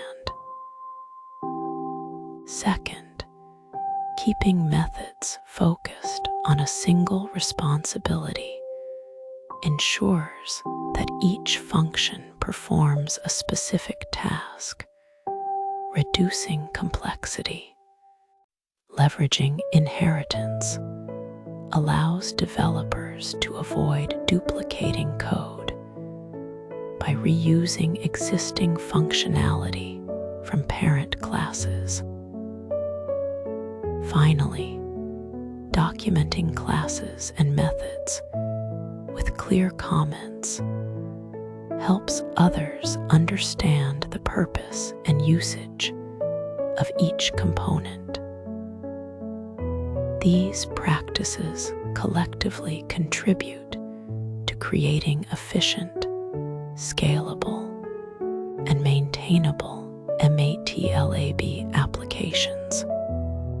In summary, object-oriented programming in MATLAB offers a structured approach to building complex applications by organizing code into reusable and maintainable components.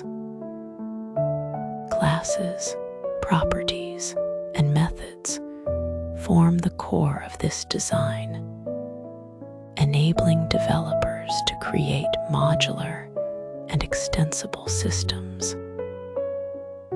Inheritance and encapsulation further enhance this by promoting code reuse and protecting internal data. By applying these principles, MATLAB users can develop efficient, scalable, and well-structured applications that are easier to manage and adapt over time.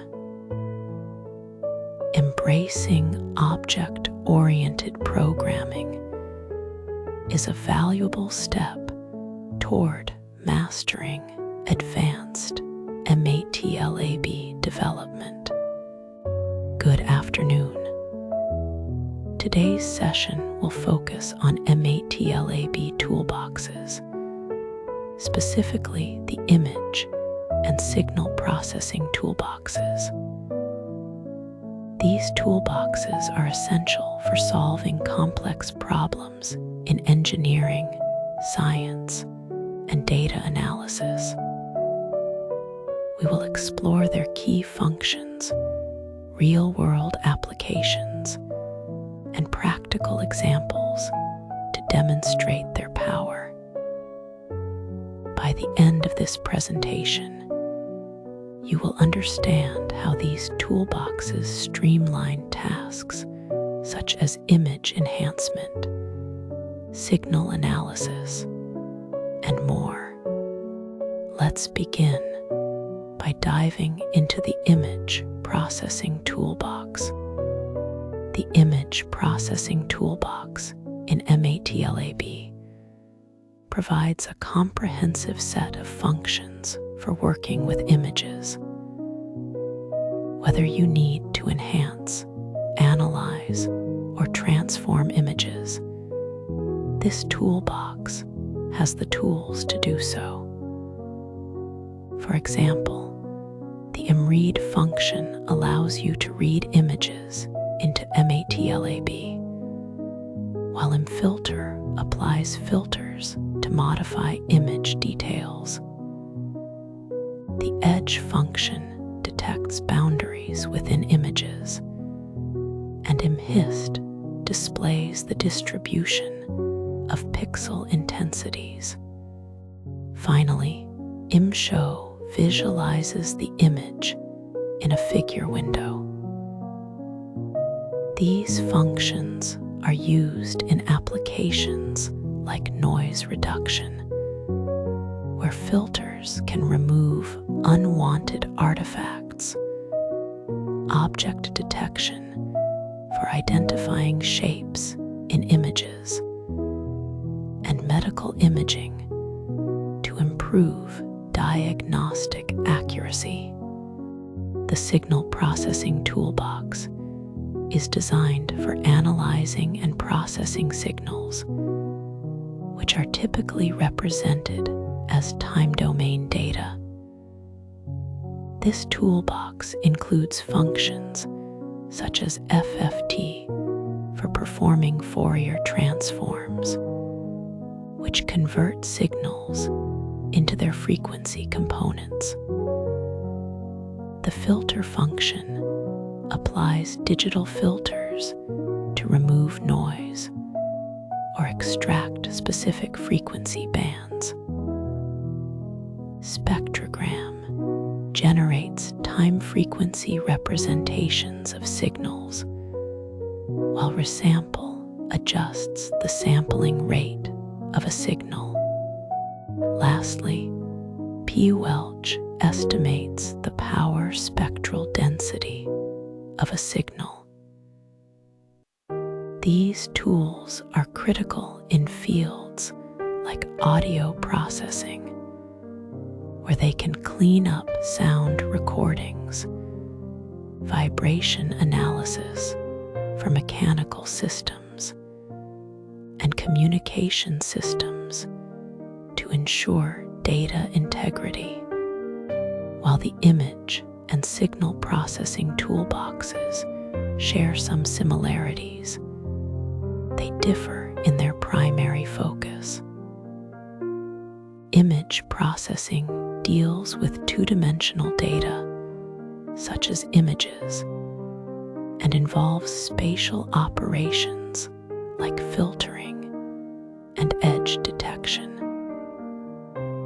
Signal processing, on the other hand, works with one-dimensional data, such as time domain signals, and emphasizes frequency analysis using techniques like the fast Fourier transform.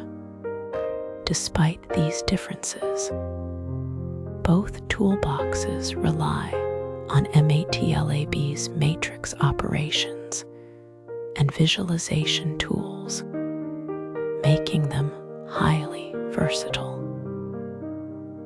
For instance, the same plotting functions can be used to display both images and signal waveforms, highlighting the unified approach of MATLAB's ecosystem. Let's look at practical examples to see how these toolboxes are used in real scenarios. In image processing, we can enhance a noisy image by applying filter with a Gaussian kernel to smooth the image, or medfilt2 to remove salt and pepper noise. For signal processing, analyzing a sine wave involves using FFT to identify its frequency components, and spectrogram to visualize how the frequency content changes over time. Combining both toolboxes, we can tackle tasks like audio-visual signal analysis, where we process both sound and video data simultaneously. These examples demonstrate the flexibility and power of MATLAB's toolboxes in solving multidisciplinary problems. To use these toolboxes effectively, consider leveraging MATLAB's App Designer to create interactive applications that allow users to experiment with image and signal processing techniques. The built-in documentation and examples are invaluable resources for learning and troubleshooting. Additionally, explore the add-ons menu to access third-party tools and custom functions that extend MATLAB's capabilities. By combining these strategies, you can accelerate your workflow and unlock advanced functionalities tailored to your specific projects.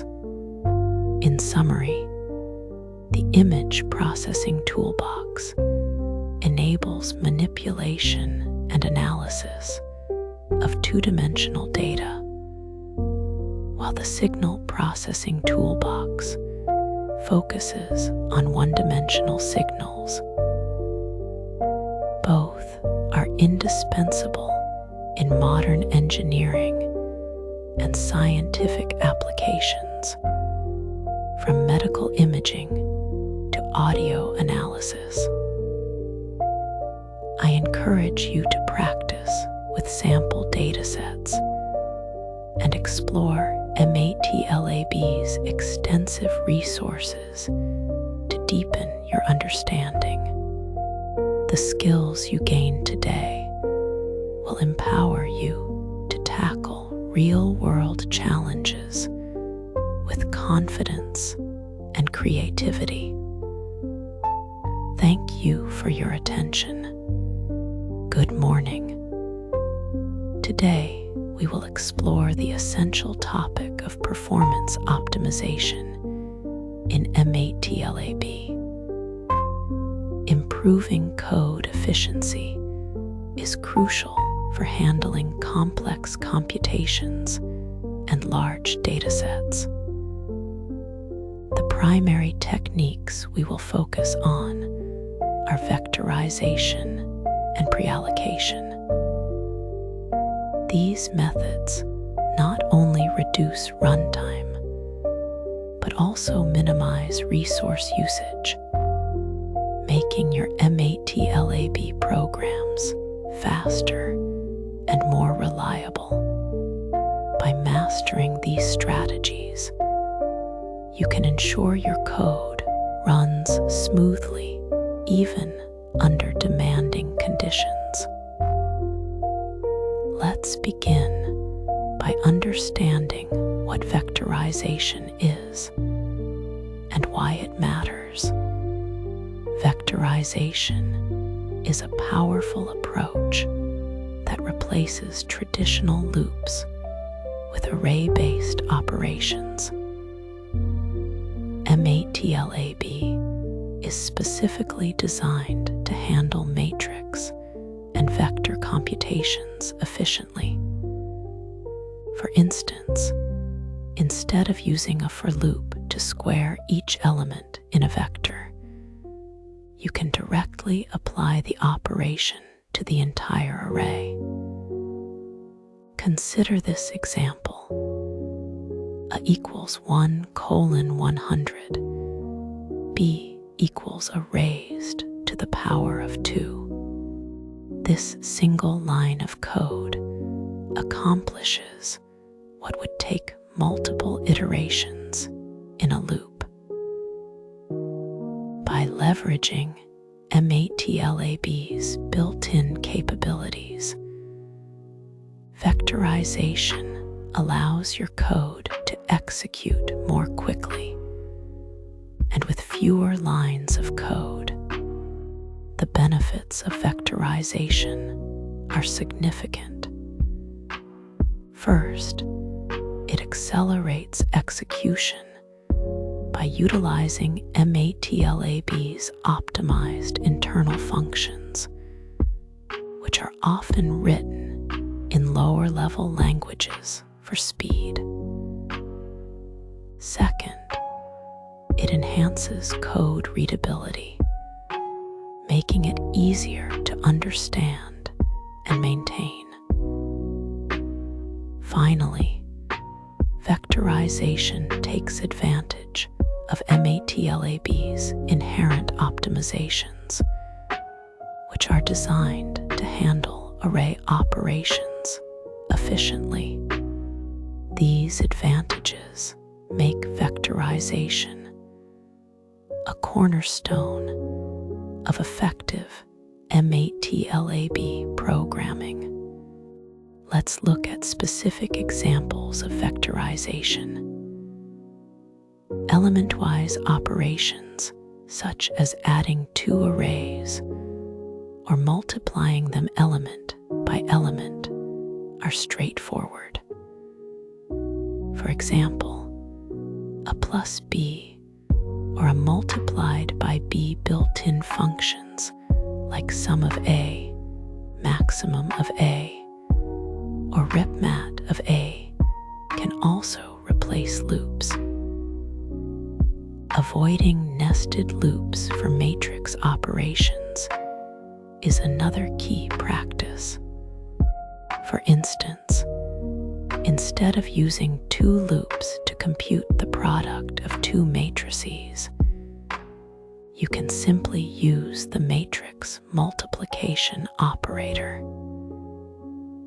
These techniques not only save time, but also make your code more concise and robust. Pre-allocation is another critical technique for optimizing performance.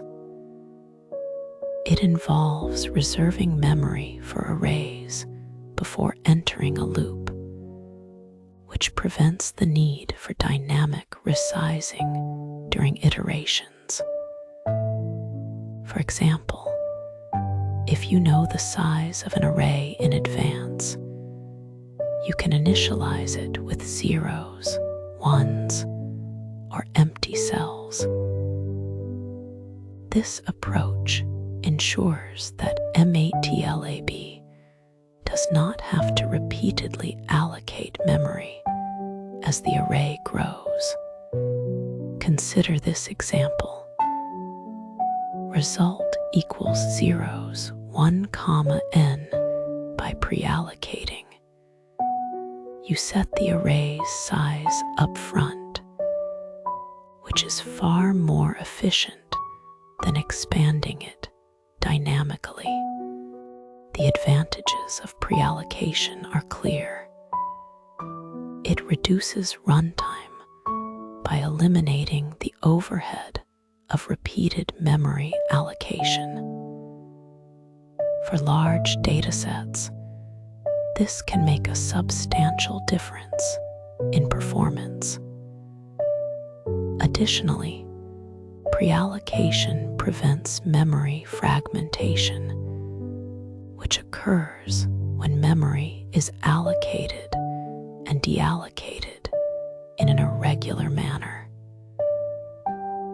This fragmentation can lead to inefficient memory usage and slower program execution. By pre-allocating, you ensure that your code runs smoothly and efficiently, even with extensive data processing.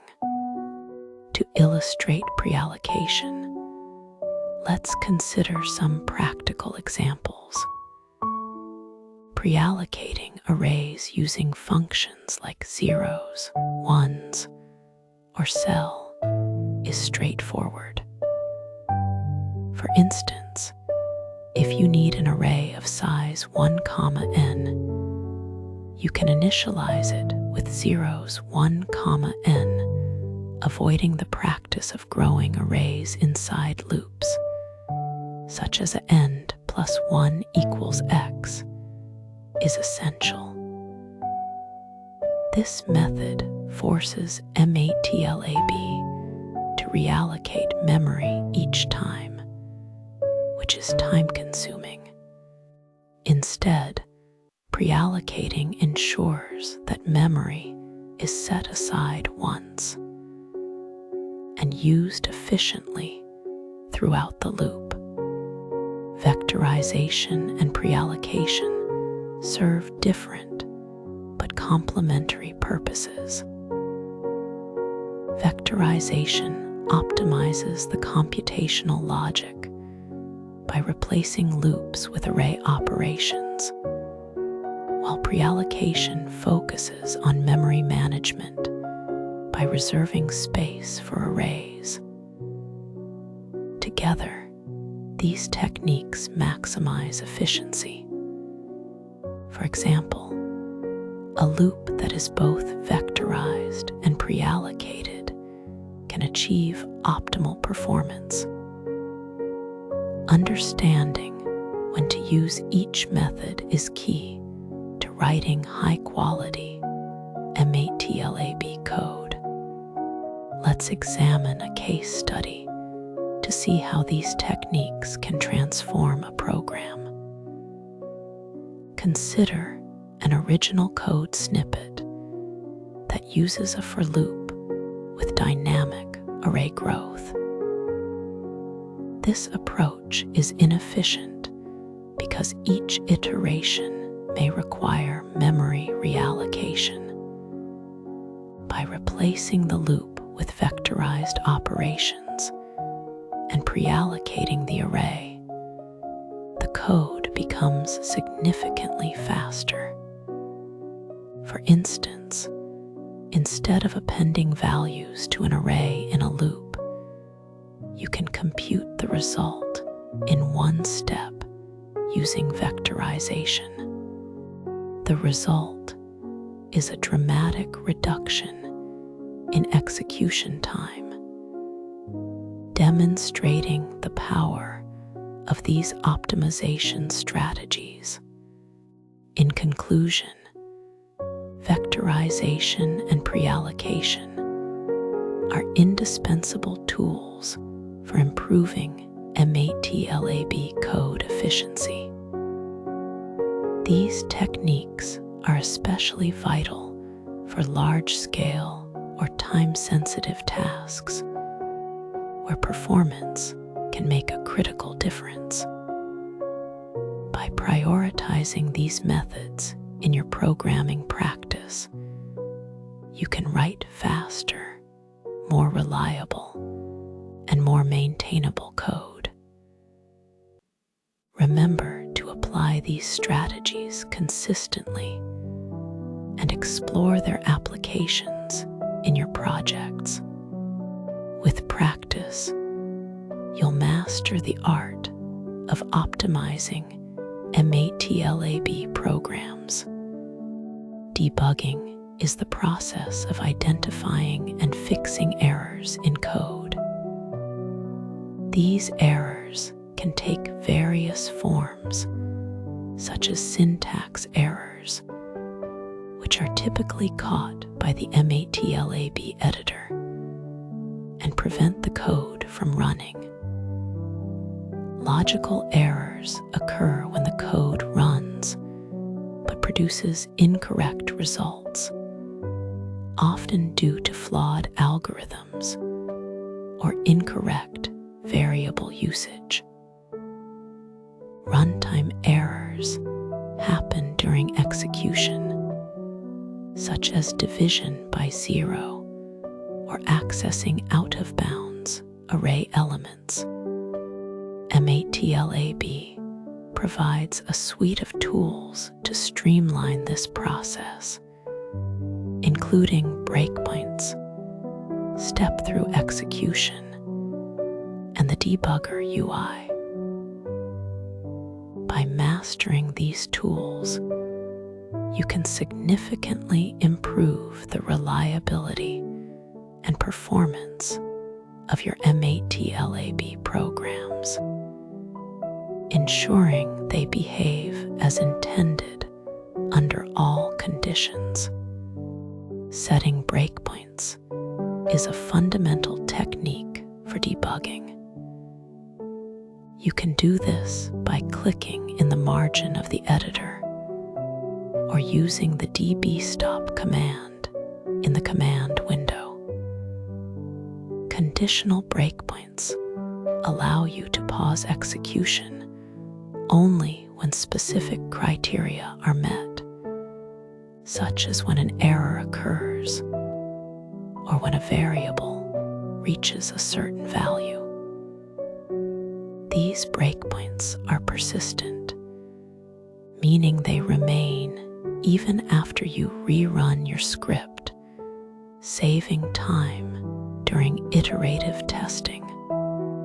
To remove them, you can use the dbclear command or the debugger UI, which provides a visual interface for managing breakpoints. This flexibility lets you focus on specific parts of your code without repeatedly setting and clearing them. Step-through execution is a powerful way to understand how your code runs line by line. The step command allows you to execute one line at a time, while step-in dives into functions to inspect their internal logic. The continue command resumes execution until the next breakpoint, and stop halts execution immediately. As you step through your code, you can monitor variable values in the variables window, which updates dynamically. This helps you trace how variables change over time and identify where unexpected behavior occurs, making it easier to pinpoint and fix issues. The watch window is a valuable tool for monitoring variables in real time. You can add variables to the watch list, which displays their current values as your code runs. This is particularly useful for tracking how variables evolve during execution. You can also evaluate expressions dynamically, which allows you to test hypotheses about your code without modifying it. For example, if a variable is not updating as expected, you can modify its value directly in the watch window to simulate different scenarios. This feature helps uncover hidden bugs and ensures your variables behave as intended. The MATLAB debugger UI offers several components to aid in debugging. The editor highlights the current line of execution and any breakpoints, making it easy to follow the flow of your code. The variables pane displays the current values of all variables in scope, allowing you to inspect and modify them as needed. The call stack shows the sequence of function calls, helping you trace where your code is in the execution hierarchy. The tool strip provides access to essential debug commands like step, continue, and stop, streamlining the debugging process. Together, these elements create a comprehensive environment for diagnosing and resolving issues. Profiling is a technique used to identify performance bottlenecks in your code. It measures how much time and memory each part of your program consumes, revealing which functions or operations are the slowest. This information is crucial for optimizing code, especially in large-scale applications or computationally intensive tasks. By understanding where your code spends the most resources, you can make targeted improvements, such as rewriting inefficient loops or using vectorized operations. Profiling is an essential step in ensuring your MATLAB programs run as efficiently as possible. The MATLAB profiler is a built-in tool for analyzing code performance. You can start it using the profile on command and later view the results with Profile Viewer. This tool provides detailed data on function call counts, the time spent in each function, and and the overall execution flow. By focusing on functions with high execution times, you can prioritize optimizations that yield the greatest performance gains. The profiler also generates reports that summarize key metrics, making it easier to communicate findings and track improvements over time. The time it function is designed to accurately measure the execution time of a function. Unlike tick and talk, which can be affected by loop overhead, TimeIt accounts for these factors, providing more reliable timing results. This is particularly useful when comparing different implementations of a function or benchmarking code segments. For example, you might use TimeIt to determine whether a vectorized approach is faster than a loop-based one. By using TimeIt, you can make data-driven decisions to enhance the efficiency of your MATLAB programs. Memory profiling helps track how your code uses system memory.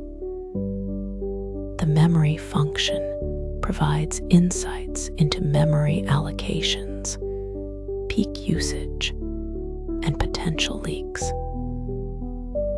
This is especially important for applications with limited resources, where inefficient memory management can lead to crashes or slow performance. By analyzing memory usage per function, you can identify areas where allocations are excessive or where memory is not being released properly. Addressing these issues ensures your code runs smoothly even in resource-constrained environments.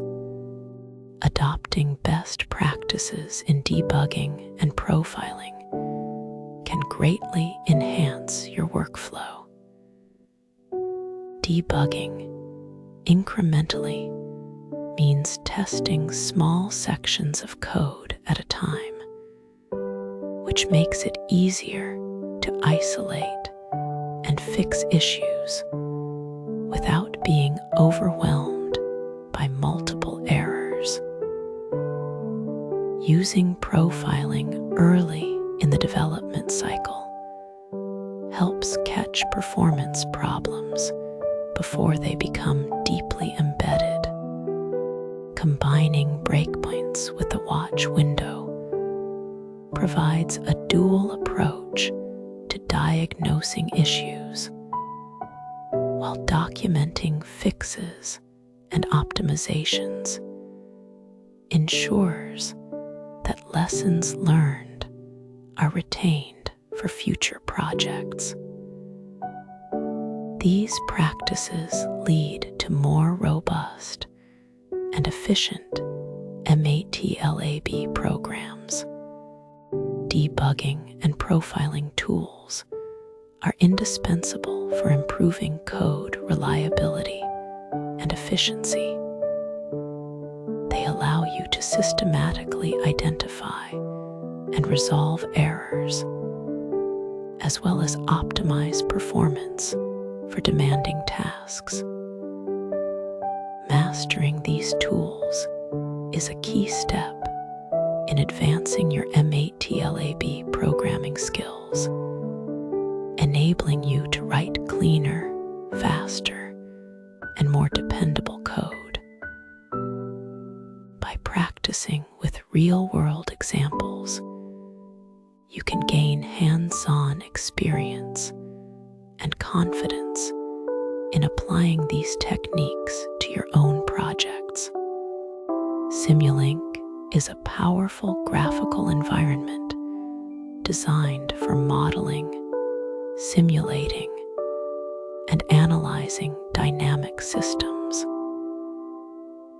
This tool allows users to create block diagrams that represent complex systems, making it easier to visualize and understand their behavior. It is widely used in fields such as control systems, signal processing, and communications.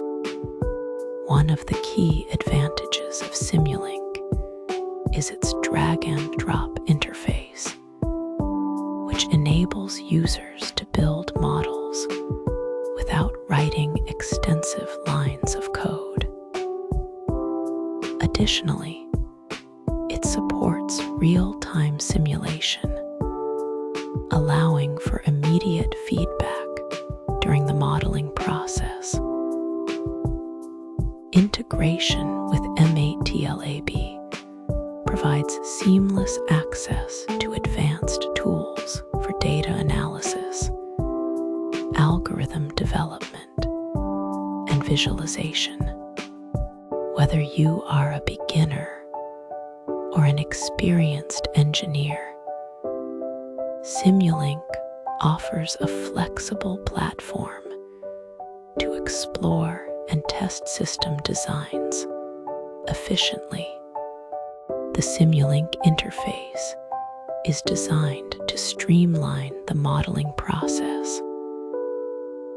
At the center of the interface is the model editor, which serves as the canvas where you construct block diagrams. This area is highly customizable, allowing you to arrange blocks and signals according to your workflow. On the left side of the screen, the library browser provides access to a vast collection of pre-built blocks. These blocks are categorized into different types, such as sources, sinks, and mathematical operations, making it easy to find the components you need. The simulation toolbar, located at the top, contains essential controls for starting, stopping, and configuring simulations. This toolbar also includes options for adjusting simulation settings, such as time duration and solver preferences.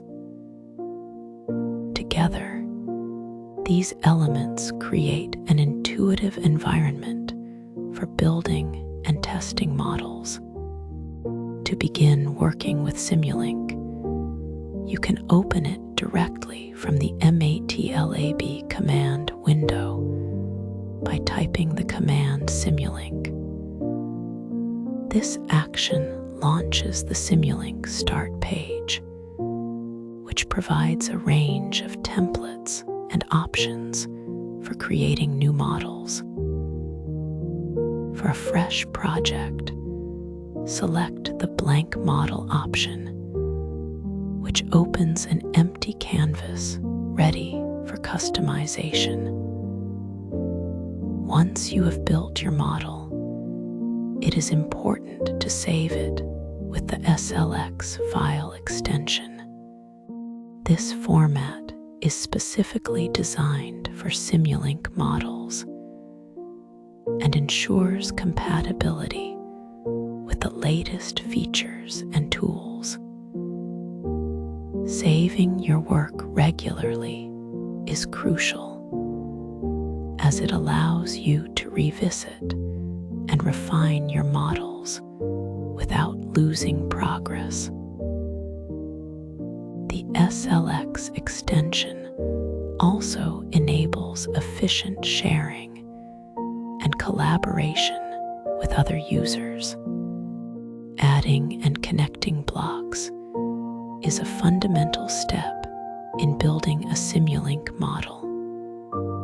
To begin, navigate to the library browser and locate the desired blocks. For example, the sine wave block generates a sinusoidal signal, while the scope block displays the output of your model over time. Once you have identified the necessary blocks, drag them onto the model editor. To connect them, click and drag a signal line from the output port of one block to the input port of another. This process creates a pathway for data to flow through your model. If you need additional blocks that are not immediately visible, use the Add Block menu to search for specific components. This flexibility allows you to construct models tailored to your specific requirements.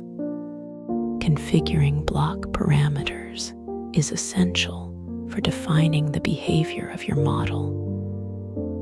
To access the parameters of a block, simply double-click on it. This action opens a dialog box where you can adjust various settings.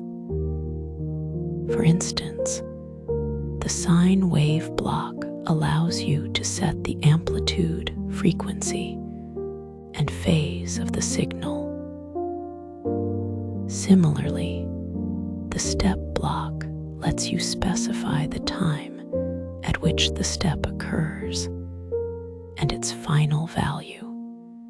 Beyond individual blocks, the simulation model configuration parameters menu provides settings for the entire model. Here, you can choose between fixed step and variable step solvers, which determine how the simulation progresses over time. Selecting the appropriate solver is critical for ensuring accuracy and efficiency, especially when dealing with systems that exhibit rapid changes or require precise timing. Running a simulation in Simulink is straightforward and intuitive. Once your model is configured, click the Run button, which is represented by a right-pointing triangle icon. This action initiates the simulation, and the progress is displayed in the simulation status bar at the bottom of the screen. The status bar shows the current simulation time and the remaining time, if applicable. While the simulation is running, you can monitor its progress and make adjustments if needed. If you need to halt the simulation before it completes, use the Stop button, which is represented by a square icon. This feature is particularly useful for testing different scenarios or troubleshooting issues in your model. Visualizing the results of a simulation is a critical step in understanding the behavior of your system. The scope block is a powerful tool for displaying time domain signals, allowing you to observe how variables change over time. By double-clicking the scope block, you can view the output of your model in real time during the simulation. Additionally, Simulink provides options for exporting simulation data to the MATLAB workspace. This feature enables further analysis using MATLAB's extensive toolboxes and functions. For example, you can plot the data, perform statistical calculations, or integrate it with other MATLAB scripts. Another useful block is the To Workspace block, which logs simulation data for later use. This flexibility ensures that you can tailor the output to your specific needs. Simulink includes a wide range of blocks that cater to different modeling needs. Sources are blocks that generate input signals for your model. Common examples include the sine wave block, which produces a sinusoidal signal, the step block, which creates a step function, and the constant block, which provides a steady value.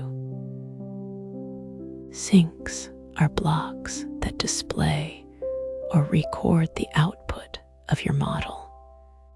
The scope block is used for real-time visualization, while the To Workspace block saves data for post-simulation analysis.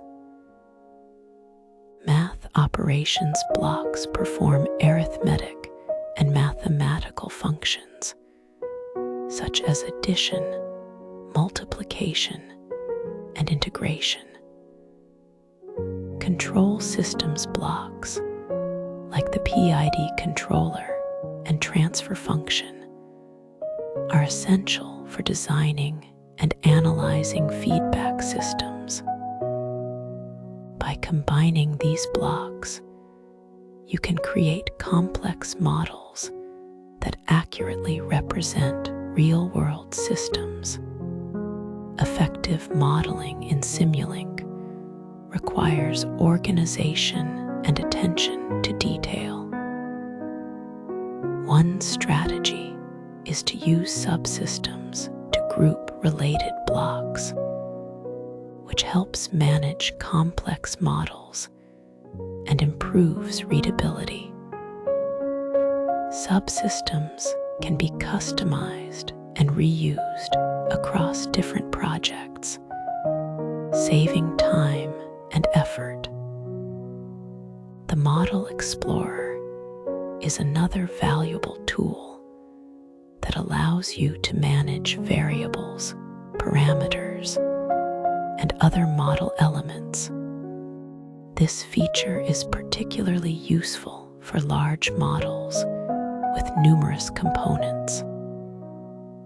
Additionally, the Check Model tool helps identify potential errors or inconsistencies in your model.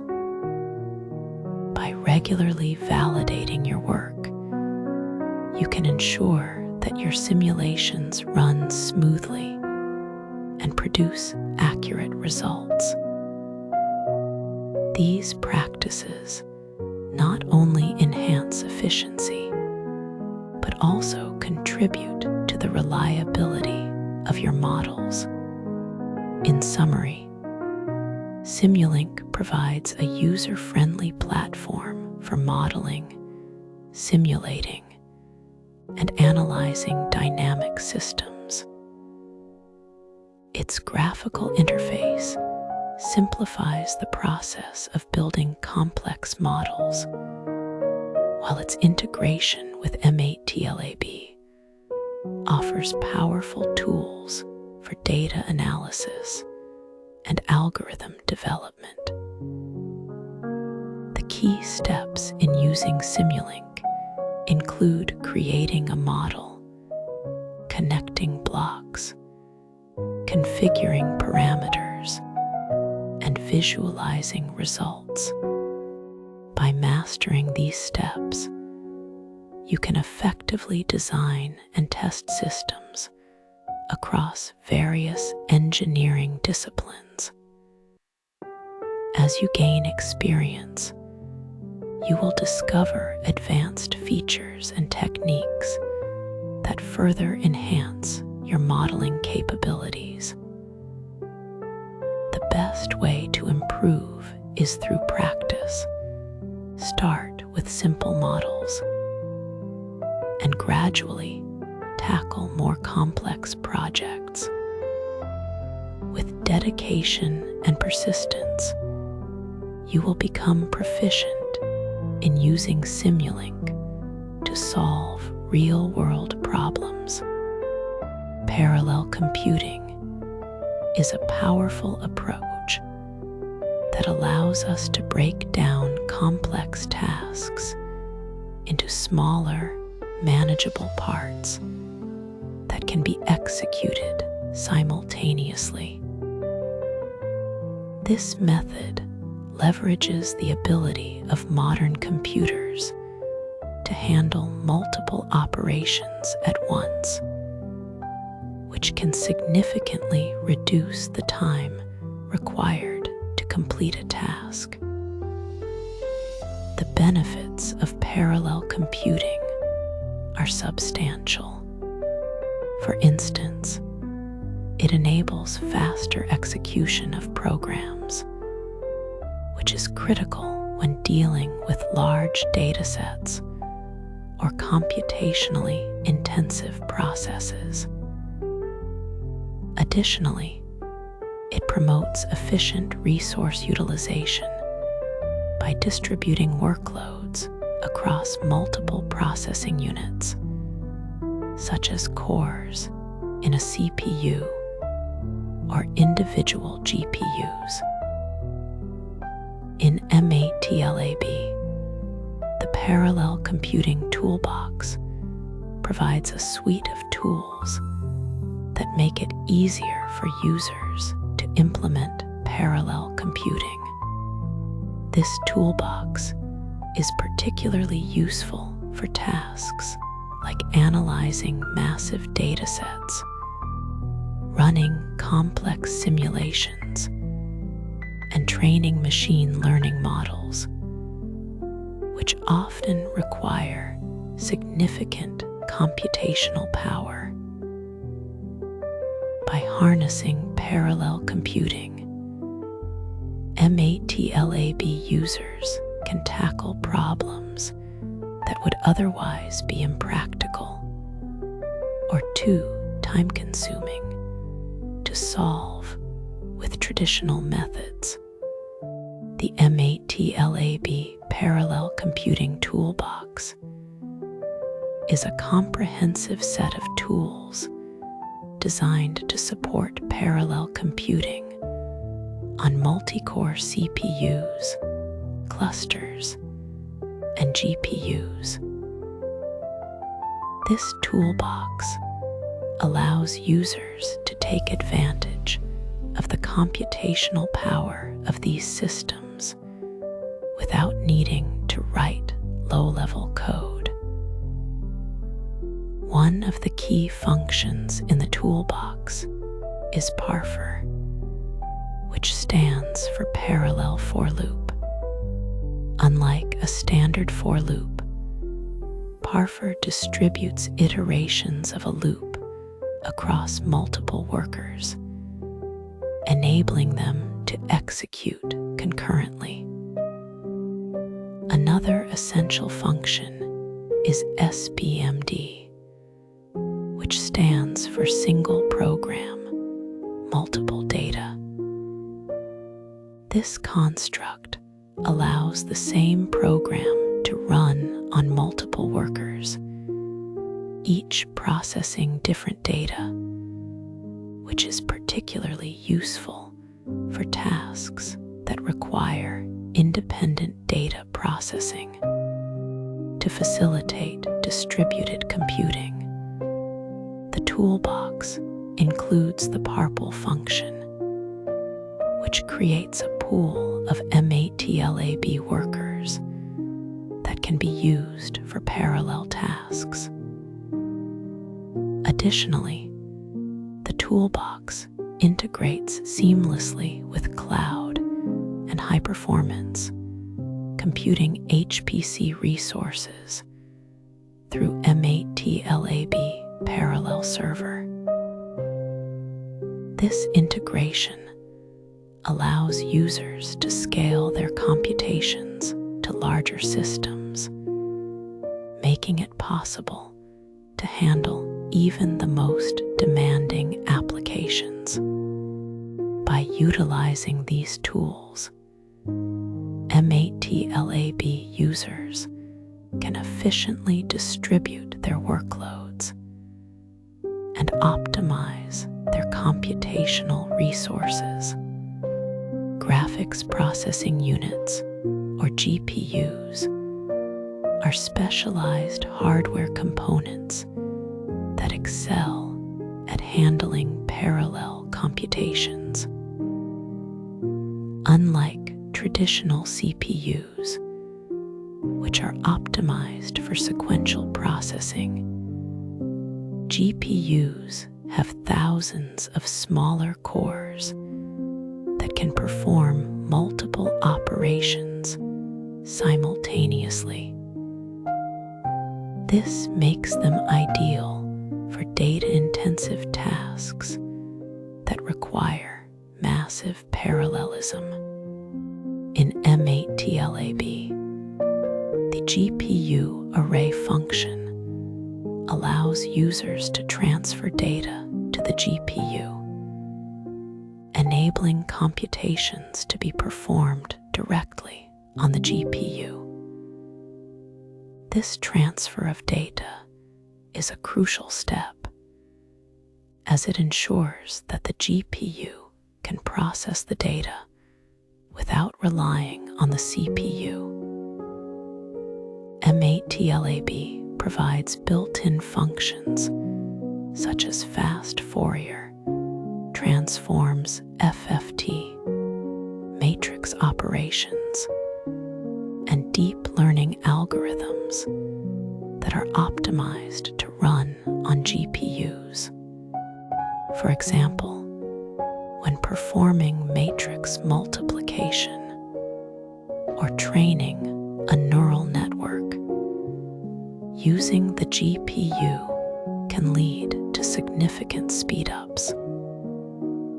However, to take advantage of GPU acceleration, users need a compatible NVIDIA GPU and the CUDA toolkit, which is a parallel computing platform and application programming interface (API) developed by NVIDIA. These requirements ensure that the GPU can effectively handle the computational demands of MATLAB applications. The benefits of GPU acceleration in MATLAB are numerous and can transform the way users approach computationally intensive tasks. One of the most significant advantages is the dramatic speedup achieved for operations such as matrix manipulations, image processing, and deep learning. For instance, when working with large datasets or high-resolution images, the GPU can process data in parallel, reducing the time required for tasks like filtering or feature extraction. This speedup is particularly valuable for large-scale simulations, where even a small reduction in execution time can lead to substantial savings in computational resources. Additionally, GPU acceleration enables real-time data processing and analysis, which is essential in applications such as video streaming or autonomous systems. However, it is important to note that GPU acceleration has its limitations. The amount of memory available on a GPU is typically smaller than that of a CPU, which can restrict the size of data that can be processed at once. Furthermore, not all algorithms are well suited for GPU execution, especially those that rely on sequential logic or have complex dependencies. Understanding these constraints is crucial for effectively leveraging GPU acceleration in MATLAB. There are several practical examples of how GPU acceleration can be applied in MATLAB. One common use case is accelerating the training of neural networks. By using the train network function with a GPU, users can significantly reduce the time required to train deep learning models, especially when working with large data sets. Another example involves image processing, where the filter function can be used with GPU array to apply filters to images more efficiently. This is particularly useful for tasks like edge detection or noise reduction, where the GPU's parallel architecture can process each pixel independently. Additionally, the arrayFun function can be used on a GPU to apply a function to each element of an array in parallel, which is beneficial for tasks involving large data sets. To measure the performance of GPU accelerated code, MATLAB provides the GPUTimate function, which benchmarks the execution time of GPU operations. These examples demonstrate how MATLAB's GPU capabilities can be applied to a wide range of applications, making it easier for users to harness the power of parallel computing. When implementing parallel computing in MATLAB, there are several best practices that can help users achieve optimal performance. One of the most important is to minimize the data transfer between the CPU and GPU. Since transferring data can be time-consuming, it is advisable to keep data on the GPU for as long as possible and avoid unnecessary transfers. Another key practice is to use parser for loops, where each iteration is independent, as this allows the iterations to be executed in parallel. However, it is essential to avoid using shared variables within parser loops, as this can lead to conflicts and reduce the efficiency of parallel execution. Profiling the code to identify bottlenecks is also crucial, as it helps users pinpoint which parts of their code can benefit most from parallelization. MATLAB provides tools like the profiler to analyze execution time and resource usage. Additionally, the parfleval function can be used to execute tasks asynchronously, allowing users to continue working while the parallel tasks run in the background. By following these best practices, users can maximize the performance of their parallel computing applications in MATLAB, while parallel computing and GPU acceleration offer significant advantages. There are several challenges and considerations that users should be aware of. One of the primary challenges is the overhead associated with parallelization. For small tasks, the time required to set up and manage parallel processes can outweigh the benefits, making it less efficient than using a single CPU core. Another challenge is the limited memory available on GPUs, which can restrict the size of data that can be processed. Users must ensure that their data fits within the GPU's memory, which may require optimizing their code or using techniques like data chunking. Additionally, not all algorithms are suitable for GPU execution, particularly those that rely on sequential logic or have complex dependencies. In such cases, the CPU may be a better option.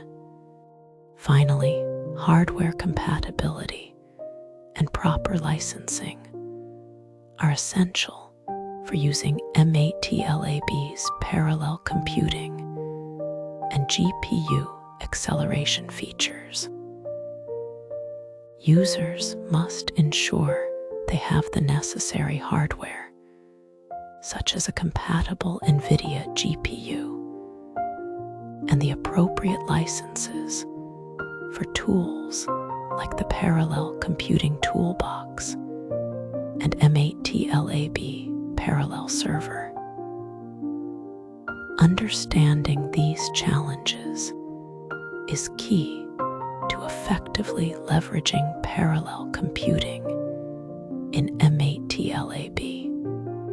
In conclusion, parallel computing and GPU acceleration are powerful tools that can significantly enhance the performance of MATLAB applications for complex tasks. The MATLAB Parallel Computing Toolbox simplifies the implementation of parallel computing by providing a range of functions and tools that allow users to distribute their workloads efficiently.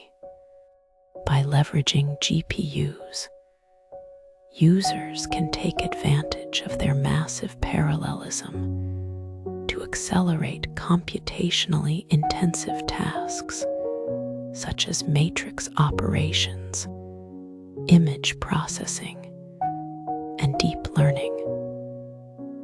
However, achieving optimal results requires a thorough understanding of the suitability of algorithms for parallel execution and the capabilities of the hardware being used. It is also important to follow best practices to to minimize overhead and maximize efficiency. For those looking to explore these features further, the MATLAB documentation and examples provide valuable resources to help users get started and advance their skills. By applying these techniques, MATLAB users can unlock new levels of performance and tackle even the most challenging computational problems. Machine learning is a subset of artificial intelligence that focuses on developing algorithms capable of learning from data to make predictions or decisions without explicit programming. It has applications across various domains such as healthcare, finance, autonomous systems, and natural language processing. MATLAB provides a robust environment for machine learning with its extensive toolboxes, which offer pre-built functions for data analysis, model training, and deployment. These toolboxes simplify complex tasks by abstracting low-level implementation details, allowing users to focus on problem solving. Whether you are working on classification, regression, or clustering, MATLAB's structured workflows and integrated tools make it an ideal platform for both beginners and advanced users. MATLAB offers a suite of specialized toolboxes tailored for machine learning tasks. The Statistics and Machine Learning Toolbox provides functions for statistical analysis, data preprocessing, and model selection. The Deep Learning Toolbox supports the design and training of neural networks, including convolutional and recurrent architectures. The Neural Network Toolbox extends this capability by offering tools for creating and visualizing custom neural networks.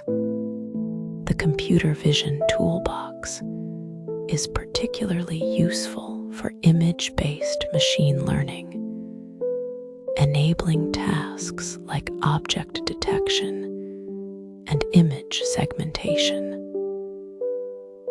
Finally, the Optimization Toolbox helps refine models by optimizing hyperparameters and improving performance through advanced algorithms.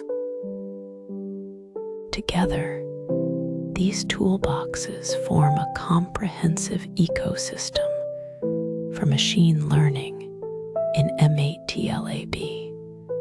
The Statistics and Machine Learning Toolbox is a cornerstone for statistical modeling and data-driven decision-making.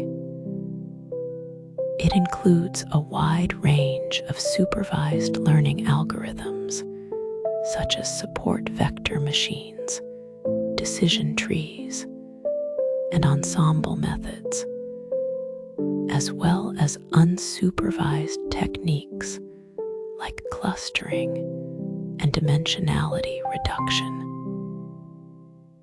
Preprocessing tools help clean and transform raw data, ensuring it is suitable for analysis. Cross-validation techniques allow you to assess model performance by splitting data into training and testing sets, while evaluation metrics such as accuracy, precision, and recall provide insights into model effectiveness. This toolbox seamlessly integrates with MATLAB's data analysis environment, enabling users to leverage its plotting, scripting, and data import capabilities for end-to-end workflows. The Deep Learning Toolbox in MATLAB is designed to handle complex neural network architectures, making it ideal for tasks like image recognition, natural language processing, and time series forecasting. It supports convolutional neural networks for spatial data, recurrent neural networks for sequential data, and deep belief networks for unsupervised learning. Pre-trained models, such as AlexNet or RaySnet, can be fine-tuned for specific applications through transfer learning, saving significant time and computational resources.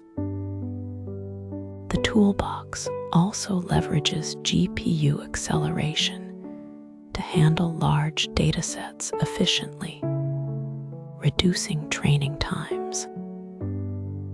Additionally, users can define custom layers and networks, providing flexibility to experiment with novel architectures while benefiting from MATLAB's intuitive interface and automated training tools. The Neural Network Toolbox extends MATLAB's capabilities by offering specialized tools for designing, training, and analyzing neural networks. It supports feed-forward networks for regression and classification tasks, recurrent networks for time series data, and self-organizing maps for clustering. Interactive tools like the Neural Network Toolbox app allow users to visualize network structures and monitor training progress in real time. This toolbox is particularly useful for applications requiring nonlinear modeling, such as predicting stock prices or classifying images. Its integration with MATLAB's scripting environment enables automation of complex workflows, making it a powerful choice for both academic research and industrial applications. Let's walk through a classification workflow using MATLAB. First, we load a dataset such as the iris dataset, which contains measurements of flower characteristics. Preprocessing steps may include normalizing the data or handling missing values. Next, we split the dataset into training and test sets to evaluate model performance. For example, we might use a support vector machine or a decision tree classifier. Training the model involves adjusting its parameters to minimize errors on the training data. Finally, we test the model on the unseen data, calculating metrics like accuracy or confusion matrices to assess how well it generalizes to new examples. This structured approach ensures reliable and reproducible results.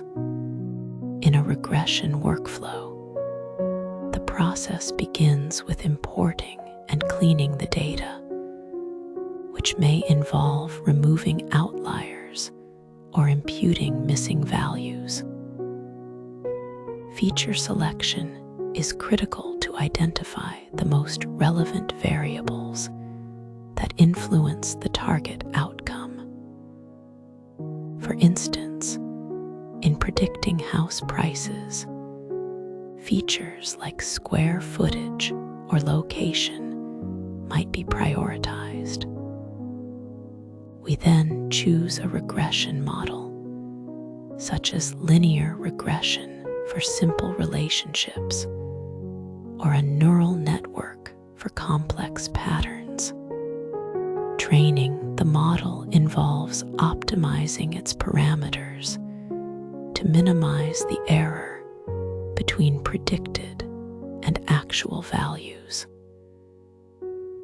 Validation is performed using test data with metrics like mean squared error or R squared to quantify performance.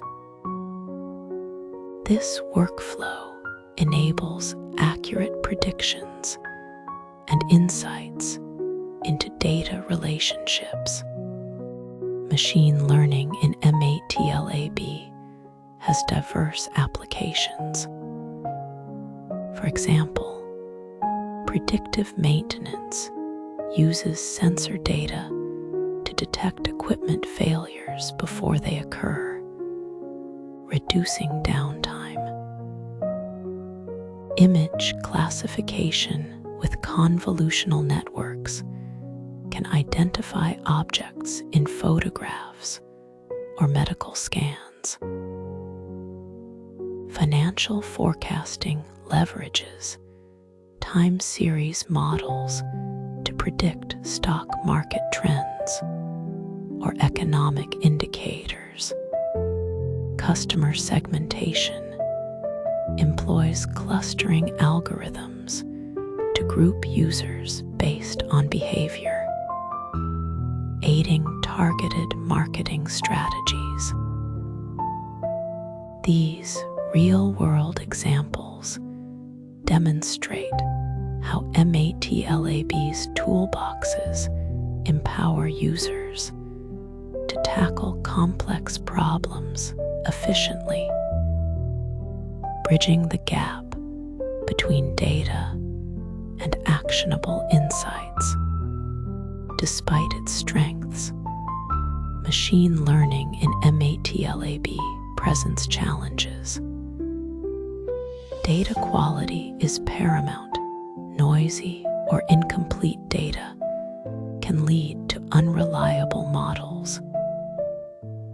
Preprocessing steps like normalization or feature engineering are essential to address these issues.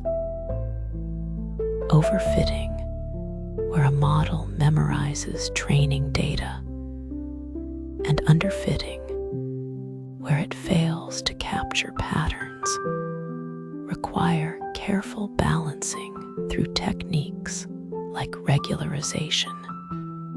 Computational resources may limit the scale of models, especially for large datasets. But MATLAB's GPU support mitigates this.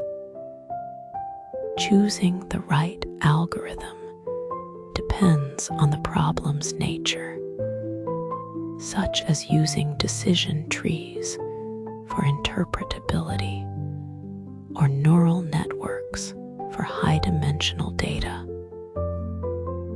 Addressing these challenges ensures robust and effective machine learning solutions.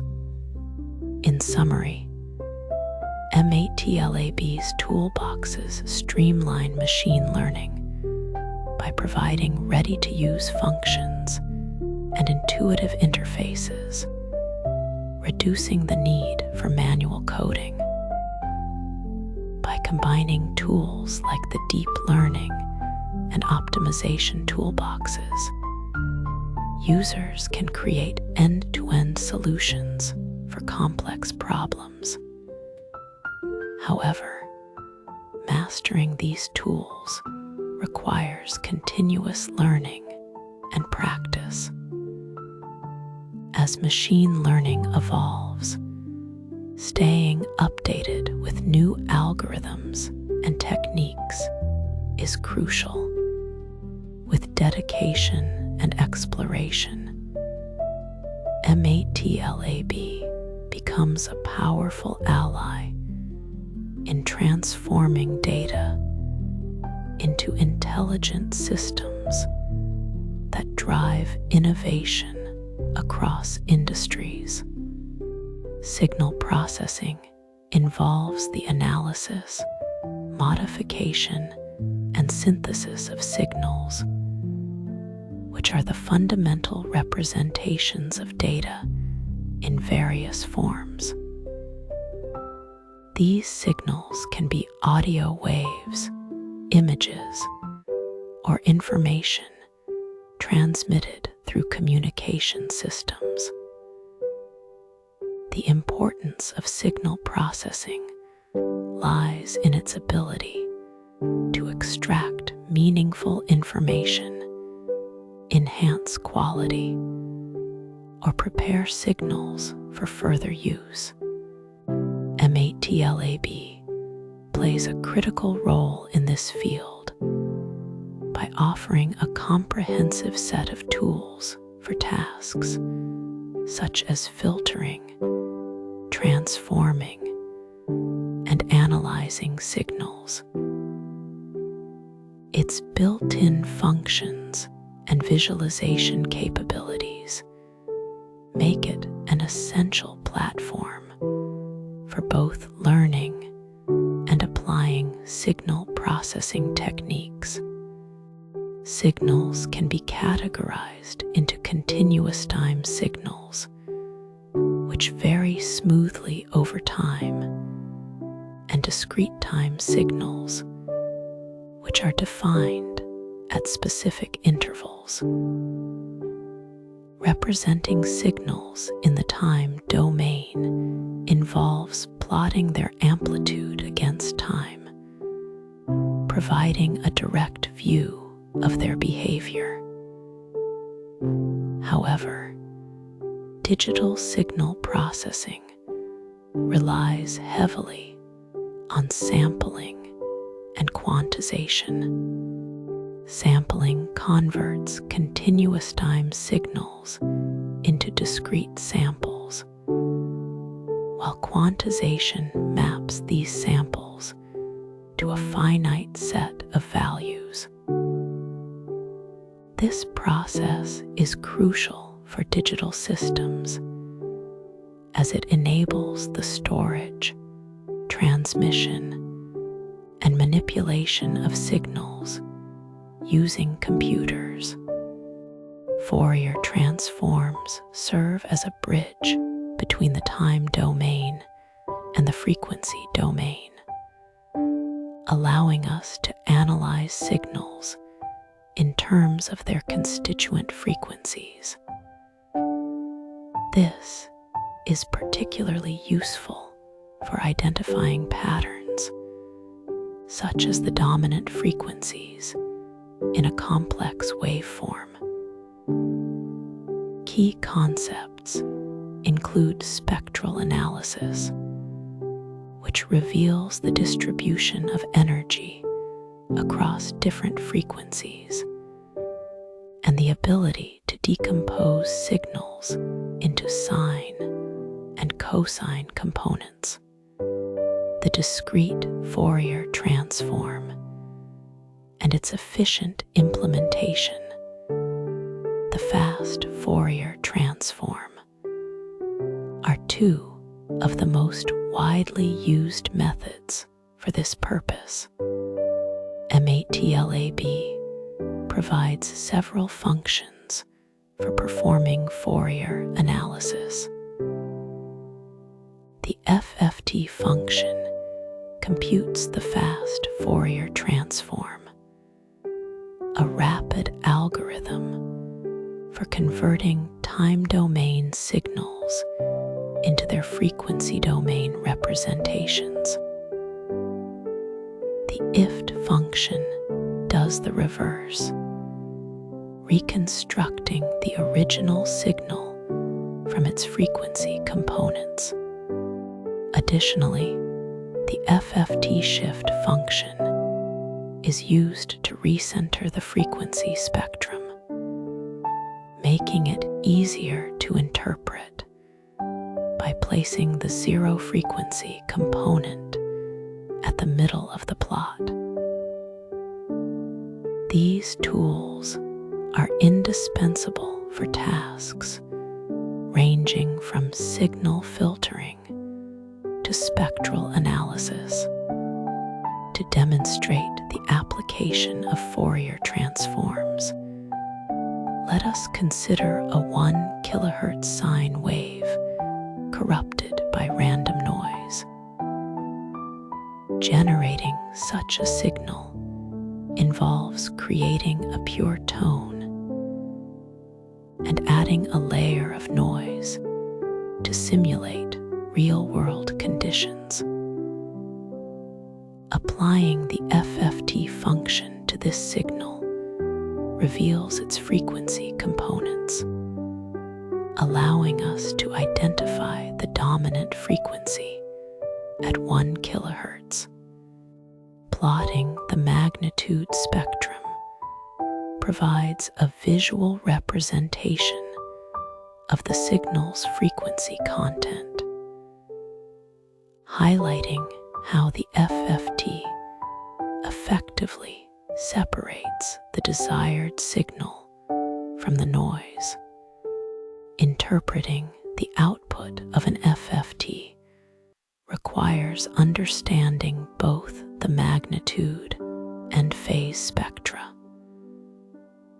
The magnitude spectrum indicates the strength of each frequency component, while the phase spectrum reveals the timing relationships between them. However, the FFT can introduce artifacts such as spectral leakage, which occurs when the signal is not perfectly periodic within the analysis window. To mitigate this, windowing techniques are applied, which taper the signal at the edges to reduce discontinuities. Additionally, adhering to the Nyquist theorem ensures that the sampling rate is at least twice the highest frequency in the signal, preventing aliasing and preserving accuracy. Filtering in the frequency domain involves designing and applying filters to modify specific frequency components of a signal. Common types include low-pass filters, which allow frequencies below a certain threshold to pass through, and high-pass filters, which do the opposite. Band-pass filters target a specific range of frequencies. The process typically involves transforming the signal to the frequency domain using the FFT, modifying the spectrum by attenuating or amplifying certain components, and then converting it back to the time domain using the inverse FFT. However, This approach requires careful consideration of trade-offs between time and frequency resolution, as increasing one often reduces the other. The applications of signal processing are vast and span multiple domains. In audio processing, techniques like noise reduction and equalization enhance sound quality by removing unwanted components or adjusting frequency balance. In image processing, Fourier transforms aid in tasks such as edge detection, where high-frequency components correspond to sharp transitions, and compression, where redundant information is removed to reduce file size. In communication systems, modulation and demodulation techniques rely on signal processing to transmit and recover data efficiently.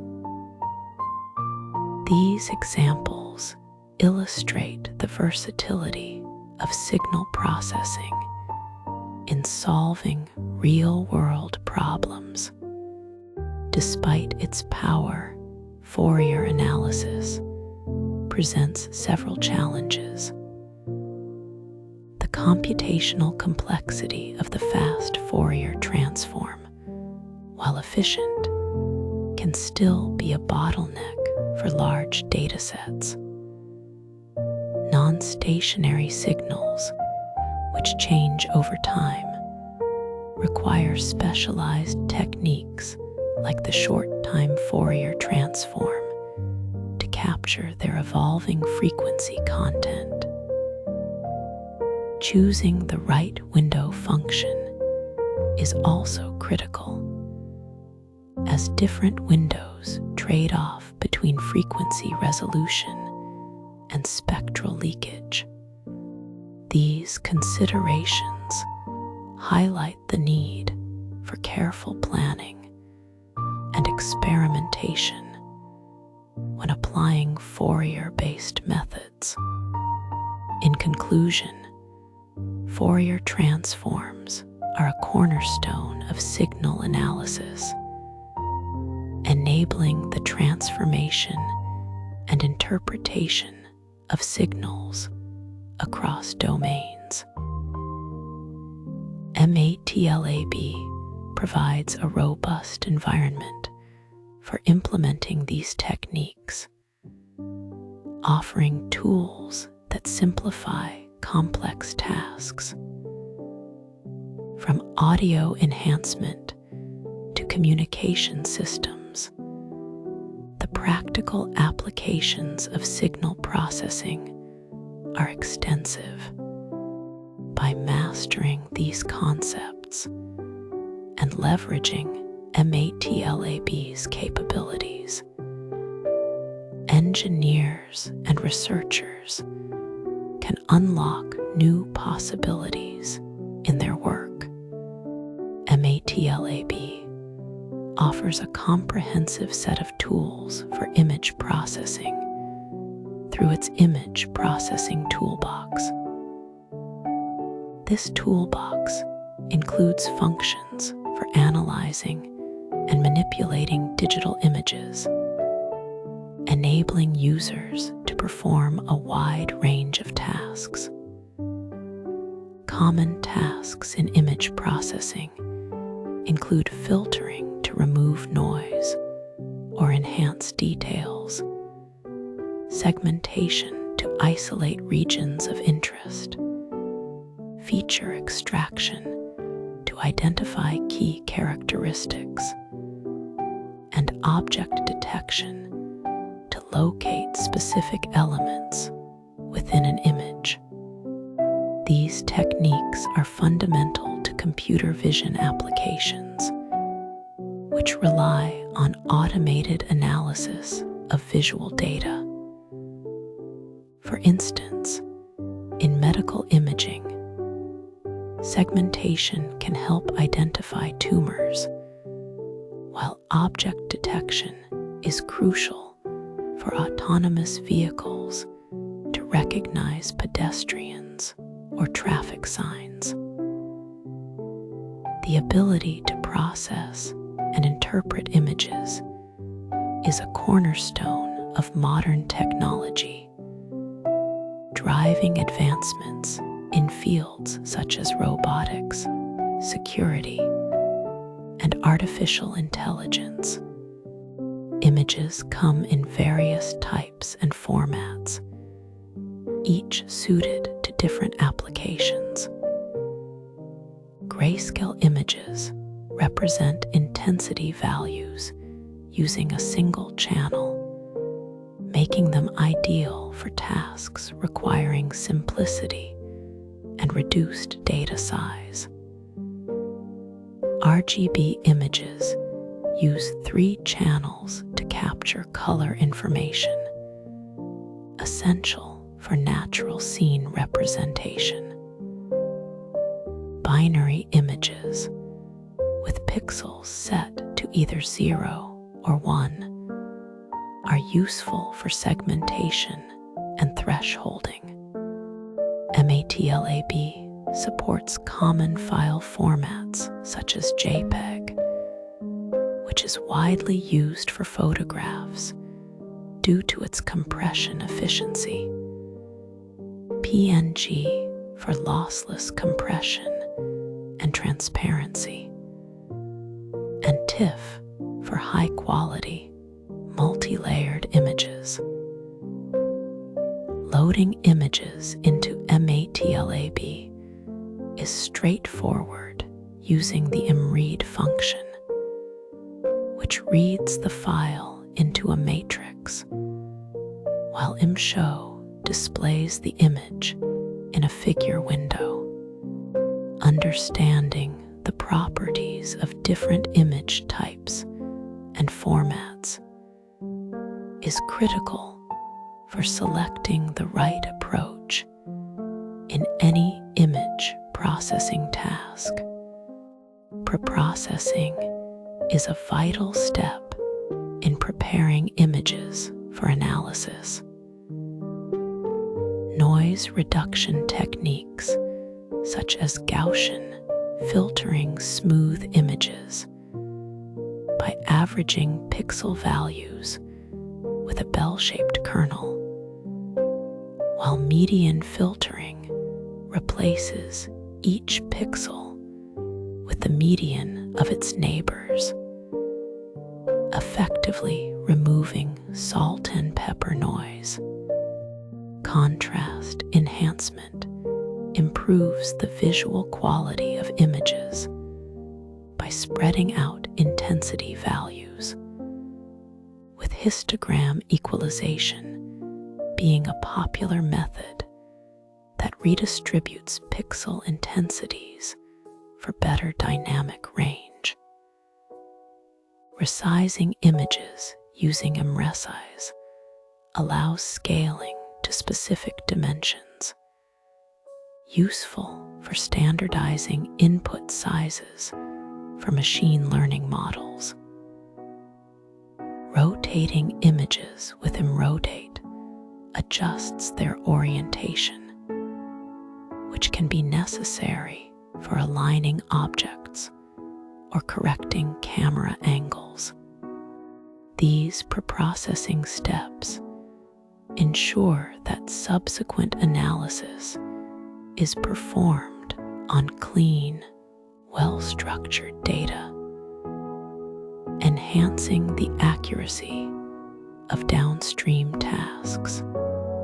Edge detection algorithms identify boundaries between objects in an image, forming the basis for many computer vision applications. The Sobel operator uses horizontal and vertical filters to detect edges by calculating gradients, While the Prewitt method is similar but employs simpler kernels, the canny edge detector is a multi-stage algorithm that first smooths the image, then computes gradients, applies non-maximum suppression, and finally uses hysteresis, thresholding, to identify strong and weak edges. In MATLAB, the edge function provides a convenient way to implement these methods, allowing users to specify parameters such as threshold values and filter types. Edge detection is widely used in applications like robotics for navigation, medical imaging for identifying anatomical structures, and video surveillance for tracking moving objects.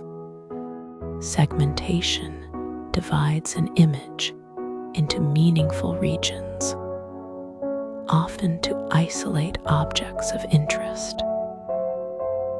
Thresholding is a basic technique where pixel intensities are compared to a threshold value to create binary images. Global thresholding uses a single value for the entire image, while adaptive thresholding adjusts the threshold based on local image properties, making it more effective for uneven lighting conditions. Region growing starts with seed points and expands regions by comparing pixel values to a criterion, useful for homogeneous areas. The watershed algorithm treats the image as a topographic map where pixels are grouped into basins separated by ridges, often used for separating touching objects.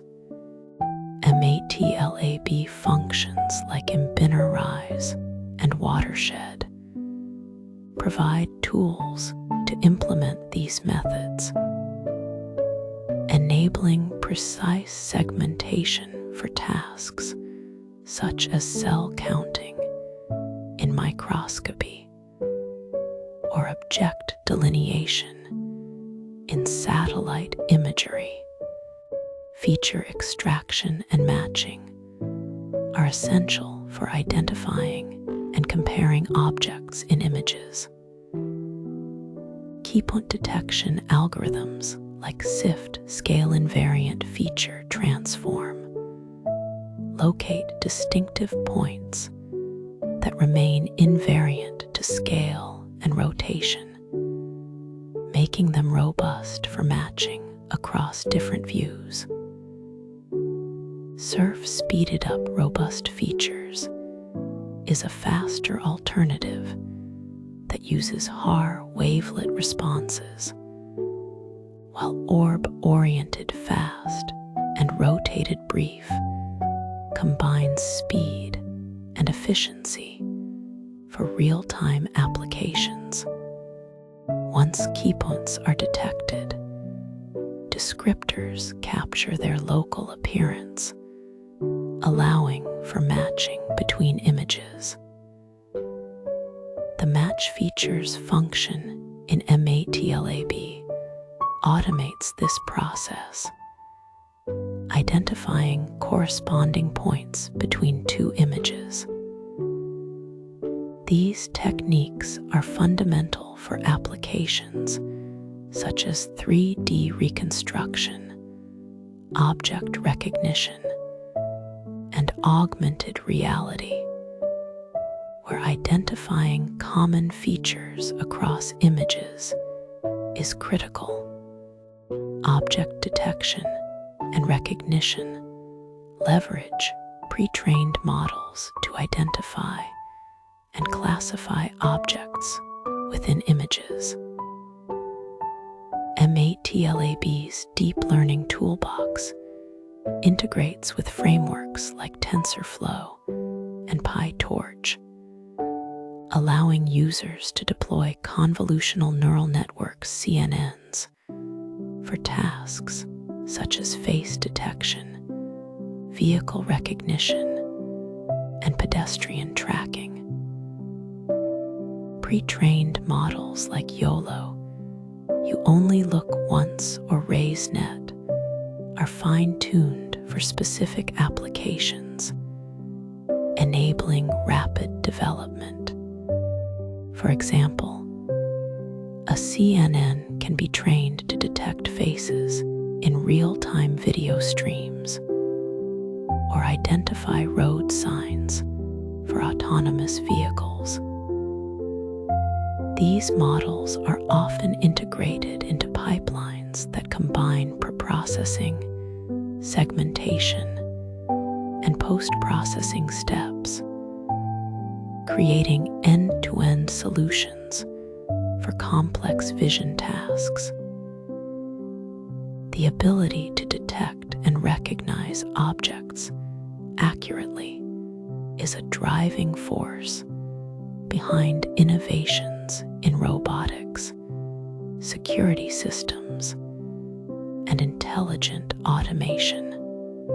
Image processing and computer vision have transformative applications across diverse domains.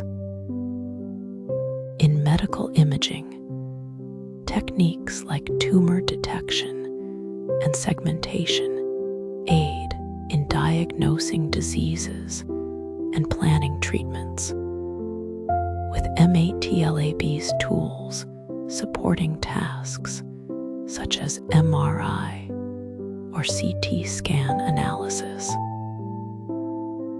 Autonomous vehicles rely on lane detection and obstacle recognition to navigate safely, using image processing for real-time decision-making. Facial recognition systems, powered by feature extraction and matching, are used for security and user authentication. Augmented reality applications overlay digital information onto real-world scenes, requiring precise image registration and object tracking. These examples highlight how image processing bridges the gap between raw visual data and actionable insights, enabling innovations that impact healthcare, transportation, and human-computer interaction. Advanced image processing extends beyond 2D analysis to handle complex data. 3D image processing deals with volumetric data, such as those from MRI or CT scans, enabling visualization and analysis of structures in 3 dimensions. Image registration aligns multiple images of the same scene, often used in medical imaging to compare scans over time or combine data from different modalities. Motion estimation tracks changes between frames, crucial for video analysis and robotics. MATLAB's parallel computing toolbox accelerates large-scale image tasks by distributing computations across multiple processors or GPUs, making it feasible to process high-resolution, or real-time data. These advanced techniques are essential for handling the complexity of modern imaging challenges, from scientific research to industrial automation. In summary, MATLAB provides a powerful platform for image processing and computer vision, offering a wide range of tools to tackle complex tasks. Mastery of preprocessing, segmentation, and feature extraction is essential for achieving accurate and reliable results. From medical imaging to autonomous systems, the applications of these techniques are vast and impactful. As technology evolves, the ability to analyze and interpret visual data will continue to drive innovation across industries, making MATLAB an invaluable resource for researchers, engineers, and developers.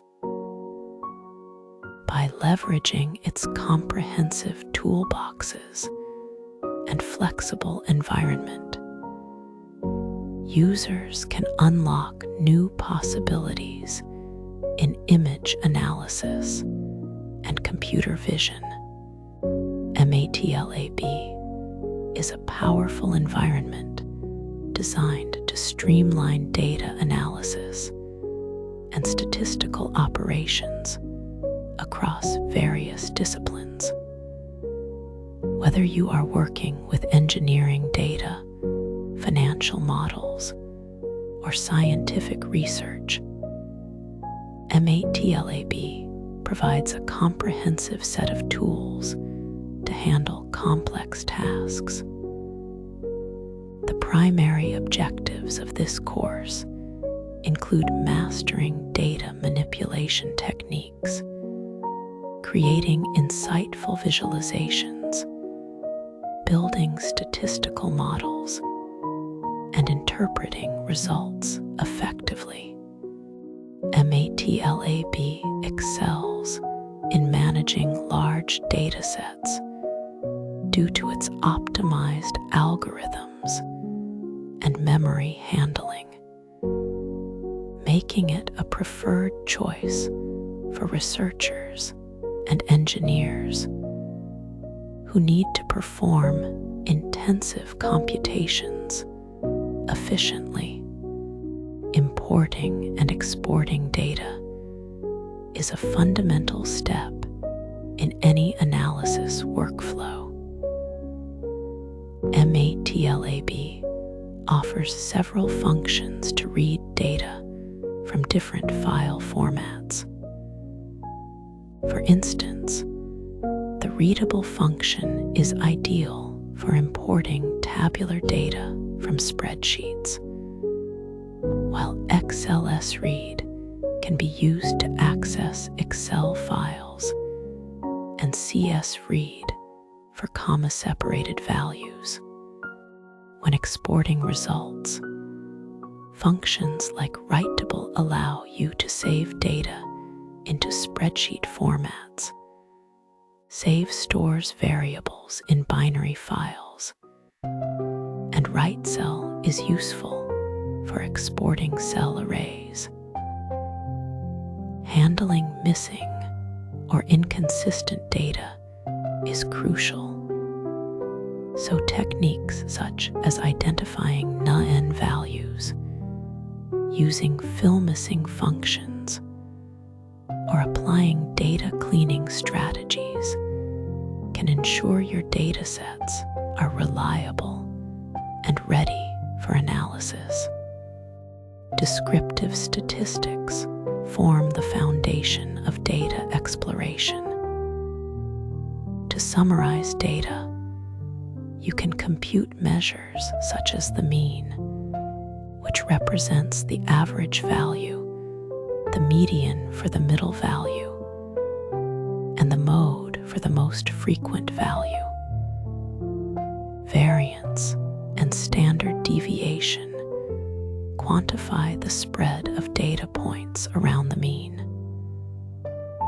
MATLAB provides built-in functions like mean, STD, histogram, and box plot to visualize these summaries. For deeper insights, the fittest function allows you to fit probability distributions to your data, and the PDF function can then generate the probability density function for further analysis. These tools help you understand the underlying patterns and characteristics of your dataset. Visualizing data is essential for uncovering trends, patterns, and outliers. MATLAB offers a variety of plotting functions to create scatter plots, which display relationships between two variables, histograms to show frequency distributions, and box plots to summarize data spread and identify anomalies. For more advanced visualizations, the plot function generates 2D line graphs, bar creates bar charts, and scatter produces scatter plots. Customizing these plots with labels, legends, and annotations enhances clarity. For example, adding axis titles, adjusting colors, or including text annotations can make your visualizations more informative and easier to interpret for your audience. Hypothesis testing is a critical component of statistical analysis. MATLAB provides functions such as t-test to compare sample means, ANOVA1 for one-way analysis of variance to test differences among group means, and Kitagov for chi-square goodness of fit tests. These tools help determine whether observed differences are statistically significant. Understanding p-values, which indicate the probability of observing the data if the null hypothesis is true, and confidence intervals, which estimate the range of a population parameter, is essential for drawing valid conclusions. Always validate assumptions like normality, independence, and homogeneity of variance before applying these tests to ensure accurate results. Regression analysis is used to model relationships between variables and make predictions. Linear regression, implemented with FitLM, fits a straight line model to your data, while nonlinear regression using FitLM accommodates more complex relationships. After fitting a model, analyzing residuals helps assess how well the model fits the data, and the R-squared value quantifies the proportion of variance explained by the model. To apply the model to new data, the predict function generates forecasts, and Fevel evaluates the model at specific points. These techniques are invaluable for understanding trends and making data-driven decisions. Advanced statistical techniques extend the capabilities of MATLAB for complex data challenges. Clustering algorithms like k-means group data into clusters based on similarity, while dbScan identifies clusters of varying shapes and sizes. Principal component analysis, or PCA, reduces the dimensionality of data by transforming it into a set of orthogonal components, integrating machine learning methods such as FixVM for support vector machines and FigTree for decision trees, allows you to build predictive models. These tools are particularly useful for handling high-dimensional data and uncovering hidden patterns in large datasets. To summarize, MATLAB offers a robust suite of tools for data analysis and statistics, from basic descriptive statistics to advanced machine learning. For processing data accurately and validating results are vital steps that ensure the reliability of your analysis. Practicing with real-world datasets enhances your proficiency and helps you apply these techniques effectively. By leveraging MATLAB's capabilities, you can tackle complex problems, extract meaningful insights, and communicate your findings with confidence. Always remember to stay curious and continue exploring new methods to refine your analytical skills. Optimization is the process of finding the best possible solution to a problem, often by maximizing or minimizing a specific objective. This concept is fundamental in various fields such as engineering, where it helps design efficient systems, in finance for portfolio management, and in data science for model training. The types of optimization problems include linear programming, where both the objective and constraints are linear, nonlinear programming, which involves nonlinear relationships, and constrained or unconstrained problems, depending on the presence of restrictions.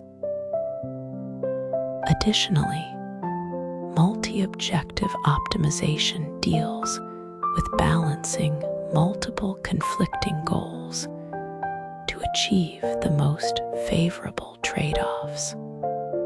The optimization toolbox in MATLAB provides a comprehensive set of solvers tailored for different problem types. Key solvers include fminkin for constrained nonlinear problems, fminunc for unconstrained nonlinear problems, linprog for linear programming, GA for global optimization, using genetic algorithms and pattern search for derivative-free methods. Functions like opt-in-problem and solve simplify the problem setup by allowing users to define objectives and constraints in a structured way. These tools are essential for efficiently addressing complex optimization challenges. Optimization problems can be categorized into several types. Linear programming involves problems where the objective function and constraints are linear, making them easier to solve with specific algorithms. Nonlinear programming deals with problems where either the objective or constraints are nonlinear, requiring more sophisticated methods. Constrained problems involve restrictions such as bounds, equality, or inequality constraints, whereas unconstrained problems lack these limitations.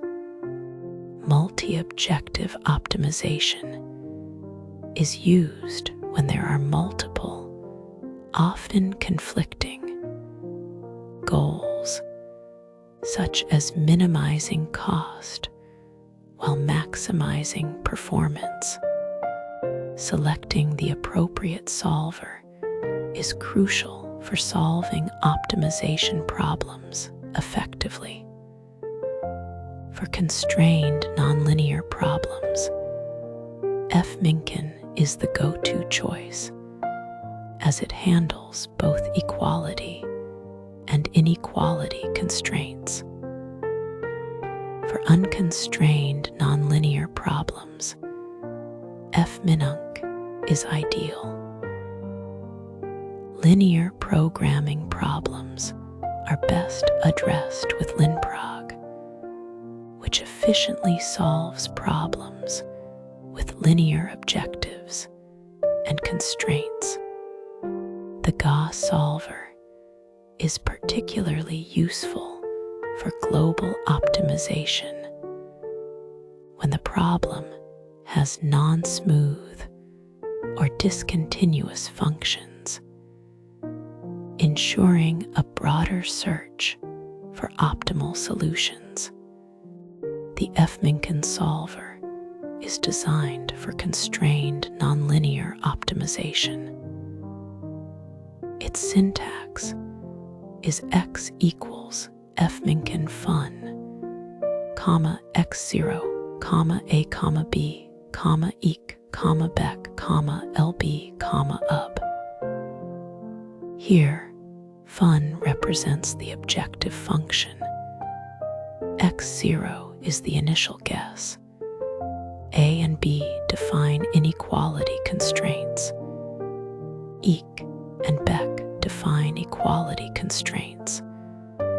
And LB and up set bounds on variables. For example, minimizing a quadratic function with linear constraints demonstrates how these parameters interact. Tips for using F-Minkin include providing a reasonable initial guess, carefully managing variable bounds, and utilizing gradient information to improve convergence.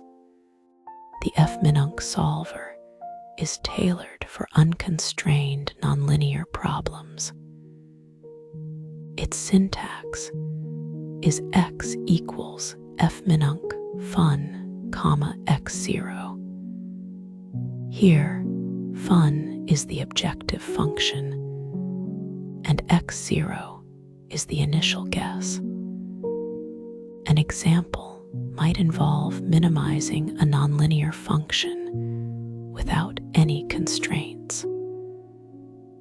To achieve faster convergence, it is advisable to use gradient-based methods, which rely on the function's derivatives to navigate the solution space more efficiently. This approach is particularly effective for smooth and well-behaved functions. Linear programming problems are solved using the linprog solver. Its syntax is x equals linprog f, a, b, ec, bec, lb, ub.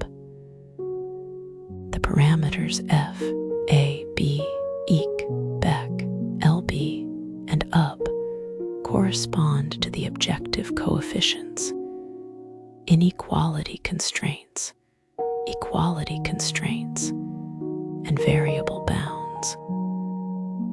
For instance, maximizing profit under resource constraints illustrates how linprog can be applied.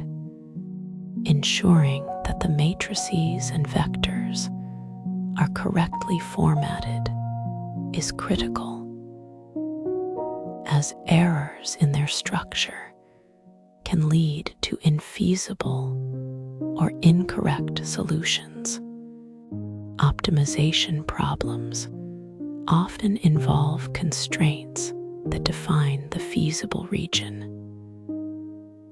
Equality constraints are expressed as ec times x equals bec, while inequality constraints are represented as a times x less than or equal to be bounds on variables, are specified as lb less than or equal to x less than or equal to ub. For nonlinear constraints, fminkin is the preferred solver, while linprog is suitable for linear constraints. Understanding how to translate these mathematical expressions into MATLAB code is essential for effective problem solving. Multi-objective optimization addresses scenarios where multiple, often conflicting, objectives must be balanced. The goal is to find a Pareto front, which represents the set of optimal trade-offs between the objectives. The Gamma-Tiobge solver, based on genetic algorithms, is particularly effective for this task. For example, minimizing cost while maximizing efficiency requires evaluating a range of solutions to identify the most advantageous compromises. This approach is invaluable in real-world applications where a single optimal solution may not exist. Optimization techniques vary based on the problem's characteristics.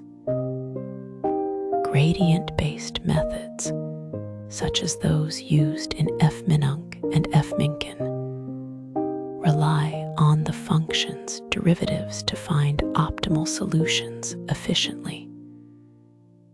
Evolutionary algorithms, like those in Ga, are suitable for complex, non-smooth problems where traditional methods may struggle.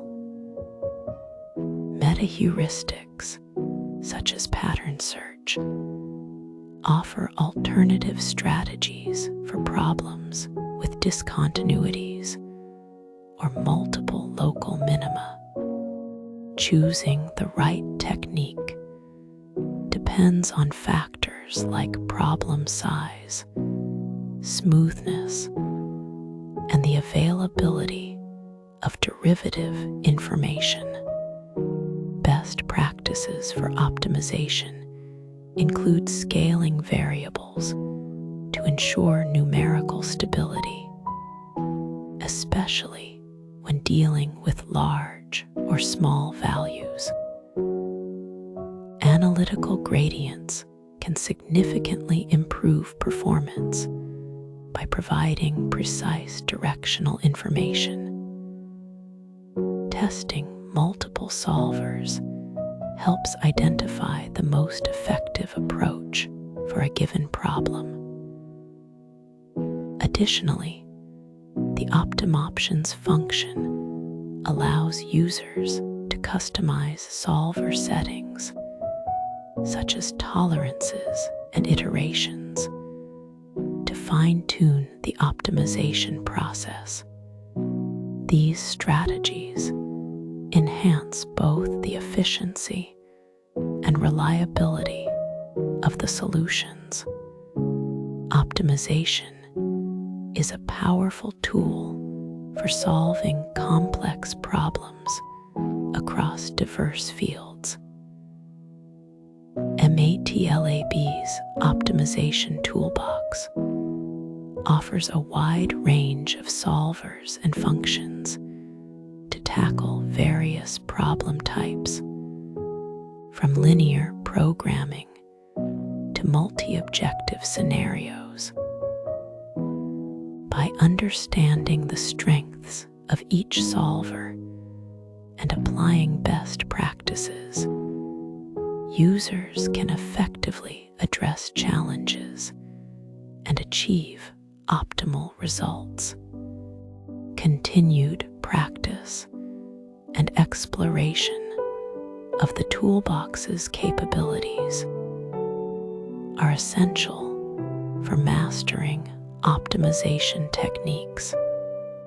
Neural networks are computational models that mimic the way the human brain processes information. They are structured in layers, including an input layer that receives data, hidden layers that perform complex transformations, and an output layer that produces results. Each layer contains nodes, which are analogous to neurons in the brain. These networks are incredibly versatile and can tackle tasks such as classifying data into categories, predicting numerical values, and identifying patterns in large datasets. MATLAB provides a comprehensive set of tools to design, train, and analyze neural networks, making it easier for users to implement these models without starting from scratch. To understand neural networks, it is essential to grasp several key concepts. The layers in a network serve distinct roles.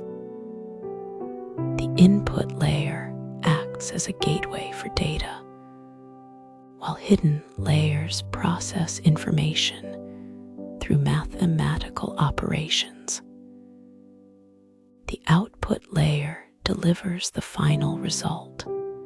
Weights are parameters that determine the strength of connections between neurons, adjusting how much influence one neuron has on another. Activation functions introduce nonlinearity, allowing the network to learn complex relationships. Common examples include ReLU, which helps with vanishing gradients, and sigmoid, often used in binary classification. Loss functions measure how well the model performs, by comparing predicted outputs to actual values, with mean squared error being a popular choice for regression tasks. Deep learning extends the concept of neural networks by incorporating multiple hidden layers, enabling the model to learn hierarchical representations of data. This depth allows the network to capture intricate patterns, especially when working with large data sets. Applications of deep learning span various fields, such as image recognition, where convolutional neural networks identify objects in images, natural language processing for tasks like translation, and autonomous systems like self-driving cars. MATLAB's deep learning toolbox is equipped to handle these complex architectures, offering features like GPU acceleration for faster computations and access to pre-trained models that can be adapted for specific tasks. MATLAB offers specialized toolboxes for neural network development. The Neural Network Toolbox is ideal for creating and training traditional neural networks, while the Deep Learning Toolbox caters to advanced architectures such as convolutional neural networks and recurrent neural networks. Functions like feed-forwardnet, which builds a multi-layer perceptron, and train network, which initiates the training process, streamline model creation. The layer graph function allows for custom network designs by connecting layers in flexible configurations. Additionally, MATLAB supports importing pre-trained models from external frameworks like ONNX and Keras, enabling users to leverage existing knowledge and accelerate development. Building a neural network in MATLAB involves a systematic approach. The first step is defining the network architecture, which specifies the number of layers and neurons in each. For example, a simple feed-forward network might have 2 hidden layers with 10 neurons each. Next, data preparation is crucial. This includes normalizing input values to a consistent range and splitting the dataset into training and testing subsets to evaluate performance. Training the network using the train function involves adjusting weights through iterative optimization. Finally, validation and testing ensure the model generalizes well to new data.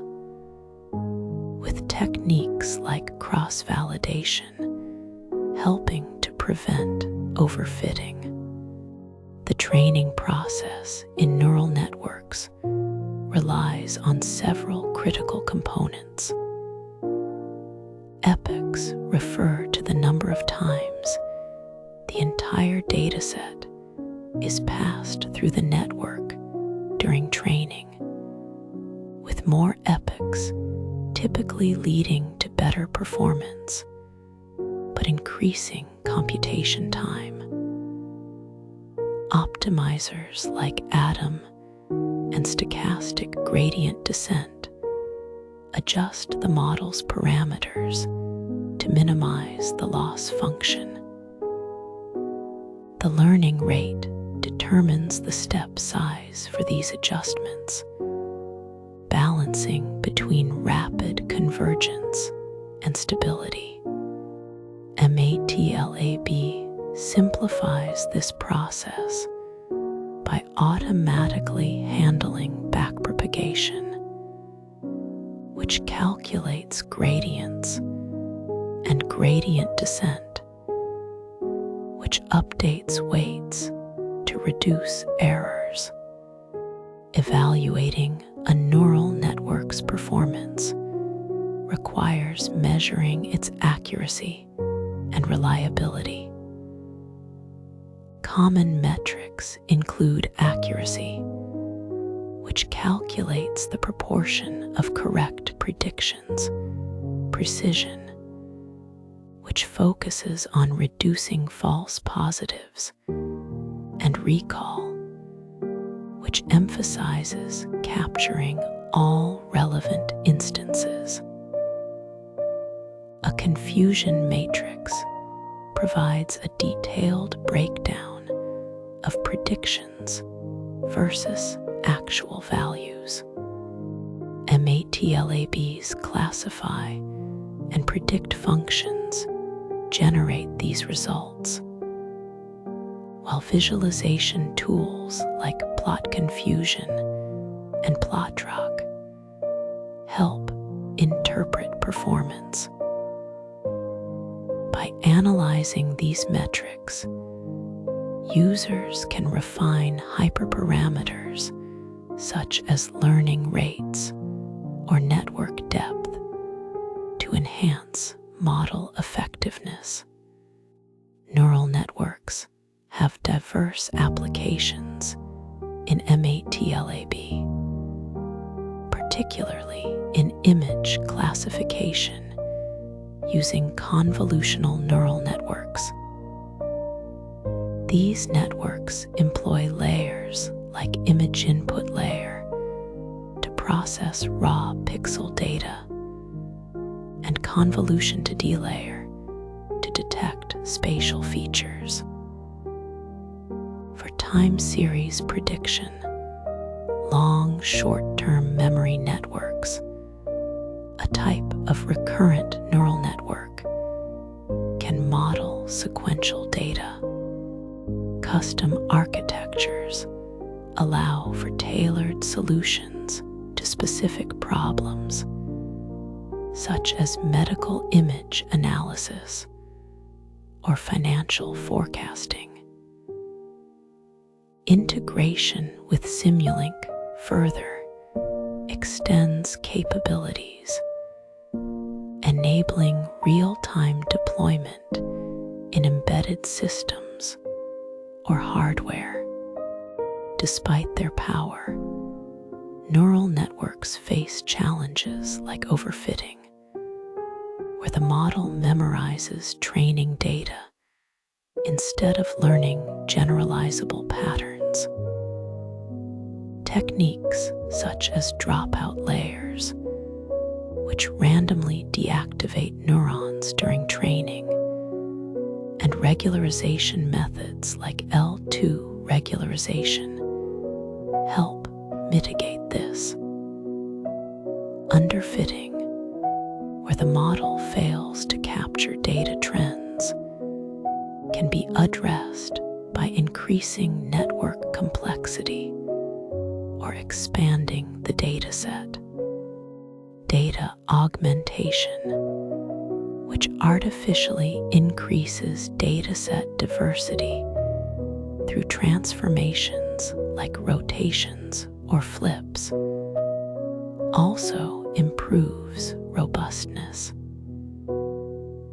Transfer learning, leveraging pre-trained models, accelerates development by reusing knowledge from similar tasks.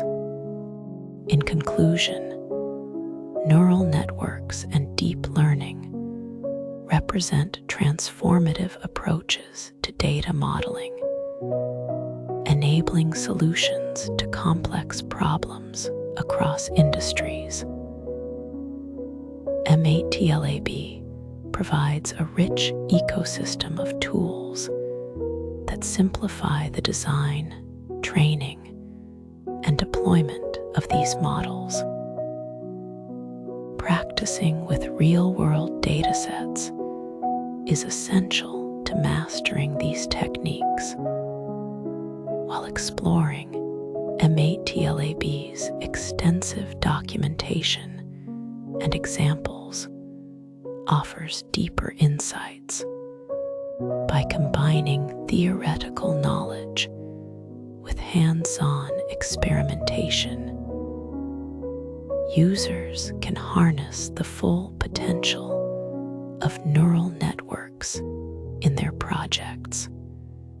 Welcome to this session on advanced plotting techniques in MATLAB. Today, we will explore how to create dynamic visualizations that go beyond static graphs. Animations and interactivity are essential tools in data visualization because they allow us to represent complex data over time or enable users to interact with the data for deeper insights. For instance, animations can show the evolution of a system, while interactivity lets users manipulate parameters to see real-time changes. Our key objectives today include learning to create dynamic visualizations, such as animated plots, and enhancing user interaction through tools like sliders and callbacks. By the end of this session, you will be equipped to design more engaging and informative visualizations. Let's dive into animation techniques in MATLAB. One approach is to use the movie function, which plays pre-recorded frames. This is ideal for saving a sequence of images and playing them back as a video. For real-time animations, we can use the pause and draw-no functions. Pause introduces delays between updates, while draw-no ensures the figure is refreshed immediately. The animate line function is another powerful tool, allowing us to dynamically add data points to a line plot, which is perfect for real-time data streams. Additionally, combining getFrame and ImtoFrame enables us to capture and convert frames into a video format, making it easier to share animations. Each of these methods has its use case, and understanding when to apply them will enhance your ability to create compelling visualizations. Now, let's walk through the process of building animations step by step. First, initialize a figure and axes to set up the plotting environment. This ensures that all subsequent updates are applied to the correct space. Next, pre-compute data or generate it iteratively. Pre-computing can improve performance, while iterative generation is useful for real-time data. Then, update plot elements such as lines or markers in a loop. This loop is the heart of the animation, where each iteration modifies the plot. Finally, control the animation speed using pause or timer objects. Pause is straightforward, but timer objects offer more precise control, especially for complex animations. By following these steps, you can create smooth and efficient animations tailored to your needs. Interactivity in MATLAB is achieved through GUI components. The UI control function allows us to add sliders, buttons, or drop-downs, which can be used to adjust plot parameters dynamically. For example, a slider could control the frequency of a sine wave in real time. The data cursor mode function enables users to click on data points to view their values, making exploration more intuitive. To respond to user inputs, we implement callback functions, which are triggered by events like button clicks or slider movements. An example is an interactive 3D surface plot where sliders adjust the viewing angle or data range. These tools transform static plots into responsive, user-friendly interfaces. For advanced interactivity, MATLAB provides several tools. The add listener function allows us to create event-driven updates, such as responding to mouse clicks or keyboard inputs.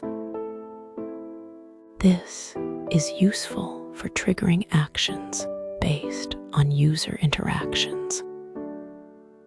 The zoom and pan functions let users navigate plots interactively, zooming into specific areas or panning across the graph. Customizing legends and color bars dynamically ensures that the visual elements remain clear as data changes. Additionally, the link axis function synchronizes multiple plots, so zooming or panning in one view affects others. These features are critical for creating complex, multi-view visualizations that maintain consistency and usability. Let's look at some practical examples. An animated sine wave with varying frequency demonstrates how to update a plot in real time, showing how changes in parameters affect the graph. An interactive 3D surface plot with slider controls allows users to adjust the data range or viewing angle dynamically. Real-time data stream visualization using MATLAB is ideal for monitoring live data, such as sensor readings. Finally, a GUI-based histogram with dynamic bin adjustments lets users modify the number of bins to explore data distributions. These examples illustrate how animations and interactivity can make data analysis more engaging and insightful. To ensure your animations and interactive components run smoothly, follow these best practices. Optimize performance by using Drano to force updates and pause to control timing, but avoid excessive use of pause for long delays. Manage plot elements efficiently by deleting or clearing them when they are no longer needed, preventing memory overload. Always test animations with small datasets first to identify and fix issues before scaling up. Lastly, document interactive components thoroughly so users understand how to interact with your visualizations.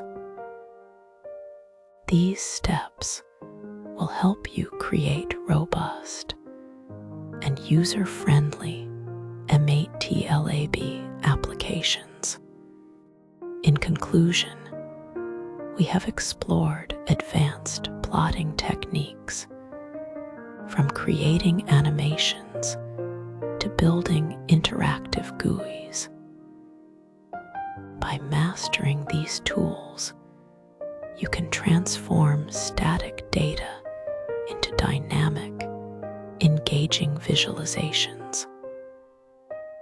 Applying these concepts to real-world scenarios, such as monitoring live data or analyzing complex datasets, will enhance your ability to communicate insights effectively.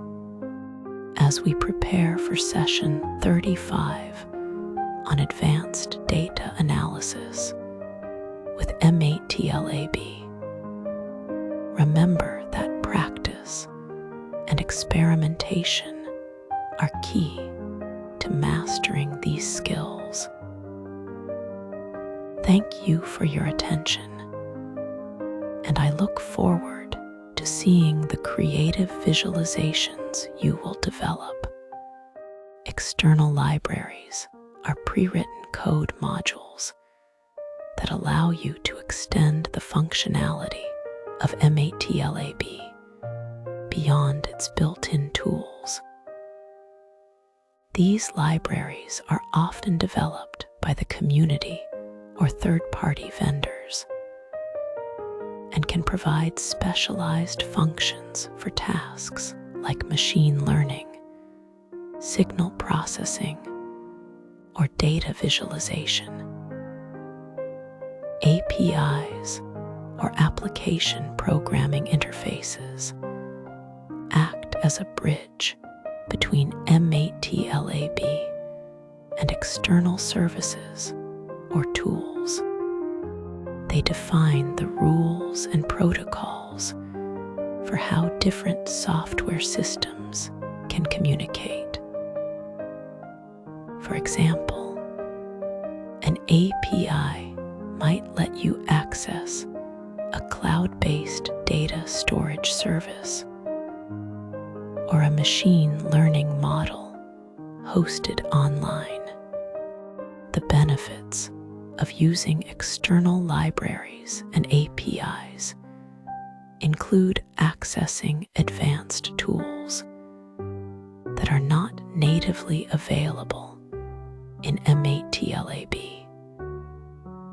integrating with other programming languages like Python or Java, and enhancing MATLAB's capabilities to handle complex or specialized tasks more efficiently.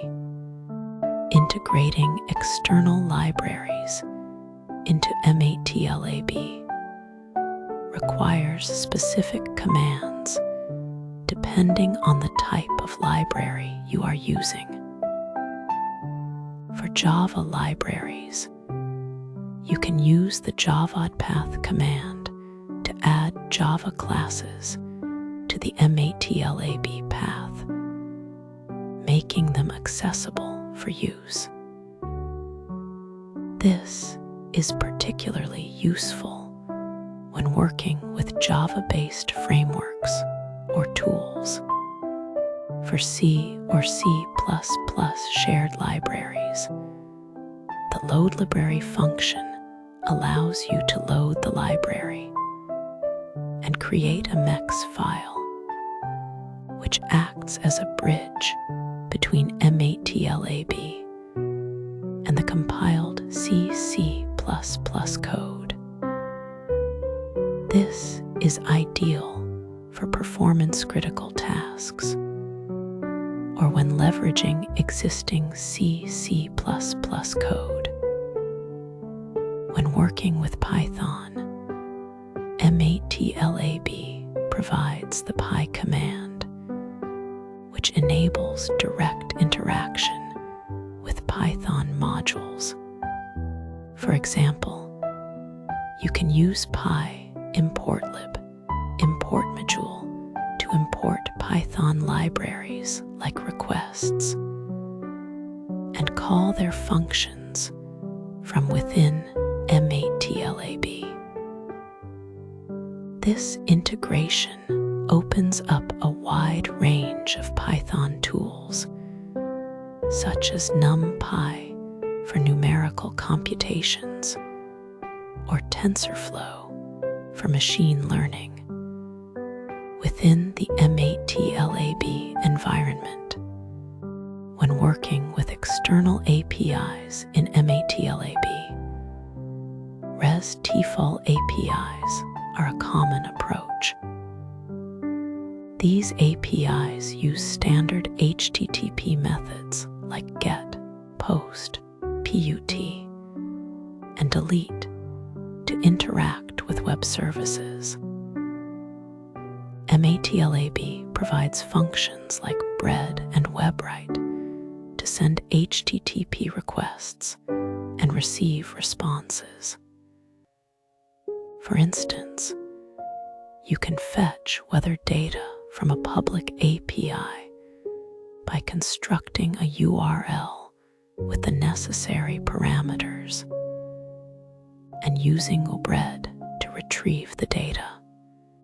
The responses from APIs are often in formats like JSON or XML, which MATLAB can parse using functions like JSON decode or XML read. This allows you to extract and manipulate the data within MATLAB. Additionally, many APIs require authentication, typically through an API key. You can include this key in the request headers using the header field's parameter in bread or WebWrite, ensuring secure access to the service. Understanding how to handle these elements is crucial for effectively using external APIs in your MATLAB workflows. Let me share some practical examples of how external libraries and APIs can be used in MATLAB. First, you can leverage Python's NumPy library through MATLAB's Py interface. By importing NumPy, you can perform advanced numerical operations, such as matrix manipulations or statistical calculations, directly within MATLAB. Second, MATLAB can call functions from C++ libraries using MEX files. This is useful for integrating high-performance code written in C++ into MATLAB scripts, such as for real-time data processing. Third, integrating with the Google Maps API allows you to retrieve geospatial data like directions or maps and visualize it in MATLAB. Finally, Java libraries can be used for building sophisticated graphical user interfaces. For example, JavaFX can be combined with MATLAB to create interactive applications that go beyond the standard MATLAB UI tools. These examples illustrate the versatility of MATLAB when combined with external tools and libraries. To ensure smooth integration of external libraries and APIs, follow these best practices. First, always consult the documentation of the library or API you are using. This helps you understand compatibility requirements, supported functions, and potential limitations. Second, validate the input and output formats of the data you are working with. For instance, if you are parsing JSON responses, ensure the structure matches your expectations to avoid errors. Third, implement robust error handling in your code. Use try-catch blocks to manage exceptions, such as network failures or invalid input, and provide meaningful feedback to users. Finally, keep your dependencies updated. Regularly check for updates to libraries and APIs to benefit from new features, security patches, and performance improvements. These practices will help you build reliable and maintainable MATLAB applications that integrate external tools effectively. In conclusion, external libraries and APIs significantly expand MATLAB's capabilities, allowing you to tackle a wide range of tasks that go beyond its native functions. Successfully integrating these tools requires a clear understanding of the target language or API structure, as well as careful planning. Practicing with real-world examples, such as accessing Python libraries or interacting with web services, helps solidify your skills. Always prioritize security by handling authentication properly and validating data inputs. Additionally, maintaining up-to-date dependencies ensures your applications remain efficient and secure.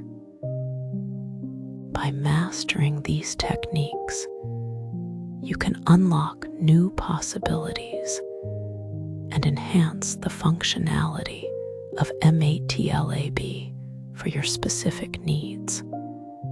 MATLAB provides powerful capabilities for interacting with external programming languages such as Python, C, and Java.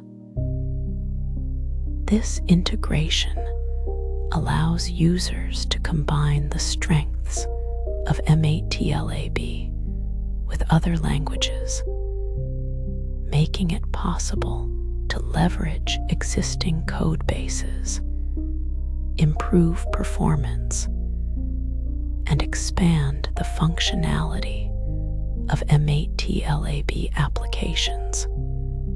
For example, if you have a critical piece of code written in C, you can integrate it directly into MATLAB to take advantage of its advanced data analysis tools. Similarly, Python's vast ecosystem of libraries can be accessed seamlessly from within MATLAB. The key tools that enable this integration include the MATLAB Engine API, which allows bidirectional communication between MATLAB and other environments, MEX files that let you call C or C++ code directly from MATLAB, and the MATLAB compiler, which packages MATLAB code into standalone applications or libraries compatible with other languages. These tools form the foundation for creating more versatile and efficient workflows. When working with Python, MATLAB offers a straightforward way to call Python functions and scripts directly from the MATLAB environment.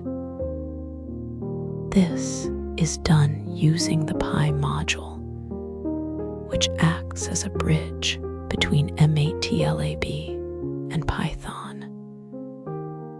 For instance, you can import Python modules using the Py importlib import module function, and then call their functions as if they were native MATLAB functions.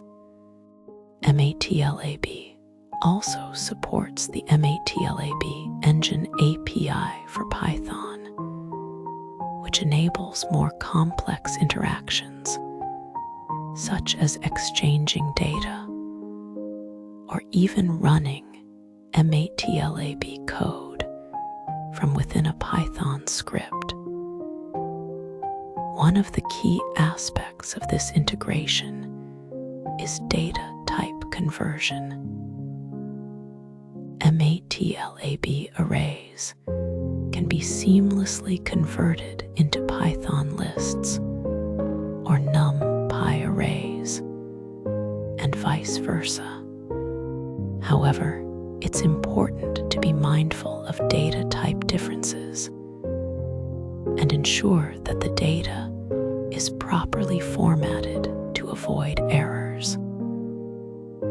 For example, when passing a MATLAB matrix to a Python function, it may need to be converted into a NumPy array first. This flexibility allows users to combine MATLAB's powerful numerical computing capabilities with Python's extensive libraries for machine learning, data science, and more. Integrating MATLAB with C offers a way to harness the speed and efficiency of C for computationally intensive tasks. MATLAB Coder is a tool that converts MATLAB code into standalone C or C++ code, which can then be compiled into a MEX file. A MEX file is a dynamically linked library that can be called directly from MATLAB, allowing you to execute C code as if it were a MATLAB function. This is particularly useful for optimizing performance-critical sections of code. Additionally, the MATLAB Engine API for C enables developers to embed MATLAB within C applications, allowing for real-time interaction between the two. For example, a C program can call MATLAB functions to perform complex calculations, and then use the results in its own computations. Compiling C code into a MEX file is straightforward using the MEX command, which handles the compilation process and generates a binary that MATLAB can execute. This integration is ideal for scenarios where high-performance computing is required, such as in embedded systems or large-scale simulations. MATLAB's integration with Java opens up opportunities to use Java's robust frameworks and libraries within MATLAB applications. The Java interface in MATLAB allows you to instantiate Java objects, call their methods, and even extend Java classes directly from MATLAB. For example, you can use the Java command to create a Java object and then invoke its methods, such as Java, lang, system, out, println to print messages to the console. This is particularly useful for accessing Java's extensive libraries for tasks like GUI development, networking, or data handling. Furthermore, the MATLAB compiler can package MATLAB code into Java libraries, enabling MATLAB algorithms to be deployed as Java components in enterprise applications. This is especially valuable in environments where Java is the primary development language, as it allows for seamless integration of MATLAB's computational power into existing Java systems. By combining MATLAB's capabilities with Java's enterprise-grade tools, developers can build more flexible and scalable solutions. In summary, MATLAB provides a comprehensive set of tools for integrating with Python, C, and Java, each tailored to specific use cases. Python is ideal for scripting and rapid development, leveraging its rich ecosystem of libraries. C is best suited for performance-critical applications where speed is essential. Java, on the other hand, is well suited for enterprise environments that require robust, scalable solutions. When choosing the right integration method, consider factors such as the existing code base, performance requirements, and the target deployment environment. It's also crucial to thoroughly test the interoperability between MATLAB and the external language, paying close attention to data type conversions and error handling. MATLAB's documentation is an invaluable resource for understanding the specifics of each API and ensuring successful implementation. By mastering these integration techniques, users can unlock new possibilities for their MATLAB applications, making them more powerful, efficient, and versatile. MATLAB deployment is the process of taking MATLAB code and preparing it for use outside of the MATLAB environment. This involves packaging the code so that others can access and use it without needing the full MATLAB software installed. The primary goals of deployment include sharing applications with colleagues, integrating MATLAB functionality into larger systems, or distributing tools to end users. To achieve these goals, several key tools are available. The MATLAB compiler allows you to convert MATLAB scripts and functions into standalone applications or libraries. The MATLAB App Designer is used to create graphical user interfaces that can be deployed as apps. The MATLAB production server is ideal for deploying MATLAB applications to web servers or cloud platforms.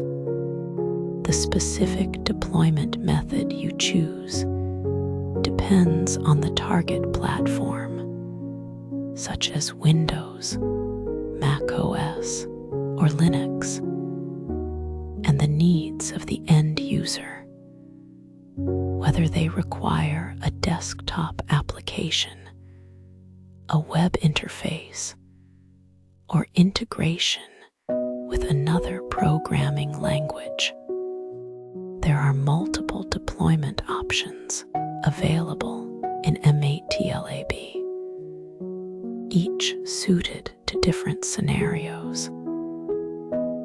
Standalone applications are created using the MATLAB compiler, which generates executable files that can run on machines without MATLAB installed. These are ideal for distributing applications to users who do not have access to MATLAB. Web applications can be deployed using the MATLAB Web App Server or the MATLAB Production Server, allowing users to access MATLAB-based tools through a browser. Toolbox distribution involves packaging MATLAB toolboxes for specific users or organizations, ensuring they have the necessary functions for their tasks. Integration is another key option, where MATLAB code can be deployed as APIs or libraries that can be used in other programming languages like Python, C++, or Java. This allows MATLAB to serve as a backend for applications built in these languages, expanding its utility in diverse software ecosystems.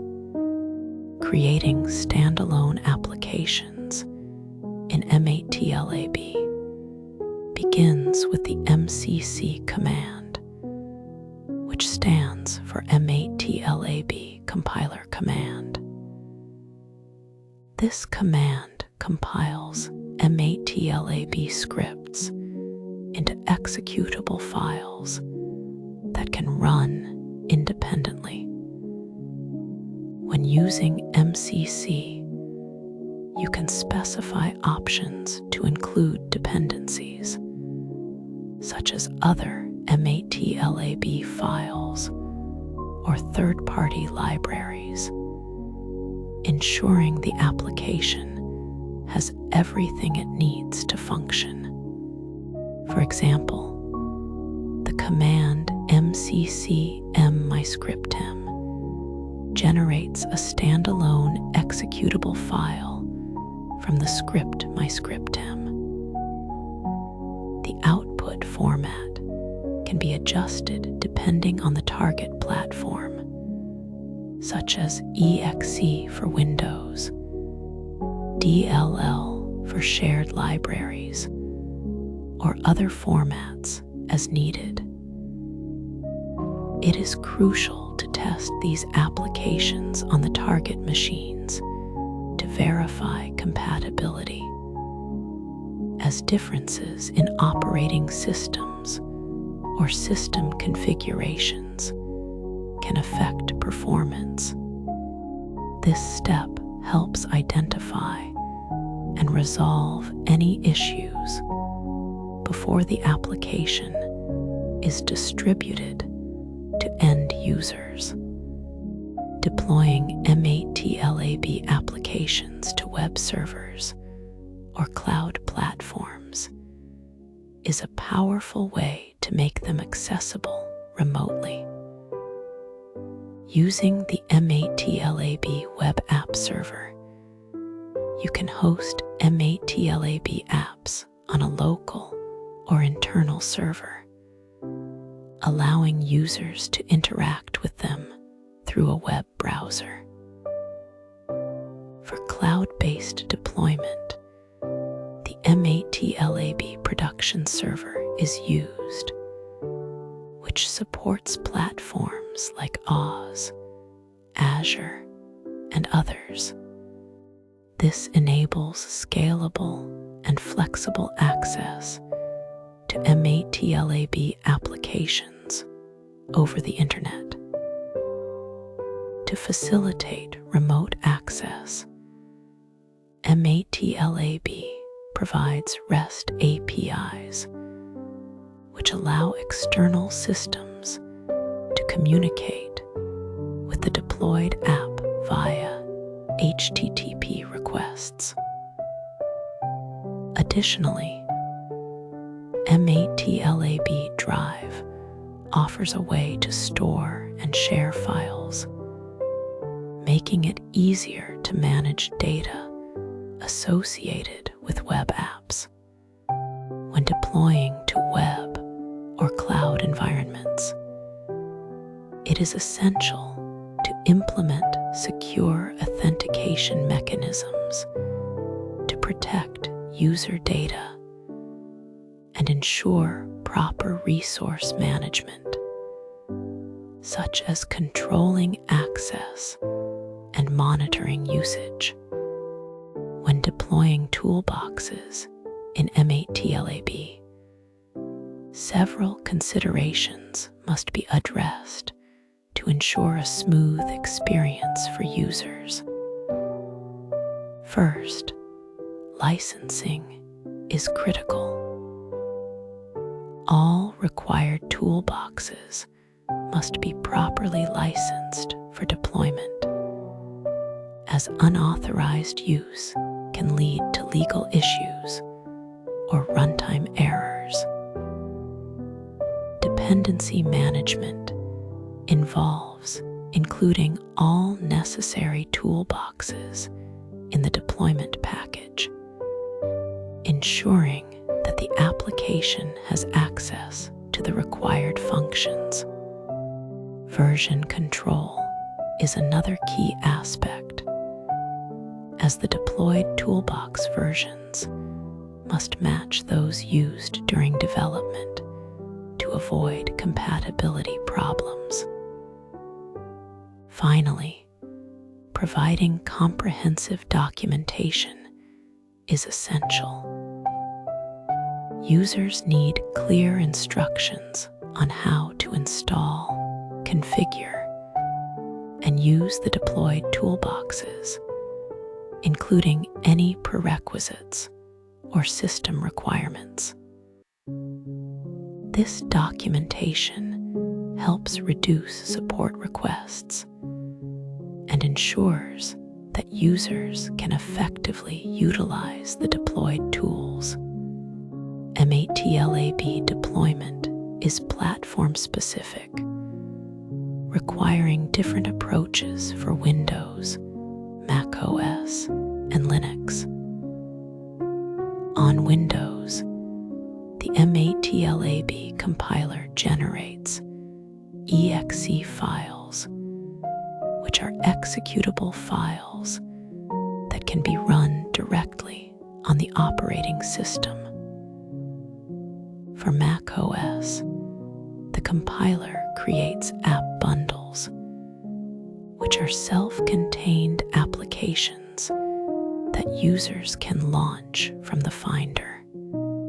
On Linux systems, the output is typically shared libraries with the SO extension, which can be integrated into other software.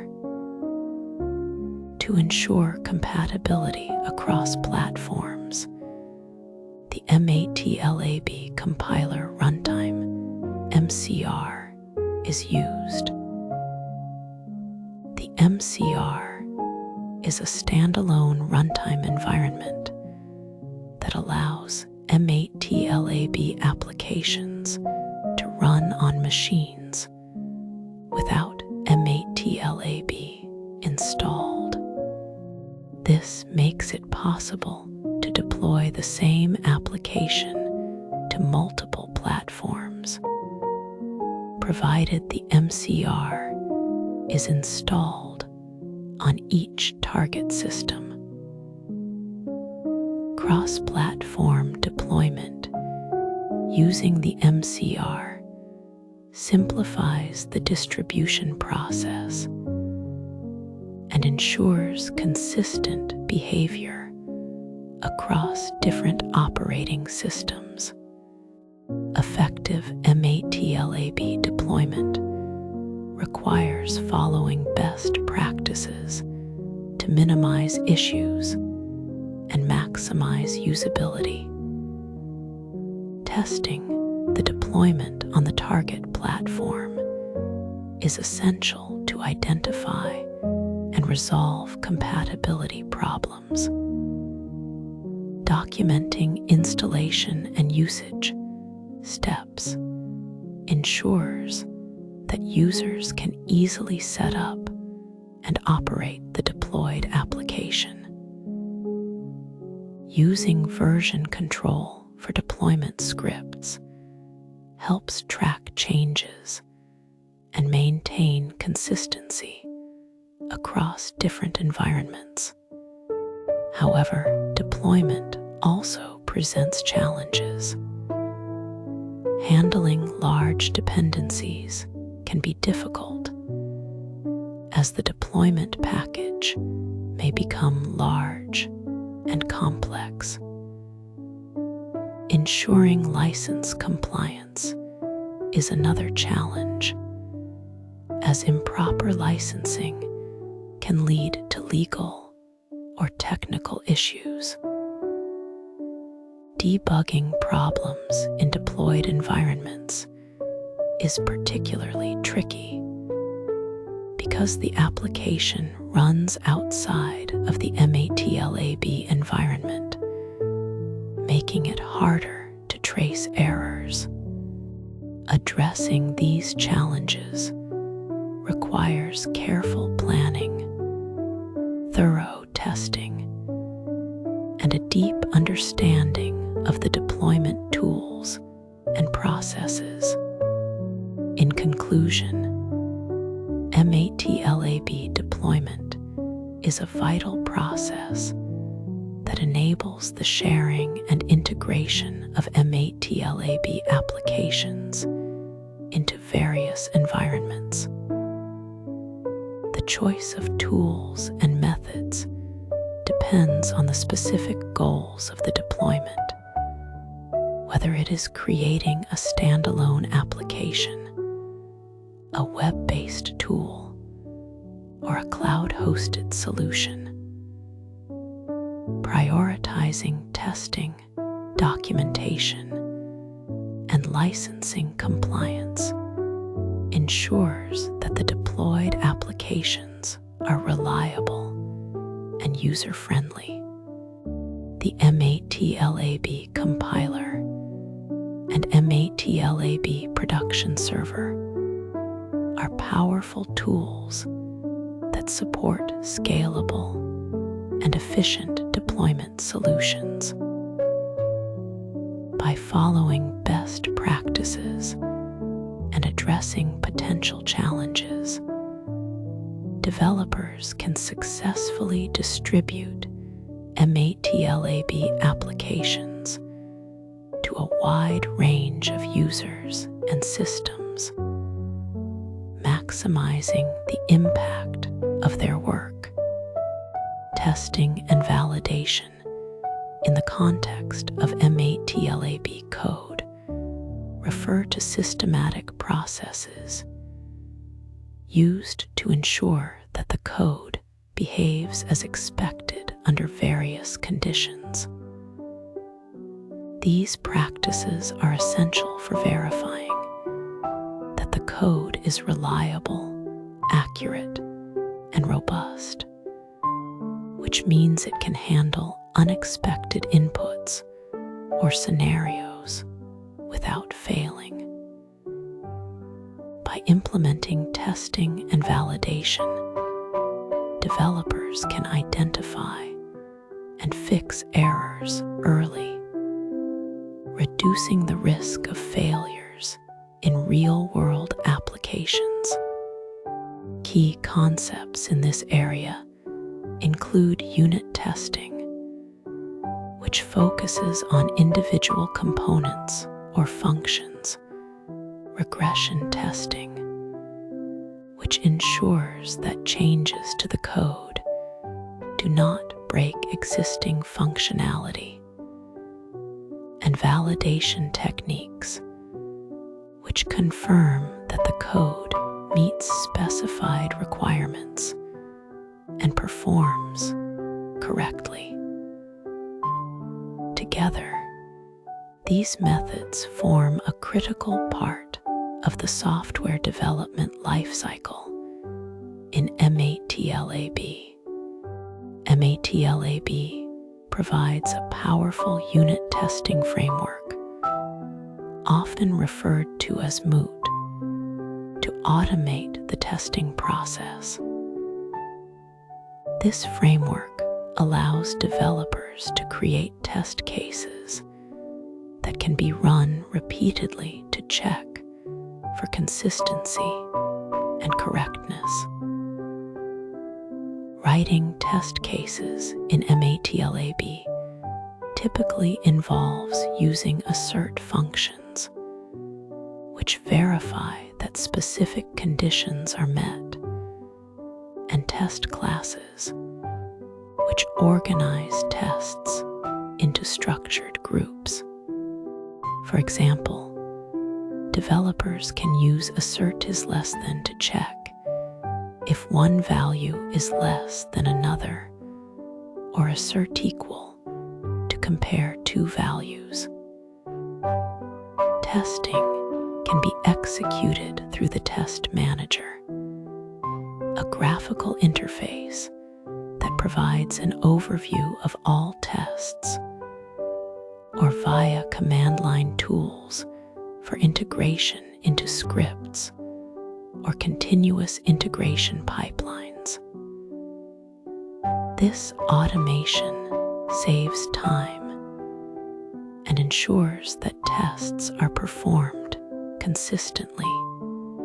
Creating effective test cases requires careful structuring, including setup and teardown methods. Setup methods prepare the environment before each test, such as initializing variables or loading data, while teardown methods clean up after testing to prevent interference between test cases.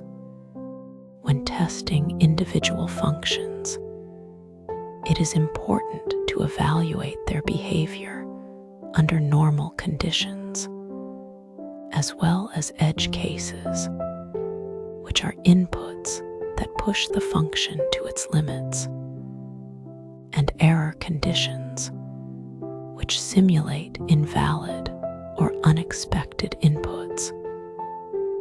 For instance, if a custom MATLAB function is designed to calculate the square root of a number, test cases should include positive values, 0, and negative numbers to ensure the function handles each scenario correctly.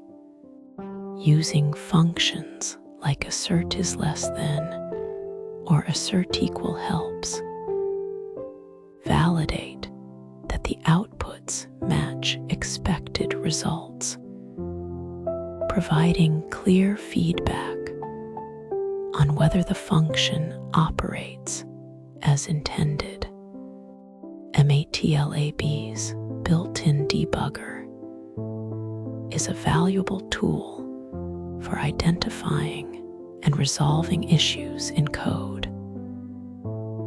Developers can set breakpoints to pause execution at specific lines, allowing them to inspect variable values and step through the code line by line. Commands like dbstop, dbstep, and dbcont enable interactive debugging, making it easier to trace the flow of execution and pinpoint errors. For example, if a function produces unexpected results, using dbstop at the start of the function allows the developer to observe how variables change as the code runs. Additionally, analyzing stack traces and error messages provides insights into the root cause of problems. Stack traces show the sequence of function calls leading to an error, while error messages often indicate the specific line or operation that failed, helping to quickly isolate and fix issues. Code coverage analysis is a technique used to measure how much of the code is exercised by tests. In MATLAB, the coverage tool tracks which lines of code are executed during testing and highlights areas that remain untested. This helps identify code paths that may not have been adequately covered, such as conditional branches or loops. Improving test suite completeness by addressing these gaps ensures that all parts of the code are validated, reducing the likelihood of undetected bugs. Coverage reports provide metrics like line coverage, which shows the percentage of code lines executed, and decision coverage, which evaluates whether all logical conditions in the code have been tested. By interpreting these reports, developers can refine their test cases to achieve higher coverage and greater confidence in the code's reliability. Validation techniques in MATLAB involve verifying both inputs and outputs to ensure they meet expected criteria. For input validation, functions like input parser or validate attributes can be used to check that arguments passed to a function are of the correct type, size, or range. This prevents errors caused by invalid or malformed inputs. Output validation requires comparing the results of a function against expected values or mathematical models to confirm correctness. For example, if a function is designed to solve a system of equations, the output can be validated against known solutions or numerical approximations. Additionally, try-catch blocks allow developers to handle and test error conditions by catching exceptions and ensuring the code responds appropriately. This proactive approach to validation enhances the robustness of MATLAB programs. Adhering to best practices for testing in MATLAB ensures that the process is efficient, maintainable, and effective. Writing modular and reusable test cases allows for easier updates and reduces redundancy, as tests can be applied to multiple functions or scenarios.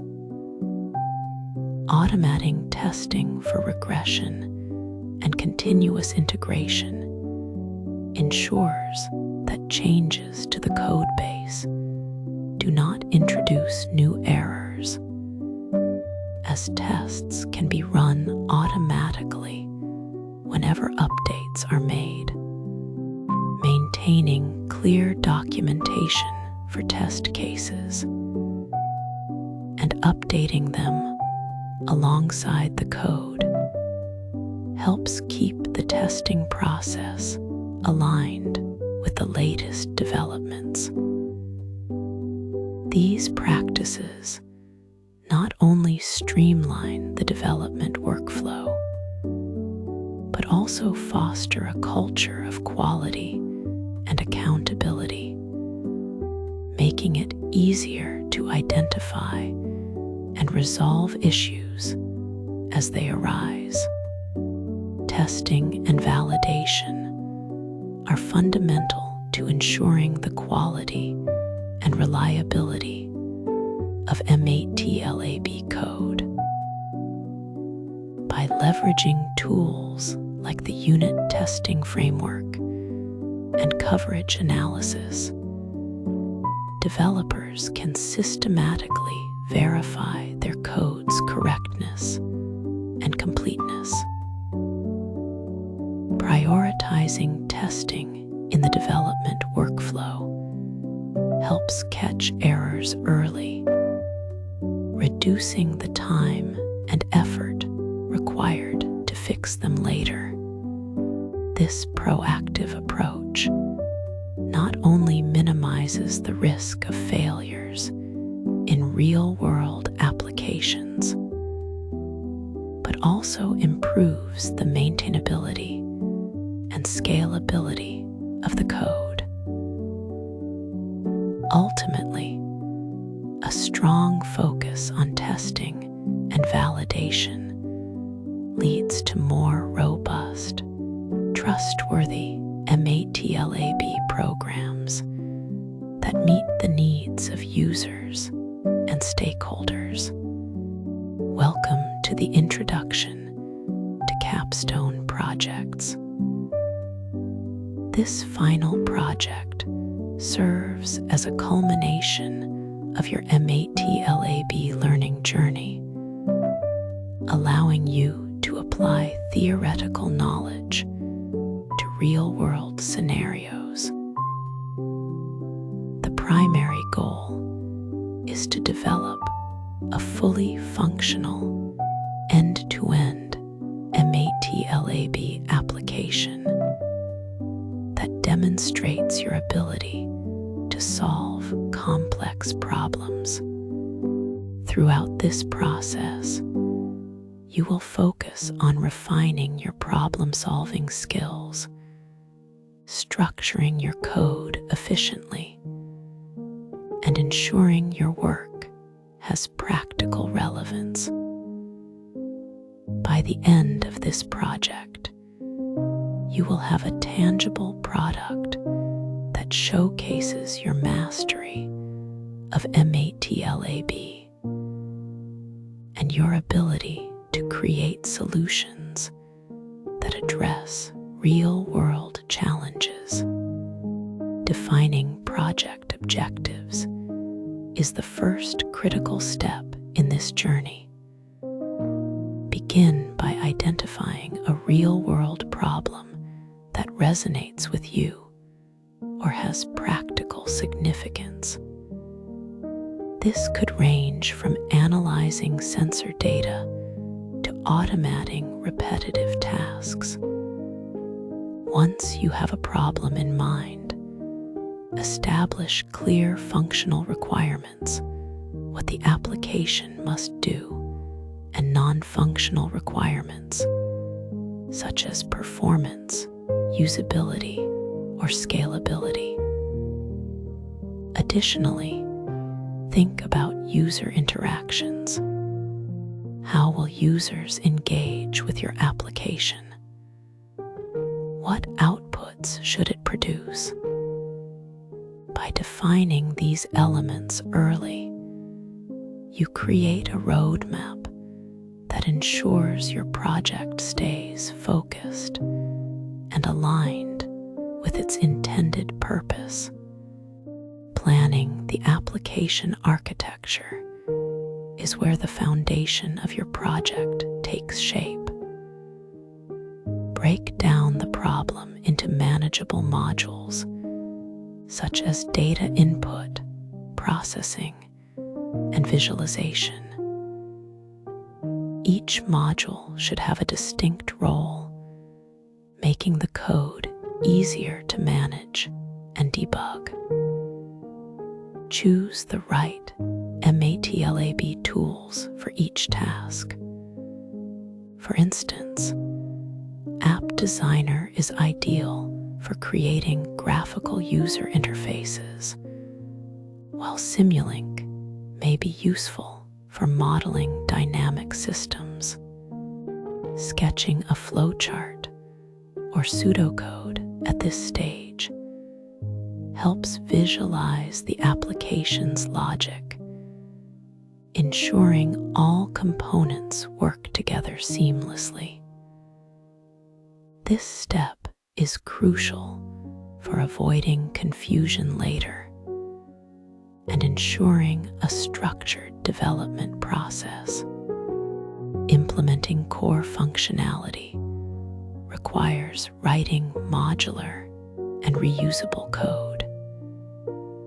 Instead of writing everything in one script, divide your work into functions, scripts, and classes. Functions allow you to encapsulate specific tasks, making your code more organized. Scripts can handle sequential tasks, while classes enable object-oriented programming for complex systems. Always incorporate error handling and user input validation to make your application robust. For example, if a user enters invalid data, your code should respond gracefully instead of crashing. This attention to detail ensures your application is both functional and user-friendly. Testing and debugging are essential to ensure your application works as intended. Start with unit testing, where you verify individual components like data processing functions or user interface elements. Then, validate the entire application against your defined requirements to confirm it meets all objectives.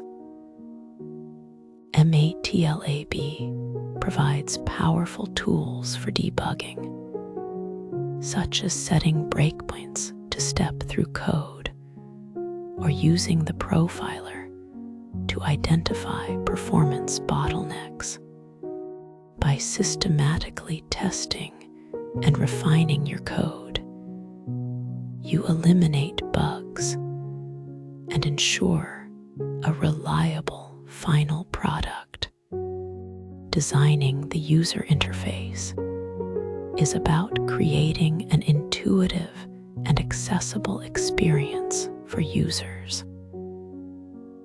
Use App Designer to build a graphical interface with buttons, sliders, and text boxes that allow users to interact with your application. Consider the layout and flow of the interface to minimize confusion. For example, place controls in logical locations and use clear labels. Accessibility is also important. Ensure the interface works for users with different needs, such as those using screen readers or keyboard navigation. A well-designed UI makes your application more approachable and effective. Integrating data handling involves importing, processing, and visualizing data within your application.